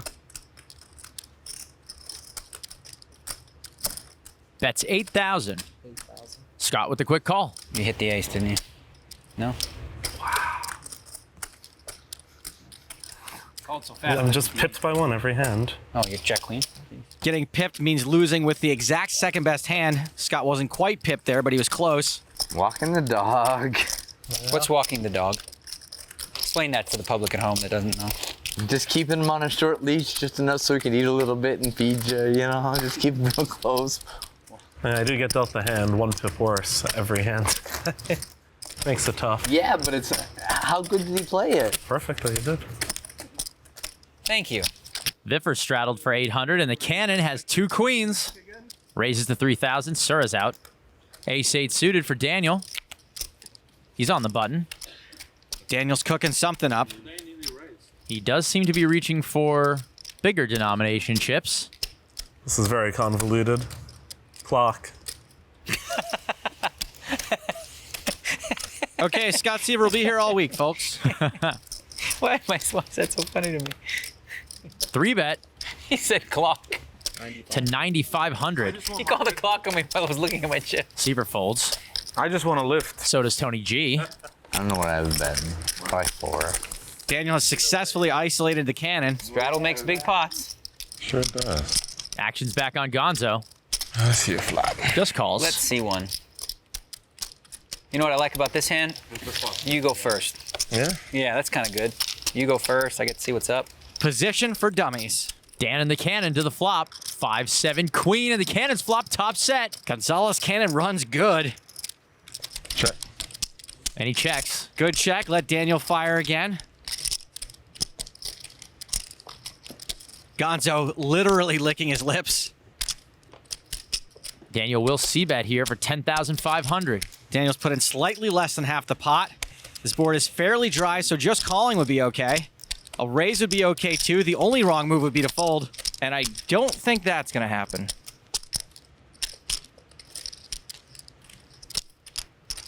And now Gonzo, the one reaching for some big chips. Made it 30 there? He's check raised to 30,000. 30,000. Scott's not going to sit there. Daniel's Hollywooding. I do find it hard to believe Daniel's thinking about this, though I'm sure it's killing him that the pros have seen so few of the cannon's hands. These three guys happy to not be in a pot with a cannon for once. Daniel folds. Easy money. Like Christmas every day. Not that easy. One card. I think y'all gotta save Show this us one one. for TV. Show us the I bad gotta one. Show, I gotta save that one. 'Cause they might all be the same. They might all be queens or something. Are you a good shooter? Bobby gonna start playing? I'm reasonable. I'm not sure if good. I mean, probably like not bad if there's no defense. Seiver called. Tony folds. Probably, I don't know, 75% from the 3-point line. 75%? I think that's not very high with no defense. Viffer and the cannon have called. Sur is in. He's like, yeah, whatever. Pretty high by my standards. Nah, that's not high. From an NBA 3 or No, from the European three? yeah. That's not high. That's Bobby Sura played in the NBA for 11 years, and he shot 33% from three-point land. 3-4 king on the flop. 2 pair for the cannon, and Daniel's up and down. I think it's like really good players can shoot close to 80%. No, really? You don't believe it? That's the You truth. sit in the same spot. Action checks around to Viffer, who checks to the cannon. Cannon must bet this with this many people in the hand. I'm gonna bet you can't do 70. Fires 3,000. Yeah, I'm on your side of it. Sura folds. We go to a gym. Let's go to a gym. Let's bet. Bet. I smell a season 3 feature. And Negreanu will draw. We do, yeah, I'll bet the whole stack. I can do. We'll have 100 shots in 4 days' time. I got to make 70. 4 days. Seiver folds. 4 days, I'll tell you where. I'll bet the whole stack. Put it up. Why can't we just go do all 70 in a row? Viffer folds. No, I mean, we'll do 70 in 1 day, but we'll do it in 4 days' time. We'll do it slowly. What's wrong with right now? I need to. I've had a lot of vodka. Remember, don't drink and drive the lane. Back to poker. The cannon's got 2 pair, and Daniel's going to draw to his straight. 4 of spades on the turn, and the cannon's filled up. Gonzalez cannon continues to run like Godzalez cannon. Now it looks like Daniel's loading up for a bet. He might think he can blow Gonzo off his hand with a donk bet. Makes it 4,500. And it might actually work most of the time, but huffing and bluffing can rarely blow a full house down. I never bluff. All right, Robl, come in. Now I have no move left. I'm leaving. Tony's off to start practicing his jumper, I guess. Back on the cannon. Just calls. I really like the smooth call by the cannon. He can let Daniel think he's just got top pair or a draw. River 8 of diamonds. Daniel missed his straight, but since everything else missed, he might think he can take Gonzo off his hand. And this bluff is a $16,500 donation to the Cannon Family Relief Fund. Wow. Big blind, big blind, big blind, big blind, big blind. Since you've been so friendly about showing a card, I'm also going to show you one card. Okay? Let's see if this is the one. All right. Daniel shows a 5. You get one card and one card only. I've made a huge mistake. Daniel's just blown any chance he had of not getting raised here. This guy makes a huge hand, gets bet into, and then a pro shows him the losing hand. This is unreal lucky.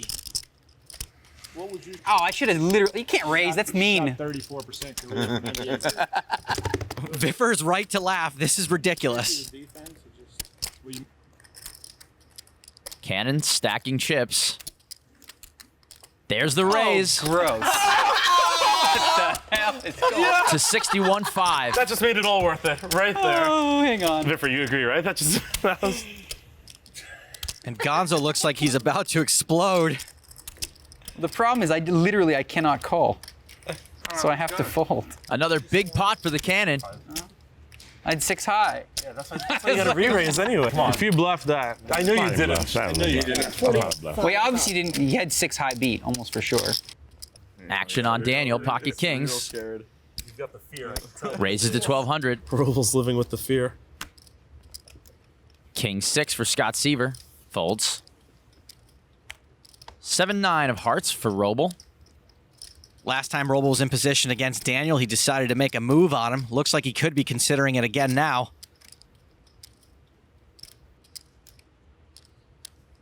Robl 3-bets him again to 4,200. Cannon folds. Sura's out. This time Robl's antics might come back to bite him. Robl's so tight, Daniel might think a 4-bet will get him some action. Daniel re-raises to 13,800. I assume this is where we'll see that tight Andrew Robl everyone keeps telling me about. 13-8. Any second now.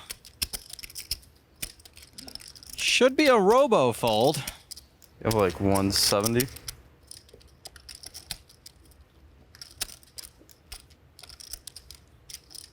Daniel doesn't like to count it out, but he will show his chips. And Andrew calls. Wow, he's really got it in for Daniel. Got to figure some history is playing a role here. 7-9 suited does have decent implied odds for snapping off kings.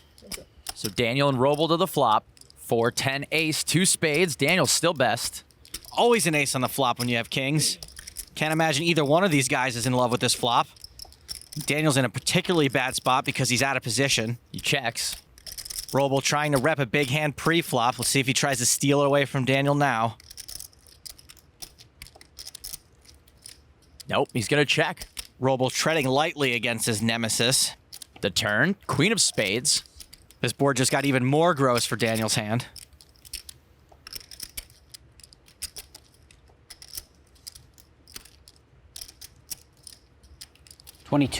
He bets 22,000. Robl insta-mucks. It's an awful board for 2 kings with no spades. Don't you think? But whatever. Whatever, I won. Haha. 14. Dolly Parton for Lou. Someone needs a 3-bet for me to play. Raises to 1,400. Someone. Told you Lou might be a little bored. Do it. Solomon folds. The Cannon with Doyle Brunson. You're gonna have to be the hero this hand. Folds. Queen 10 for Daniel. You know you want to play some hands. Huh? You know you want to play some hands. I do. I want to play some hands with you. Calls. Do it. I suspect Randy's got a plan for this hand. Now we're heads up again, and I'm gonna check in the dark. Old school. Daniel's dark checked. King 3-3. Did you check? I check in the dark. Yeah. All right. That's verbal. I'm not. I can't do that online, so Right, it's a little weird. 2,000. Lou bets 2,000. Randy keeping the lead.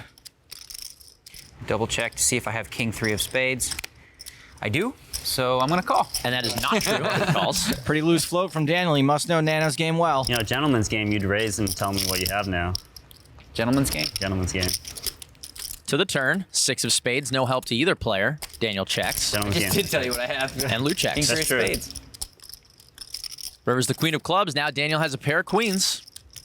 Well, I'm obviously gonna bet now because you checked the turn. Seems pretty standard. Gotta bet something. So I'll bet like, what will you call with? I mean, I gotta figure out because you're a math guy. So 4, 5, 6. I gotta bet 31 because you might call that with ace high. No, I don't even have ace high though. Oh, you don't? So I had you beat on the flop anyway. Daniel's Okay, bet will win the cool. pot. Yeah, I did. Wow, it's sick. I had 7-3 offsuit. Oh, you would have lost. King 3 of spades. Really?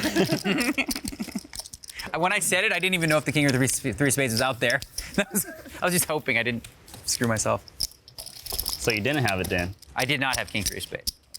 That kind of hurts. I did have you beat though, at all times. Actually, what I did there was it's called a soul read.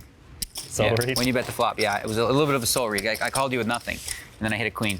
That's what happened. And then I was like, sweet. I mean, you're really tricking me. I can't tell if you're telling the truth or not. I love playing him here. It's so much more fun. Your percentage of telling the truth post hands is very high. Oh, compared to yours? Mine's like... If we merged ours, we're at 100%. Right. Right? It's like we did your lie percentage, which is 97, and my truth percentage. Yep. We're identical. Courtney G with pocket nines. Obviously, this is a raise. I'll raise it. Okay, I said we weren't going to clash, but I think we're going to clash because I got a good hand. 1600. That raise is a little big. Negreanu calls. Daniel's usually pretty honest, so I believe him so far. It all just depends on what his definition of good is. Maybe not that good, or he would have re-raised. Courtney, very interested in what's going on here. 6,000. 3 bets. Randy Lou makes it 6,000, and Solomon's out of the way. Well, Lou's put the squeeze on, probably to isolate the cannon. It's just a matter of whether or not he has a real hand this time. Randy could easily be doing this with something worse than 2 nines, but even if not, Courtney should call on the off chance she could hit a set. You know, you really can't be folding big pocket pairs with only 150 hands to play. But she does. All right, well, now this is interesting. I know you're coming in. Hurry up. You know it, right? You raised anyway. What is that all about? What was that? You knew I was calling, but you raised anyway. You're reading too much into it, man. I don't want to. Yeah, I don't want to level myself here. I just want to try to flop a set, hit a set, and get it in. Can we do that? Huh? Yeah, paired in. Well, if I'm trying to flop a set, what do you think I started with? So we're heads up to the flop, and we don't know anyone's cards. Trey, deuce, jack. Randy's got the lead. 8,000. Lou bets 8,000. Well, that was pretty obvious. Lou's been firing every flop, whether he has it or not. It's an interesting situation, okay? Because I have 3 threes right now. You don't believe that? I don't know. I believe is it? a lot of people. I believe a lot of people. So the best way to play this against you, based on previous hands, is to call, raise river, I think. Okay? So that's plan A. I might change my mind, but plan A is call, ship river. All right. That's plan A. You like that? I'm just going to tell him, whatever. I'm a little worried. So the mystery continues. 7 on the turn. It's such hard to tell your opponent what you're doing and doing it, you know? What are you going to do now? Does Lou want to keep the lead? 20,000. Lou bets 20,000. Lou's got Daniel's attention. Let's see if he sticks to his plan of call, ship. He doesn't believe me. I seriously say I'm going to do that, and he doesn't care. Oh, gosh. Everyone lies. That's what I heard. Yeah. Word on the street. So is plan A still the plan? I'd like to defer. You gotta respect internet guys that chat during hands. That's a very rare thing, and to that, hats off. He's chatted in the middle. If somebody's dialoguing with him, he just opens the door and goes there. Oh. Even I don't do that. I try not to. So it's but a I do mistake? it. Is that a mistake? Thanks for the... I'm leveling myself too much. I call. Daniel calls. If I keep thinking, I'm going to screw up really bad. This is awesome. We're still sticking to the plan. River, ace of clubs. The only draw on the flop, which was 4-5, just came in. Daniel's taking a pretty passive line on this hand, and in the past, when Nanos had nothing, he slowed down by now. So if he's gearing up for another bet, my guess is he may have the best hand. Daniel intently watching Lou as he stacks chips. And it looks like it's going to be a really big bet. I'm now worried that you just made 3 aces. How much does he have? How much did he bet? Fired 47,800. I told you I have 3 threes and you just don't care, or you have that beat, right? No, if I talk too much, I might let you know what I have. Bro, the thing is, when you talk, you might get the other result. You might get wins that you shouldn't have got, etc. You know? That's true. It's not all... How light is Daniel thinking of calling this time? What's he got left? Let's see. I can't see. Just lift your hand. That's good. It really smells like aces. Does that mean Daniel was already beating a pair of aces? Pocket aces?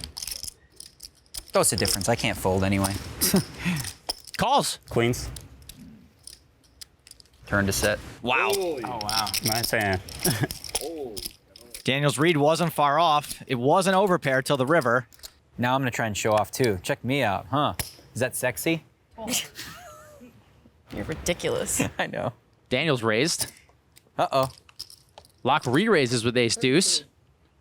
Nano Noko, 9-8, lays it down. 9-7 for Salomon, out. This is 33. You already know what I'm going to do. Pretty much what I always do. Daniel calls. Daniel actually thinks the words to that Stevie Wonder song are "I just called" and that's it. Flop is 9-3-7. Daniel flops a gut shot. And checks. 65. Phil's ace is best. It's a lot of heat. A lot of heat, Mr. Laak. Daniel gets himself into these situations where he calls pre-flop and then feels he has to call the flop. Now facing a $6,500 bet. Definitely not folding. Can promise you that. Obv.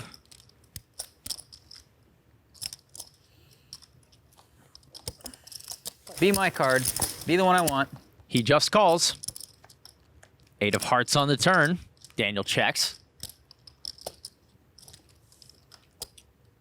18-4. And Laak bets 18,400. That looks like such a card I would want. It's actually not even remotely a card he would want. Not only did he miss, but now he's drawing to the dummy end of a 4-card straight. Meanwhile, Phil Laak's bluffing with the best of it. All right. Take it down. Negreanu folds. I have a feeling Phil Laak has something here. I thought I had the best hand. You did. You did. You definitely had. I can guarantee you had the best hand. Only I will know. Oh, I know he had the best hand. Did you see my hand? I saw your hand. You sick pup. Wow. Queen 3 for Daniel. Raises to 4,000. I like this. Daniel's in position trying to isolate Rick, who plays huge but is still an amateur. Laak folds. Ace Queen for Kenney. Makes the call. Solomon's getting ridiculous pot odds. And calls 2,000 with King 8. So we'll have 3-way action to the flop. Look at Bryn Kenney. He doesn't care. He's a baller. 5-4-5 rainbow. Kenney checks. Salomon checks. Daniel going for some chips. And bets 6,000. Kenney's got the best hand with ace queen high. And he's in there. Salomon folds.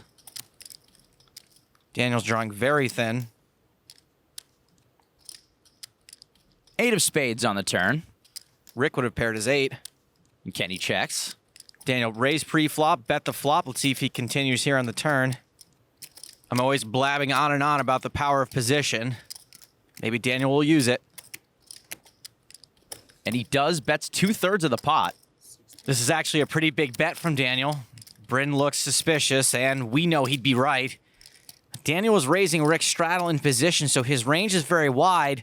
But the counter to that is that this board does hit a lot of the hands Daniel likes to play, and Bryn's way behind, even to a combo draw.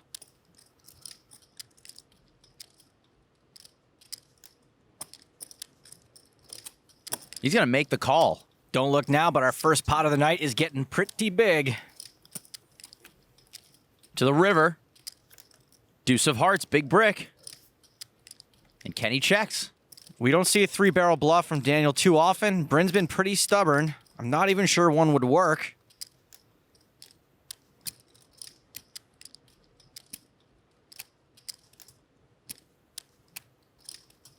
But Daniel does 3-barrel, 85,000. That deuce didn't really bring in a lot of draws. If Kenney thought he was good on the turn, he might be able to make this call still. But that's a pretty sick bet. Not only does Daniel not 3-barrel very often, but I can't remember the last time I saw him overbet the river on a bluff. Kenney folds. That's one of those, right, Phil? That was fun to watch. Not so fun for Kenney. Maybe it was. Let's see it then. You want to see it? You don't want to see it. It'll tilt you, for sure. Let's see. I want to see it then. You guys really want to see? Make the game better? All right, show one for the boys. Come on. Let's do it. What the hell? Ah, that's like looking at an ex's Facebook page. Don't do it. How much is that? 8 straddle this time? 10-9 of diamonds for Daniel. I always have to, double check. Raises to Man 2,500. Solomon. Kenney folds. Lose out. I'm going to win this one. 4 tray suited for Salomon, and he calls. That's what they call a 3-barrel bluff, right? That is what they call it. Hey, by the way, when you do the video on 3-barrel bluffs. 3-barrel bluffs. That's going to be... Here's an example of a 3-barrel bluff. To the flop, 7-5 deuce. And Solomon's flopped an up and down straight flush draw. Check. Checks it. Salomon attempting a check raise. We'll have to see if Daniel c-bets. I'll check as well. Ah, check raise fail. Jack of spades on the turn. Now Daniel has a gut shot. Solomon fires out 6,000. 6,000? They let the movie Betting stars, six? they do whatever they want. Rick's not giving Daniel the chance to check behind again, and by betting, maybe Daniel folds, and if not, at least you're building your own odds. Daniel calls. Daniel certainly can't fold now that he's picked up a gut shot. It's Daniel. He hates folding more than he hates meat and dairy products. River's the 3 of hearts. Check. A couple of straight draws came in, but clubs missed, so if Daniel was floating the turn to try to take this away, this is a decent card to attempt it with.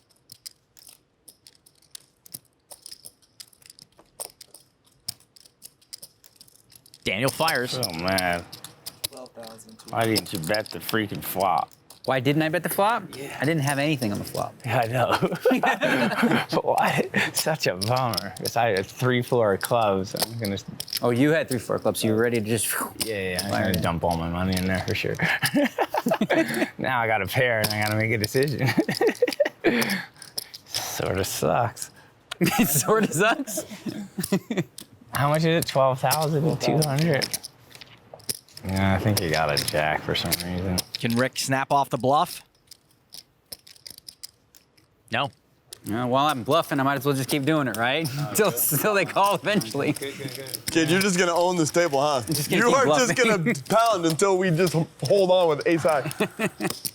Daniel Negreanu, king queen offsuit. Bumps it to 1,200. Phil Laak out. Bryn Kenney with Jack 7 suited. Bryn likes to play on the button.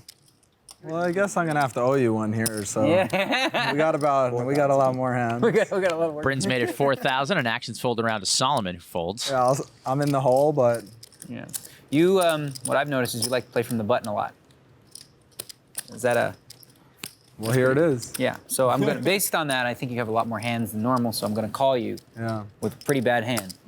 that's nice. Me too. That's good. That's positive EV for you, kid. You can neural that. I wonder whose is worse. Well, my hand or yours? Ace 4-10, 2 spades. Well, that ace is something that you would do that with a lot. It's a kind of scary card, I guess. Kind of an ace is something I might have in my hand. Yeah, you could. If I check, you're gonna bet probably.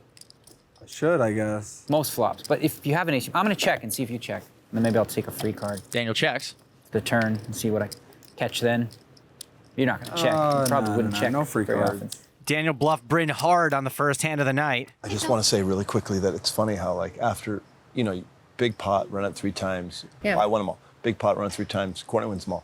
Then you could feel almost the energy was in a dead calm for a while. Yeah. And then it's nice that it's been lifted again and it's back to the band. They're playing like a 40K pot and they're talking and stuff. I love it. I mean, except for her. I feel bad because, you know, her energy I went wanted way to win down. one so bad. I wanted to win the second too. That would have been huge. I really hope she doubles. Yeah, me too.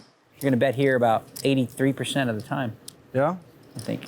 So let's bet 8,300 then. Kenny's going to bet 8,300 with his flush draw. Bryn looking for a little Jaws 4 action right now. 83. That's a large-ish bet. Bryn's got a pretty strong draw and a lot of equity in this pot. Although Daniel does have the best hand. Small bet. It's not. It's not a small bet. Compared to your 78. My question is, are you going to try a 3-barrel bluff in this hand? Well, I learned from you from the last hand, so. So I guess if I'm smart and I had like a really good hand, I should let you try and not raise you or anything stupid like that. Yeah, that'll probably be true. Okay, so on that note, this is fun, right? We can commentate on our own hands. Hey, I'm learning a lot. I won't raise you because if I did that, you can't 3-barrel bluff me, right? Yeah, and then all my bad hands that I have, I mean, what am I gonna do with those? Okay, cool, call then. Negreanu calls. See what comes. And I'm gonna check no matter what comes. Check in the dark. 3 of spades. It's a blank. Don't worry about It's not a blank. No, it's not. Kenny's made his flush. I could see out of the corner of my eye that it wasn't a blank. It might have been a blank check from you to Bryn Kenney. Let's see, that was 83 on Yep. the turn. What percentage of the time would you say I'd bet here? Oh, a lot less. A lot less. Here, you're only betting like 54% now because it's kind of a dangerous card. But yeah, you do that with your whole, like about 54%. But you're deep enough where you could bet fold still. So maybe a little higher. So we could bet like 17,800. That's probably a good size considering I've never the pot. seen this in my life. Considering the size of the pot, It's the 17. 17 how much? 17,800. Daniel does have a shot of catching another spade. Got to try some way to win the pot. Right. Well, so I'm focusing on you to get me back a 3-barrel bluff. So on that note, it'd be stupid to raise you at any point, I think. Unless I check raise the river, but that's probably not going to happen. So I think the best play is to go with plan A, because plan A worked against him. Yep, Remember earlier? I saw that. So how much is that? I know what plan A is. 17-8? Okay. I'm going to stick with plan A for now. There's the 17, there's the 8. He calls. When in doubt. Still on plan A, huh? And still Daniel calls. checking in the dark, because that's part of the plan. Yeah, checking the dark. River 10 of diamonds, no help to Daniel. What came? Anything good? 10 of Was diamonds. it the Jack of Spades? It was not the Jack of Spades. Oh, man, I wanted that one. That would have been good. Tough for that card to come out. Let's see. It's a sick river card, huh? What was it? 10 of diamonds. Ooh. Wow, how am I going to have a 10 here? What do you got here? What do I have in my hand, or what do I have in chips? No. You have more than me, so let's see. I'm going to bet. With all Daniel's talking, I'm sure Bryn thinks he has the best hand. And he's right. For sure? 48,400. Oh, I hope you're 3-barrel bluffing, because this will be so cool. This would be great if he gets me back right away, right? What do I do here with ace-king? Not that I have it, just saying. This is the best hand I've watched in a million years. Not that I have that. I don't even know what I said. I don't remember either. What? 48? That's what I thought. 48-4? We both forgot at the same time, Bryn. I'm attached to the script, you know? I like it. 48-4, okay. This would be what they call a hero call, but I'm not that much of a hero here, I don't think. This is too much. I'll say you've got king high. Yeah, I guess I have to fold. Good hand. Daniel lays it down. No bluffs? Show a bluff. I'll show you one card. 7? Oh, wow. That was probably a bluff then. Unless he had a flush. Ding. Rast is straddling. Action on Daniel, 2 10s. Raises to 2,500. Action now on the malleable motion wave kung fu frisbee player. With ace queen. Just calls. Laak's not a huge 3-better. He tends to plah, plah, plah. Action folds around to Salomon. 6-3 suited. Calls. Action Rick is in. Over to Brian Rast. Jack 4. Still Jack 4. And lets it go. So we've got sick, sicker, and sickest. 3-way action of the flop. King deuce 10 rainbow set for Daniel. Sickest checks. Daniel knows with 2 callers pre-flop, a c-bet is likely to get some action on a 2 Broadway card flop. And Negreanu bets 5,500. And Laak calls with his gut shot. Salomon quickly out. Phil's drawing to the nuts, and he knows Daniel doesn't have to have a hand, and sometimes ace-queen will be good. King of diamonds on the turn. Daniel's hand improves to a full house, and this looks like a good card to bluff at. Daniel loading up. Fires 18. Really, Daniel, son? 18, Daniel, son? Too late to change my mind now. It's true. You're kind of committed to that. I'd show you a card, but they're both the same. I'm afraid you have 2 10s. How can I call? I can't call. I fold. I have 2 10s. I have 2 10s. What do you mean I'm afraid? How did you know that? You didn't have a king, obviously. No, I didn't have a king. I did have 2 10s. Well done. What is that? What did you do? 25? 25. Jack 9 for Daniel Negreanu. Well, your button VPIP is rather high as well. I'm not Bryn.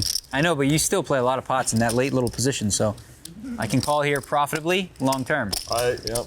Daniel makes the call. If you were nitty, I would have folded this hand. But you're not nitty. Hardly.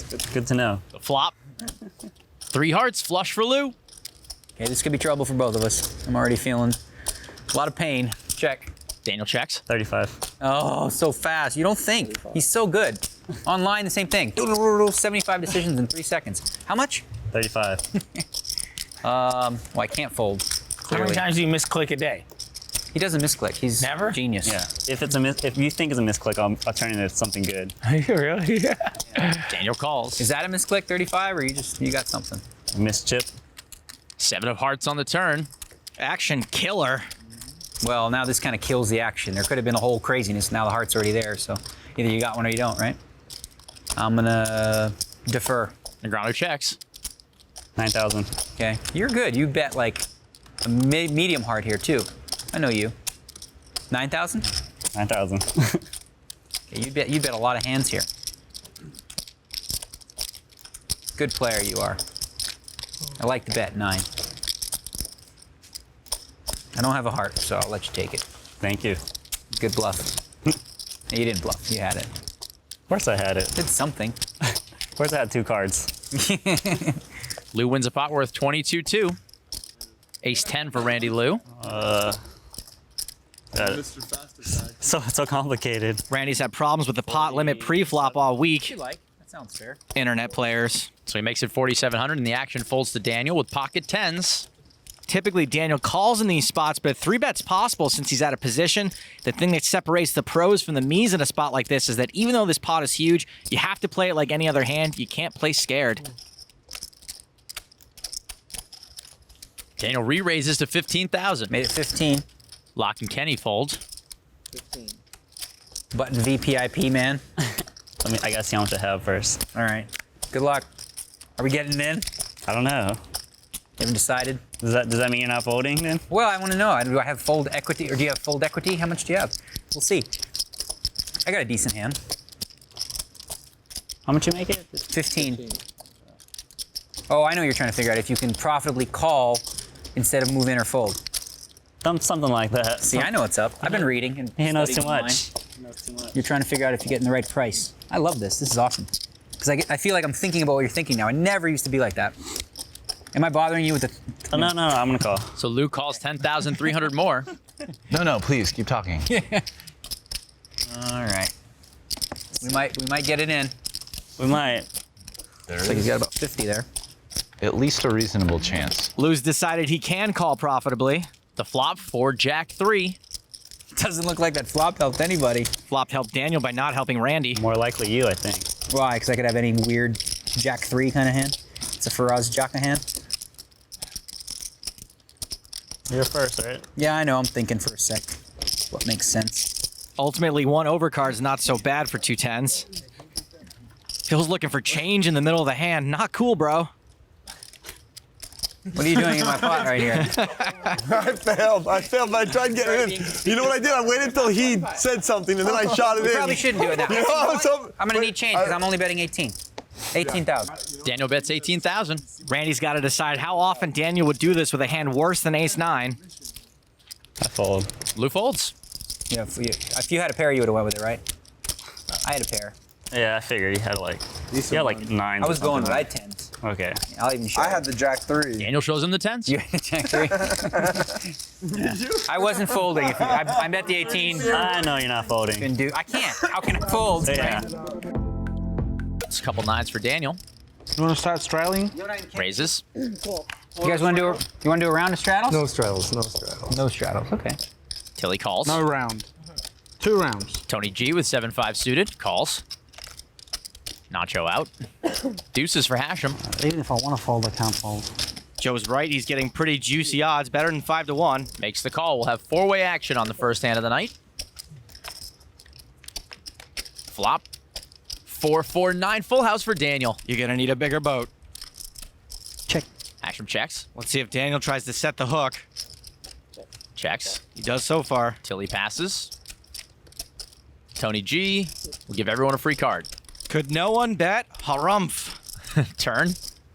10 of diamonds. Check.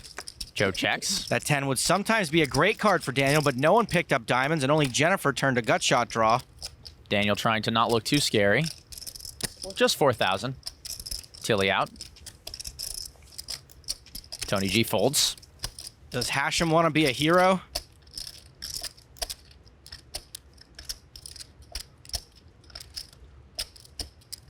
Joe folds. Put Daniel on quad fours. I feel like doing a Phil Hellmuth annoyed. I don't even want that pot. Throw it back. Seriously. Take a baby pot. If I can't hook anyone on that one, 5 people in. I nearly peeled one more off. If you flop quads or full of nines, flip a nine. That sucked. Action starts on Daniel Negreanu. Ace queen. It's a raising hand. Makes it 1,200. Tilly, 7-4, out. Come on, Daniel, every hand? Yes, every hand. Jeez. Every hand till Saturday. Saturday, he gets his highlights touched up. Tony G folds. Pocket deuces for Nacho. Calls. Spike call. Do it. Let's. Bring it. Spike call. Oh. Hello. Go, Kenney. Hachem and Kenney call. Here we go. Got some of that loose cannon money. So Daniel's raise gets a lot of respect. 4-way action. Deuce 5, deuce quads for Nacho. Joe Hachem, steer clear. Hachem checks. Ken checks. Daniel continues for 3,000. Nacho has flopped Hachem, dead. Negreanu, dead. Hrankowski, dead. Niedermeyer and Dean Wormer, Dead. And Nacho just calls. smooth call. I don't want to play with him anymore. First time Joe's avoided quads all week. Poor guy, he folds and so does Ken. Couldn't you have a pair of fives there, Ken? Just No. Luckily. stick it. Turn. Ace of spades. A pair for Daniel. Rut-row, top pair. Not just thinking, please bet, please bet, please bet, please bet, please bet, please bet. But Daniel just checks. Daniel checks for a multitude of reasons. He could be beat. The only flop draw just got there. He may not feel he can get 2 streets of value if he does have the best hand. And by checking, he gives Nacho the chance to bluff at it, which he is not bluffing. Bets 9,200. Barbero. Well, we all know Daniel hates folding about as much as he hates food that had a face. Nacho might play any baby ace with a wheel draw the same way. Daniel makes the call. Nacho's got a live one here. Another ace would be very bad for Daniel. To the river. 3 of hearts. This is actually a good card for Daniel because it looks bad as any baby ace is now beating him. It might save him some money. Daniel checks. Nacho's got to figure out how strong he thinks Daniel's hand is before he can figure out how much value to go for. Going for the great chips. Fires. Yeah, that card legitimately scares me. I thought I had the nuts on the turn, to be honest. I think I had the nuts on the turn, but that one, would you bet aces and threes with that? Let me see. How much did you bet? 20,000 too. Is he gonna do the commentary thing? Cool. I'm gonna split for a hot minute. All right, I'm thinking like 6s or 7s.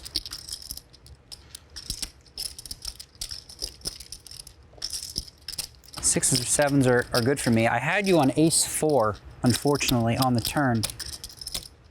So if you had ace 4, then you just made a straight. Huh. Can only beat him turning a pair into a bluff. It's the only hand. But Nacho Barbero is very capable. God, I don't like that river. Such a good river for you. If you put me on jacks, right? You figure I have jacks, you have to bet that river card now. So many, I leveled myself with the pause in the turn. You know what I mean? On the turn, I studied, and like sort of changed my range in his eyes, which forces me to go like that. Daniel calls. I had the nuts. Oh, that's good too. Quads!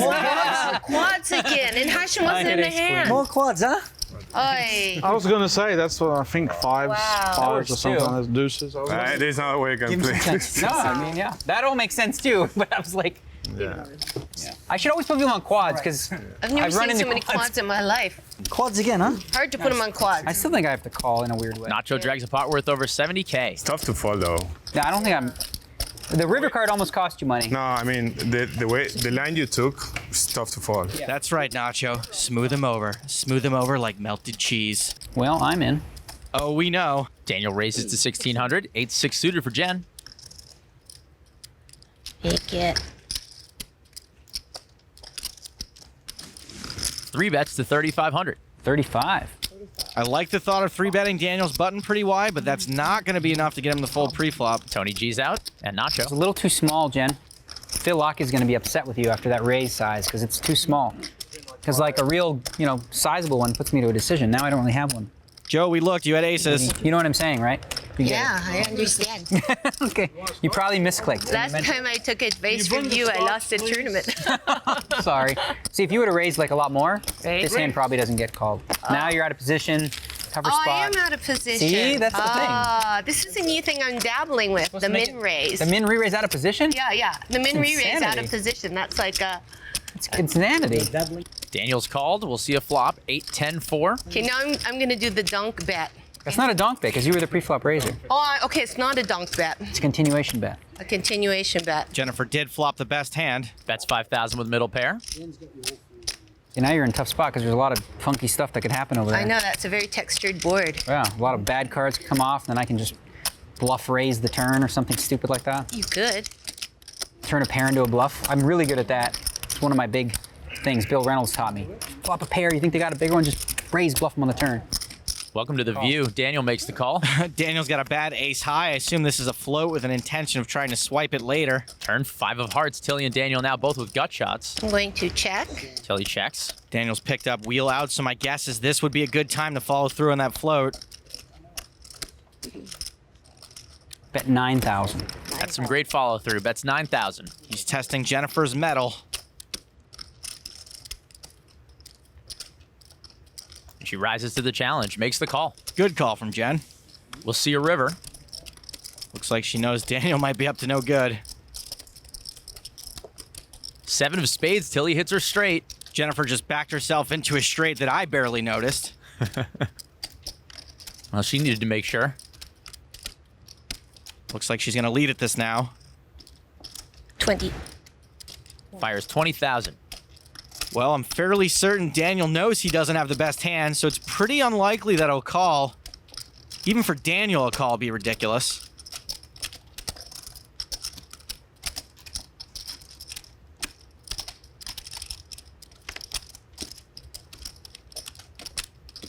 So it looks like there might be a little devil inside him trying to tell him to raise and take Jennifer off her hand. I don't know that Jennifer can be taken off her hand.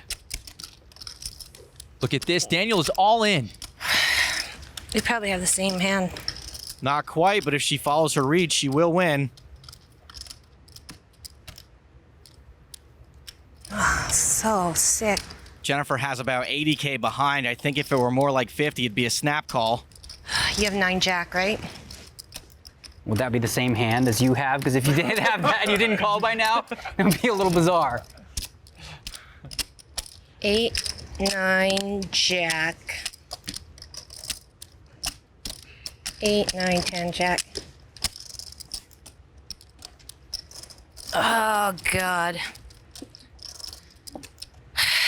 These decisions are even tougher on TV. All kinds of self-leveling going on. Why would you go all in? Good question. Can I call a friend? The only person you may call is Daniel. What do you have, Daniel? What do I have? Yeah. I have a straight. Is that what you have? I'm straight.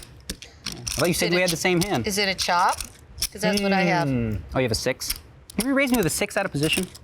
No. That's crazy talk. Then how do you have a straight? This is going to look so bad on TV when I fold.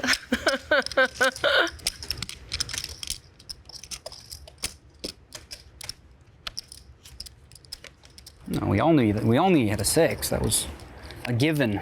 Yeah, you didn't know when you shipped it. Because we all know. Ken didn't know. Ken's not even here anymore. Ken's checked out. Tilly folds. Don't you dare not show her. Yeah, I don't want to see. Don't you dare not show her. I don't want to see. Give me my 5 back. She doesn't want to see. She asked not to see. She's not going to want to see it on TV either. Jen, don't worry about those idiots. That's probably the sickest fold ever. What? The internet idiots? Yeah, play your hand. Yeah, they just cost me $20,000, those internet guys. The haters. Could have had a flush draw. Who? Yeah. How could I have a flush draw there? If I had a flush draw, it would have been Jack 9 of clubs, wouldn't it? Action on Tony. Ace 6. I think after that hand, Jennifer's moved on from white wine to scotch. Tony raises. I'm creating value. Nacho's out. Queen 8 for Hachem. In position. Calls on the button. Action on Ken, our loose cannon. 6-5. No chance. Daniel with King Jack. Daniel's not in position, but he's probably not folding to a Tony raise and a button call. Makes the call. Jennifer's got some money out there. How about this, gentlemen? And lady. We'll do. He doesn't have to straddle. Everyone else will straddle from here on out. Jen calls. Sound good? I'm happy with that. Yeah? You want to do that? Jennifer doesn't like it. Flop, tray 9, queen. I go with company rule. Yeah. If everyone wants to straddle, I'll straddle. But you understand that makes it a bigger game. I am checking. For sure. Action checks around to Hachem with top pair. Both Joe and Jennifer flop top pair. Jennifer's out kicked. Joe bets 5K. Daniel's got a gut shot. And one overcard to the board. And he hates folding. And he makes the call. Tilly out. And Tony G pitches it. Jen folds top pair, no kicker to a bet and a call. I like it. Good game, though. To the turn. Well, it's fine. 5 of hearts. Daniel picks up a flush draw.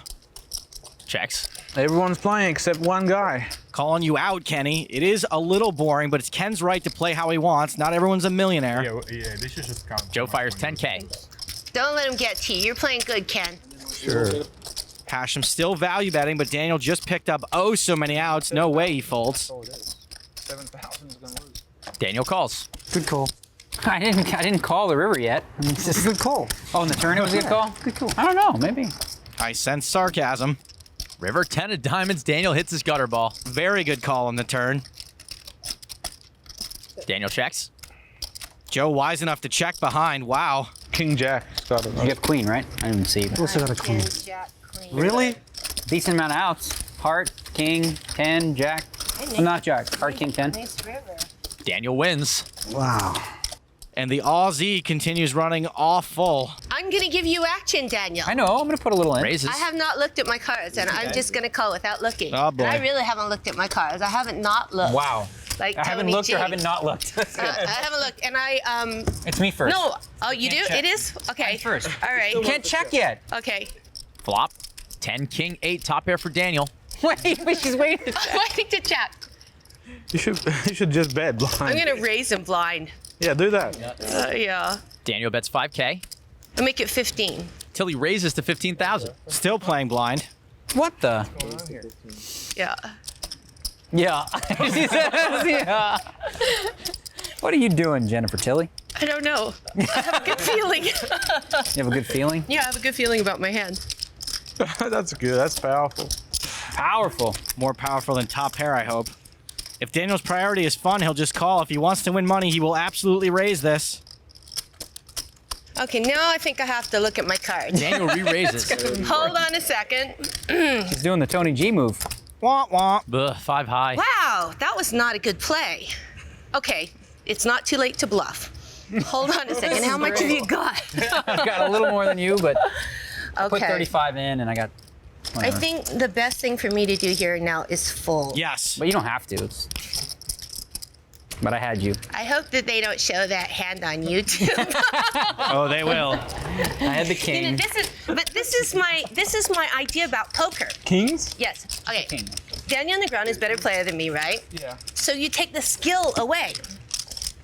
If Yeah, I'm if you play betting blind, blind yeah. and I'm raising blind, Oh, you then really he's didn't look? going to have to guess psychically what my cards are, but he can't read my mind. You know how he reads mine? Because you don't know. I haven't He seen can't him. read I you. don't know myself. How's that working out for you, Jen? It's a theory. I'm working on it. Imagine you found like 2 It's a work in progress. But that was fun. I would have to say that was definitely $18,000 worth of fun. Tony G. 8-6. Raises to 2,200. Queen tray. Nacho folds. Hashem's out. And Ken folds. Daniel with the 10-6 of hearts. The G deserves some action. Calls 1,400. Yeah, after paying off.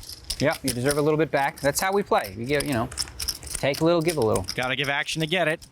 Flop. 7, ace, 8, rainbow. Tony middle pair. Daniel with a gut shot. Tony's paired his only live card, has Daniel reverse dominated. Daniel checks. Tony bets 3K. Daniel does have a gut shot. And calls. Kind of a loose call. Maybe a float. Deserve a lot of action. Turn. 8 of diamonds. Trips for Tony G. Bad time to follow through with any float plans. Daniel checks. Tony fires 7K. This is why Tony's so dangerous. Eventually, he's going to make a hand. And Daniel hasn't folded yet. Yikes, this could be trouble.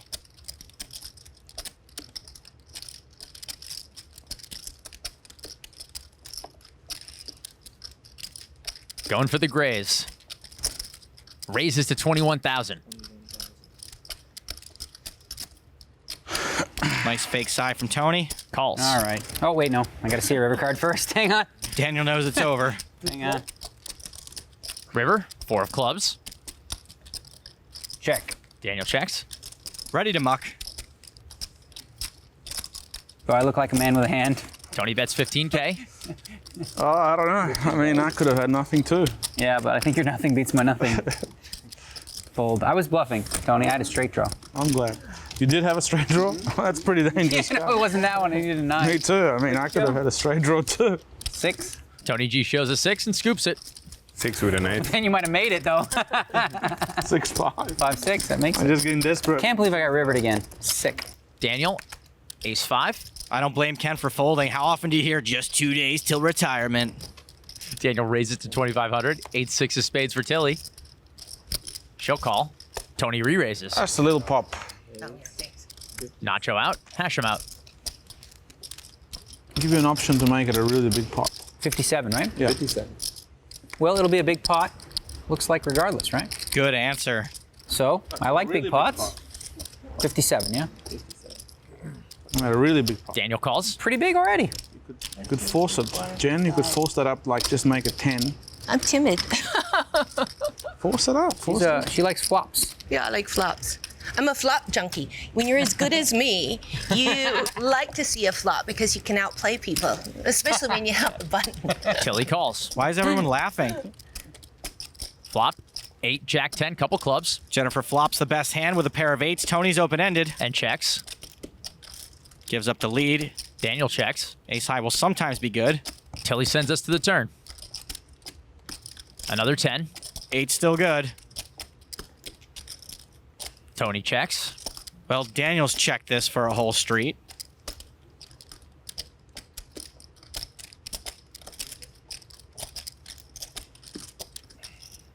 Looks like 1 street was enough. Bets 8,500.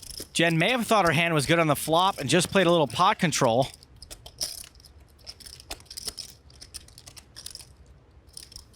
Throws out a 25K chip. That'll count as just a call. Gotta wonder if she meant to raise and just forgot to declare it. On Tony with his gut shot. That's a call, right? Yes, it is. Dealer Marcus is on the ball. Jen doesn't look too happy about it. Maybe Daniel picked up on the fact that she probably meant to raise. And Tony makes the call. Still chasing that straight. He was getting 4-1. Jen's not really sure what happened. River, tray of diamonds. Jen's 8s are still good. Tony checks. I think Daniel knows ace high ain't gonna win this.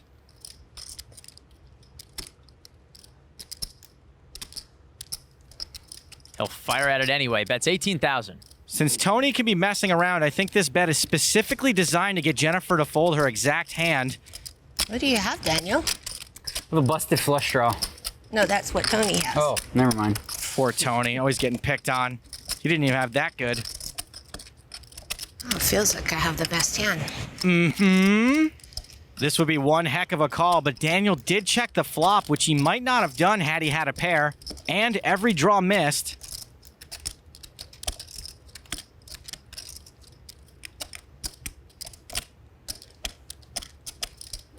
Jen checking for a foot tell. I don't know what to do. Jen stuck a bunch this week, and sometimes that doesn't lend itself to the easiest decisions.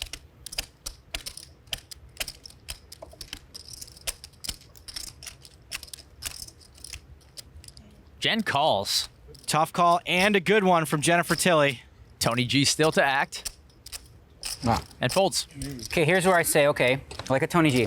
I haven't looked yet. Do you want to split it? That was a joke. I'm kidding. Oh, my I'm God. just kidding.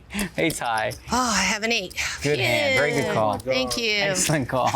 You stole the pot. I gave the pot from me to Tony. Because Tony had me beat. Oh, really? Tony You had did? you beat, yeah. Look at him. Thank you. He's distraught. What, did you have a jack? Tony had king high. 10s?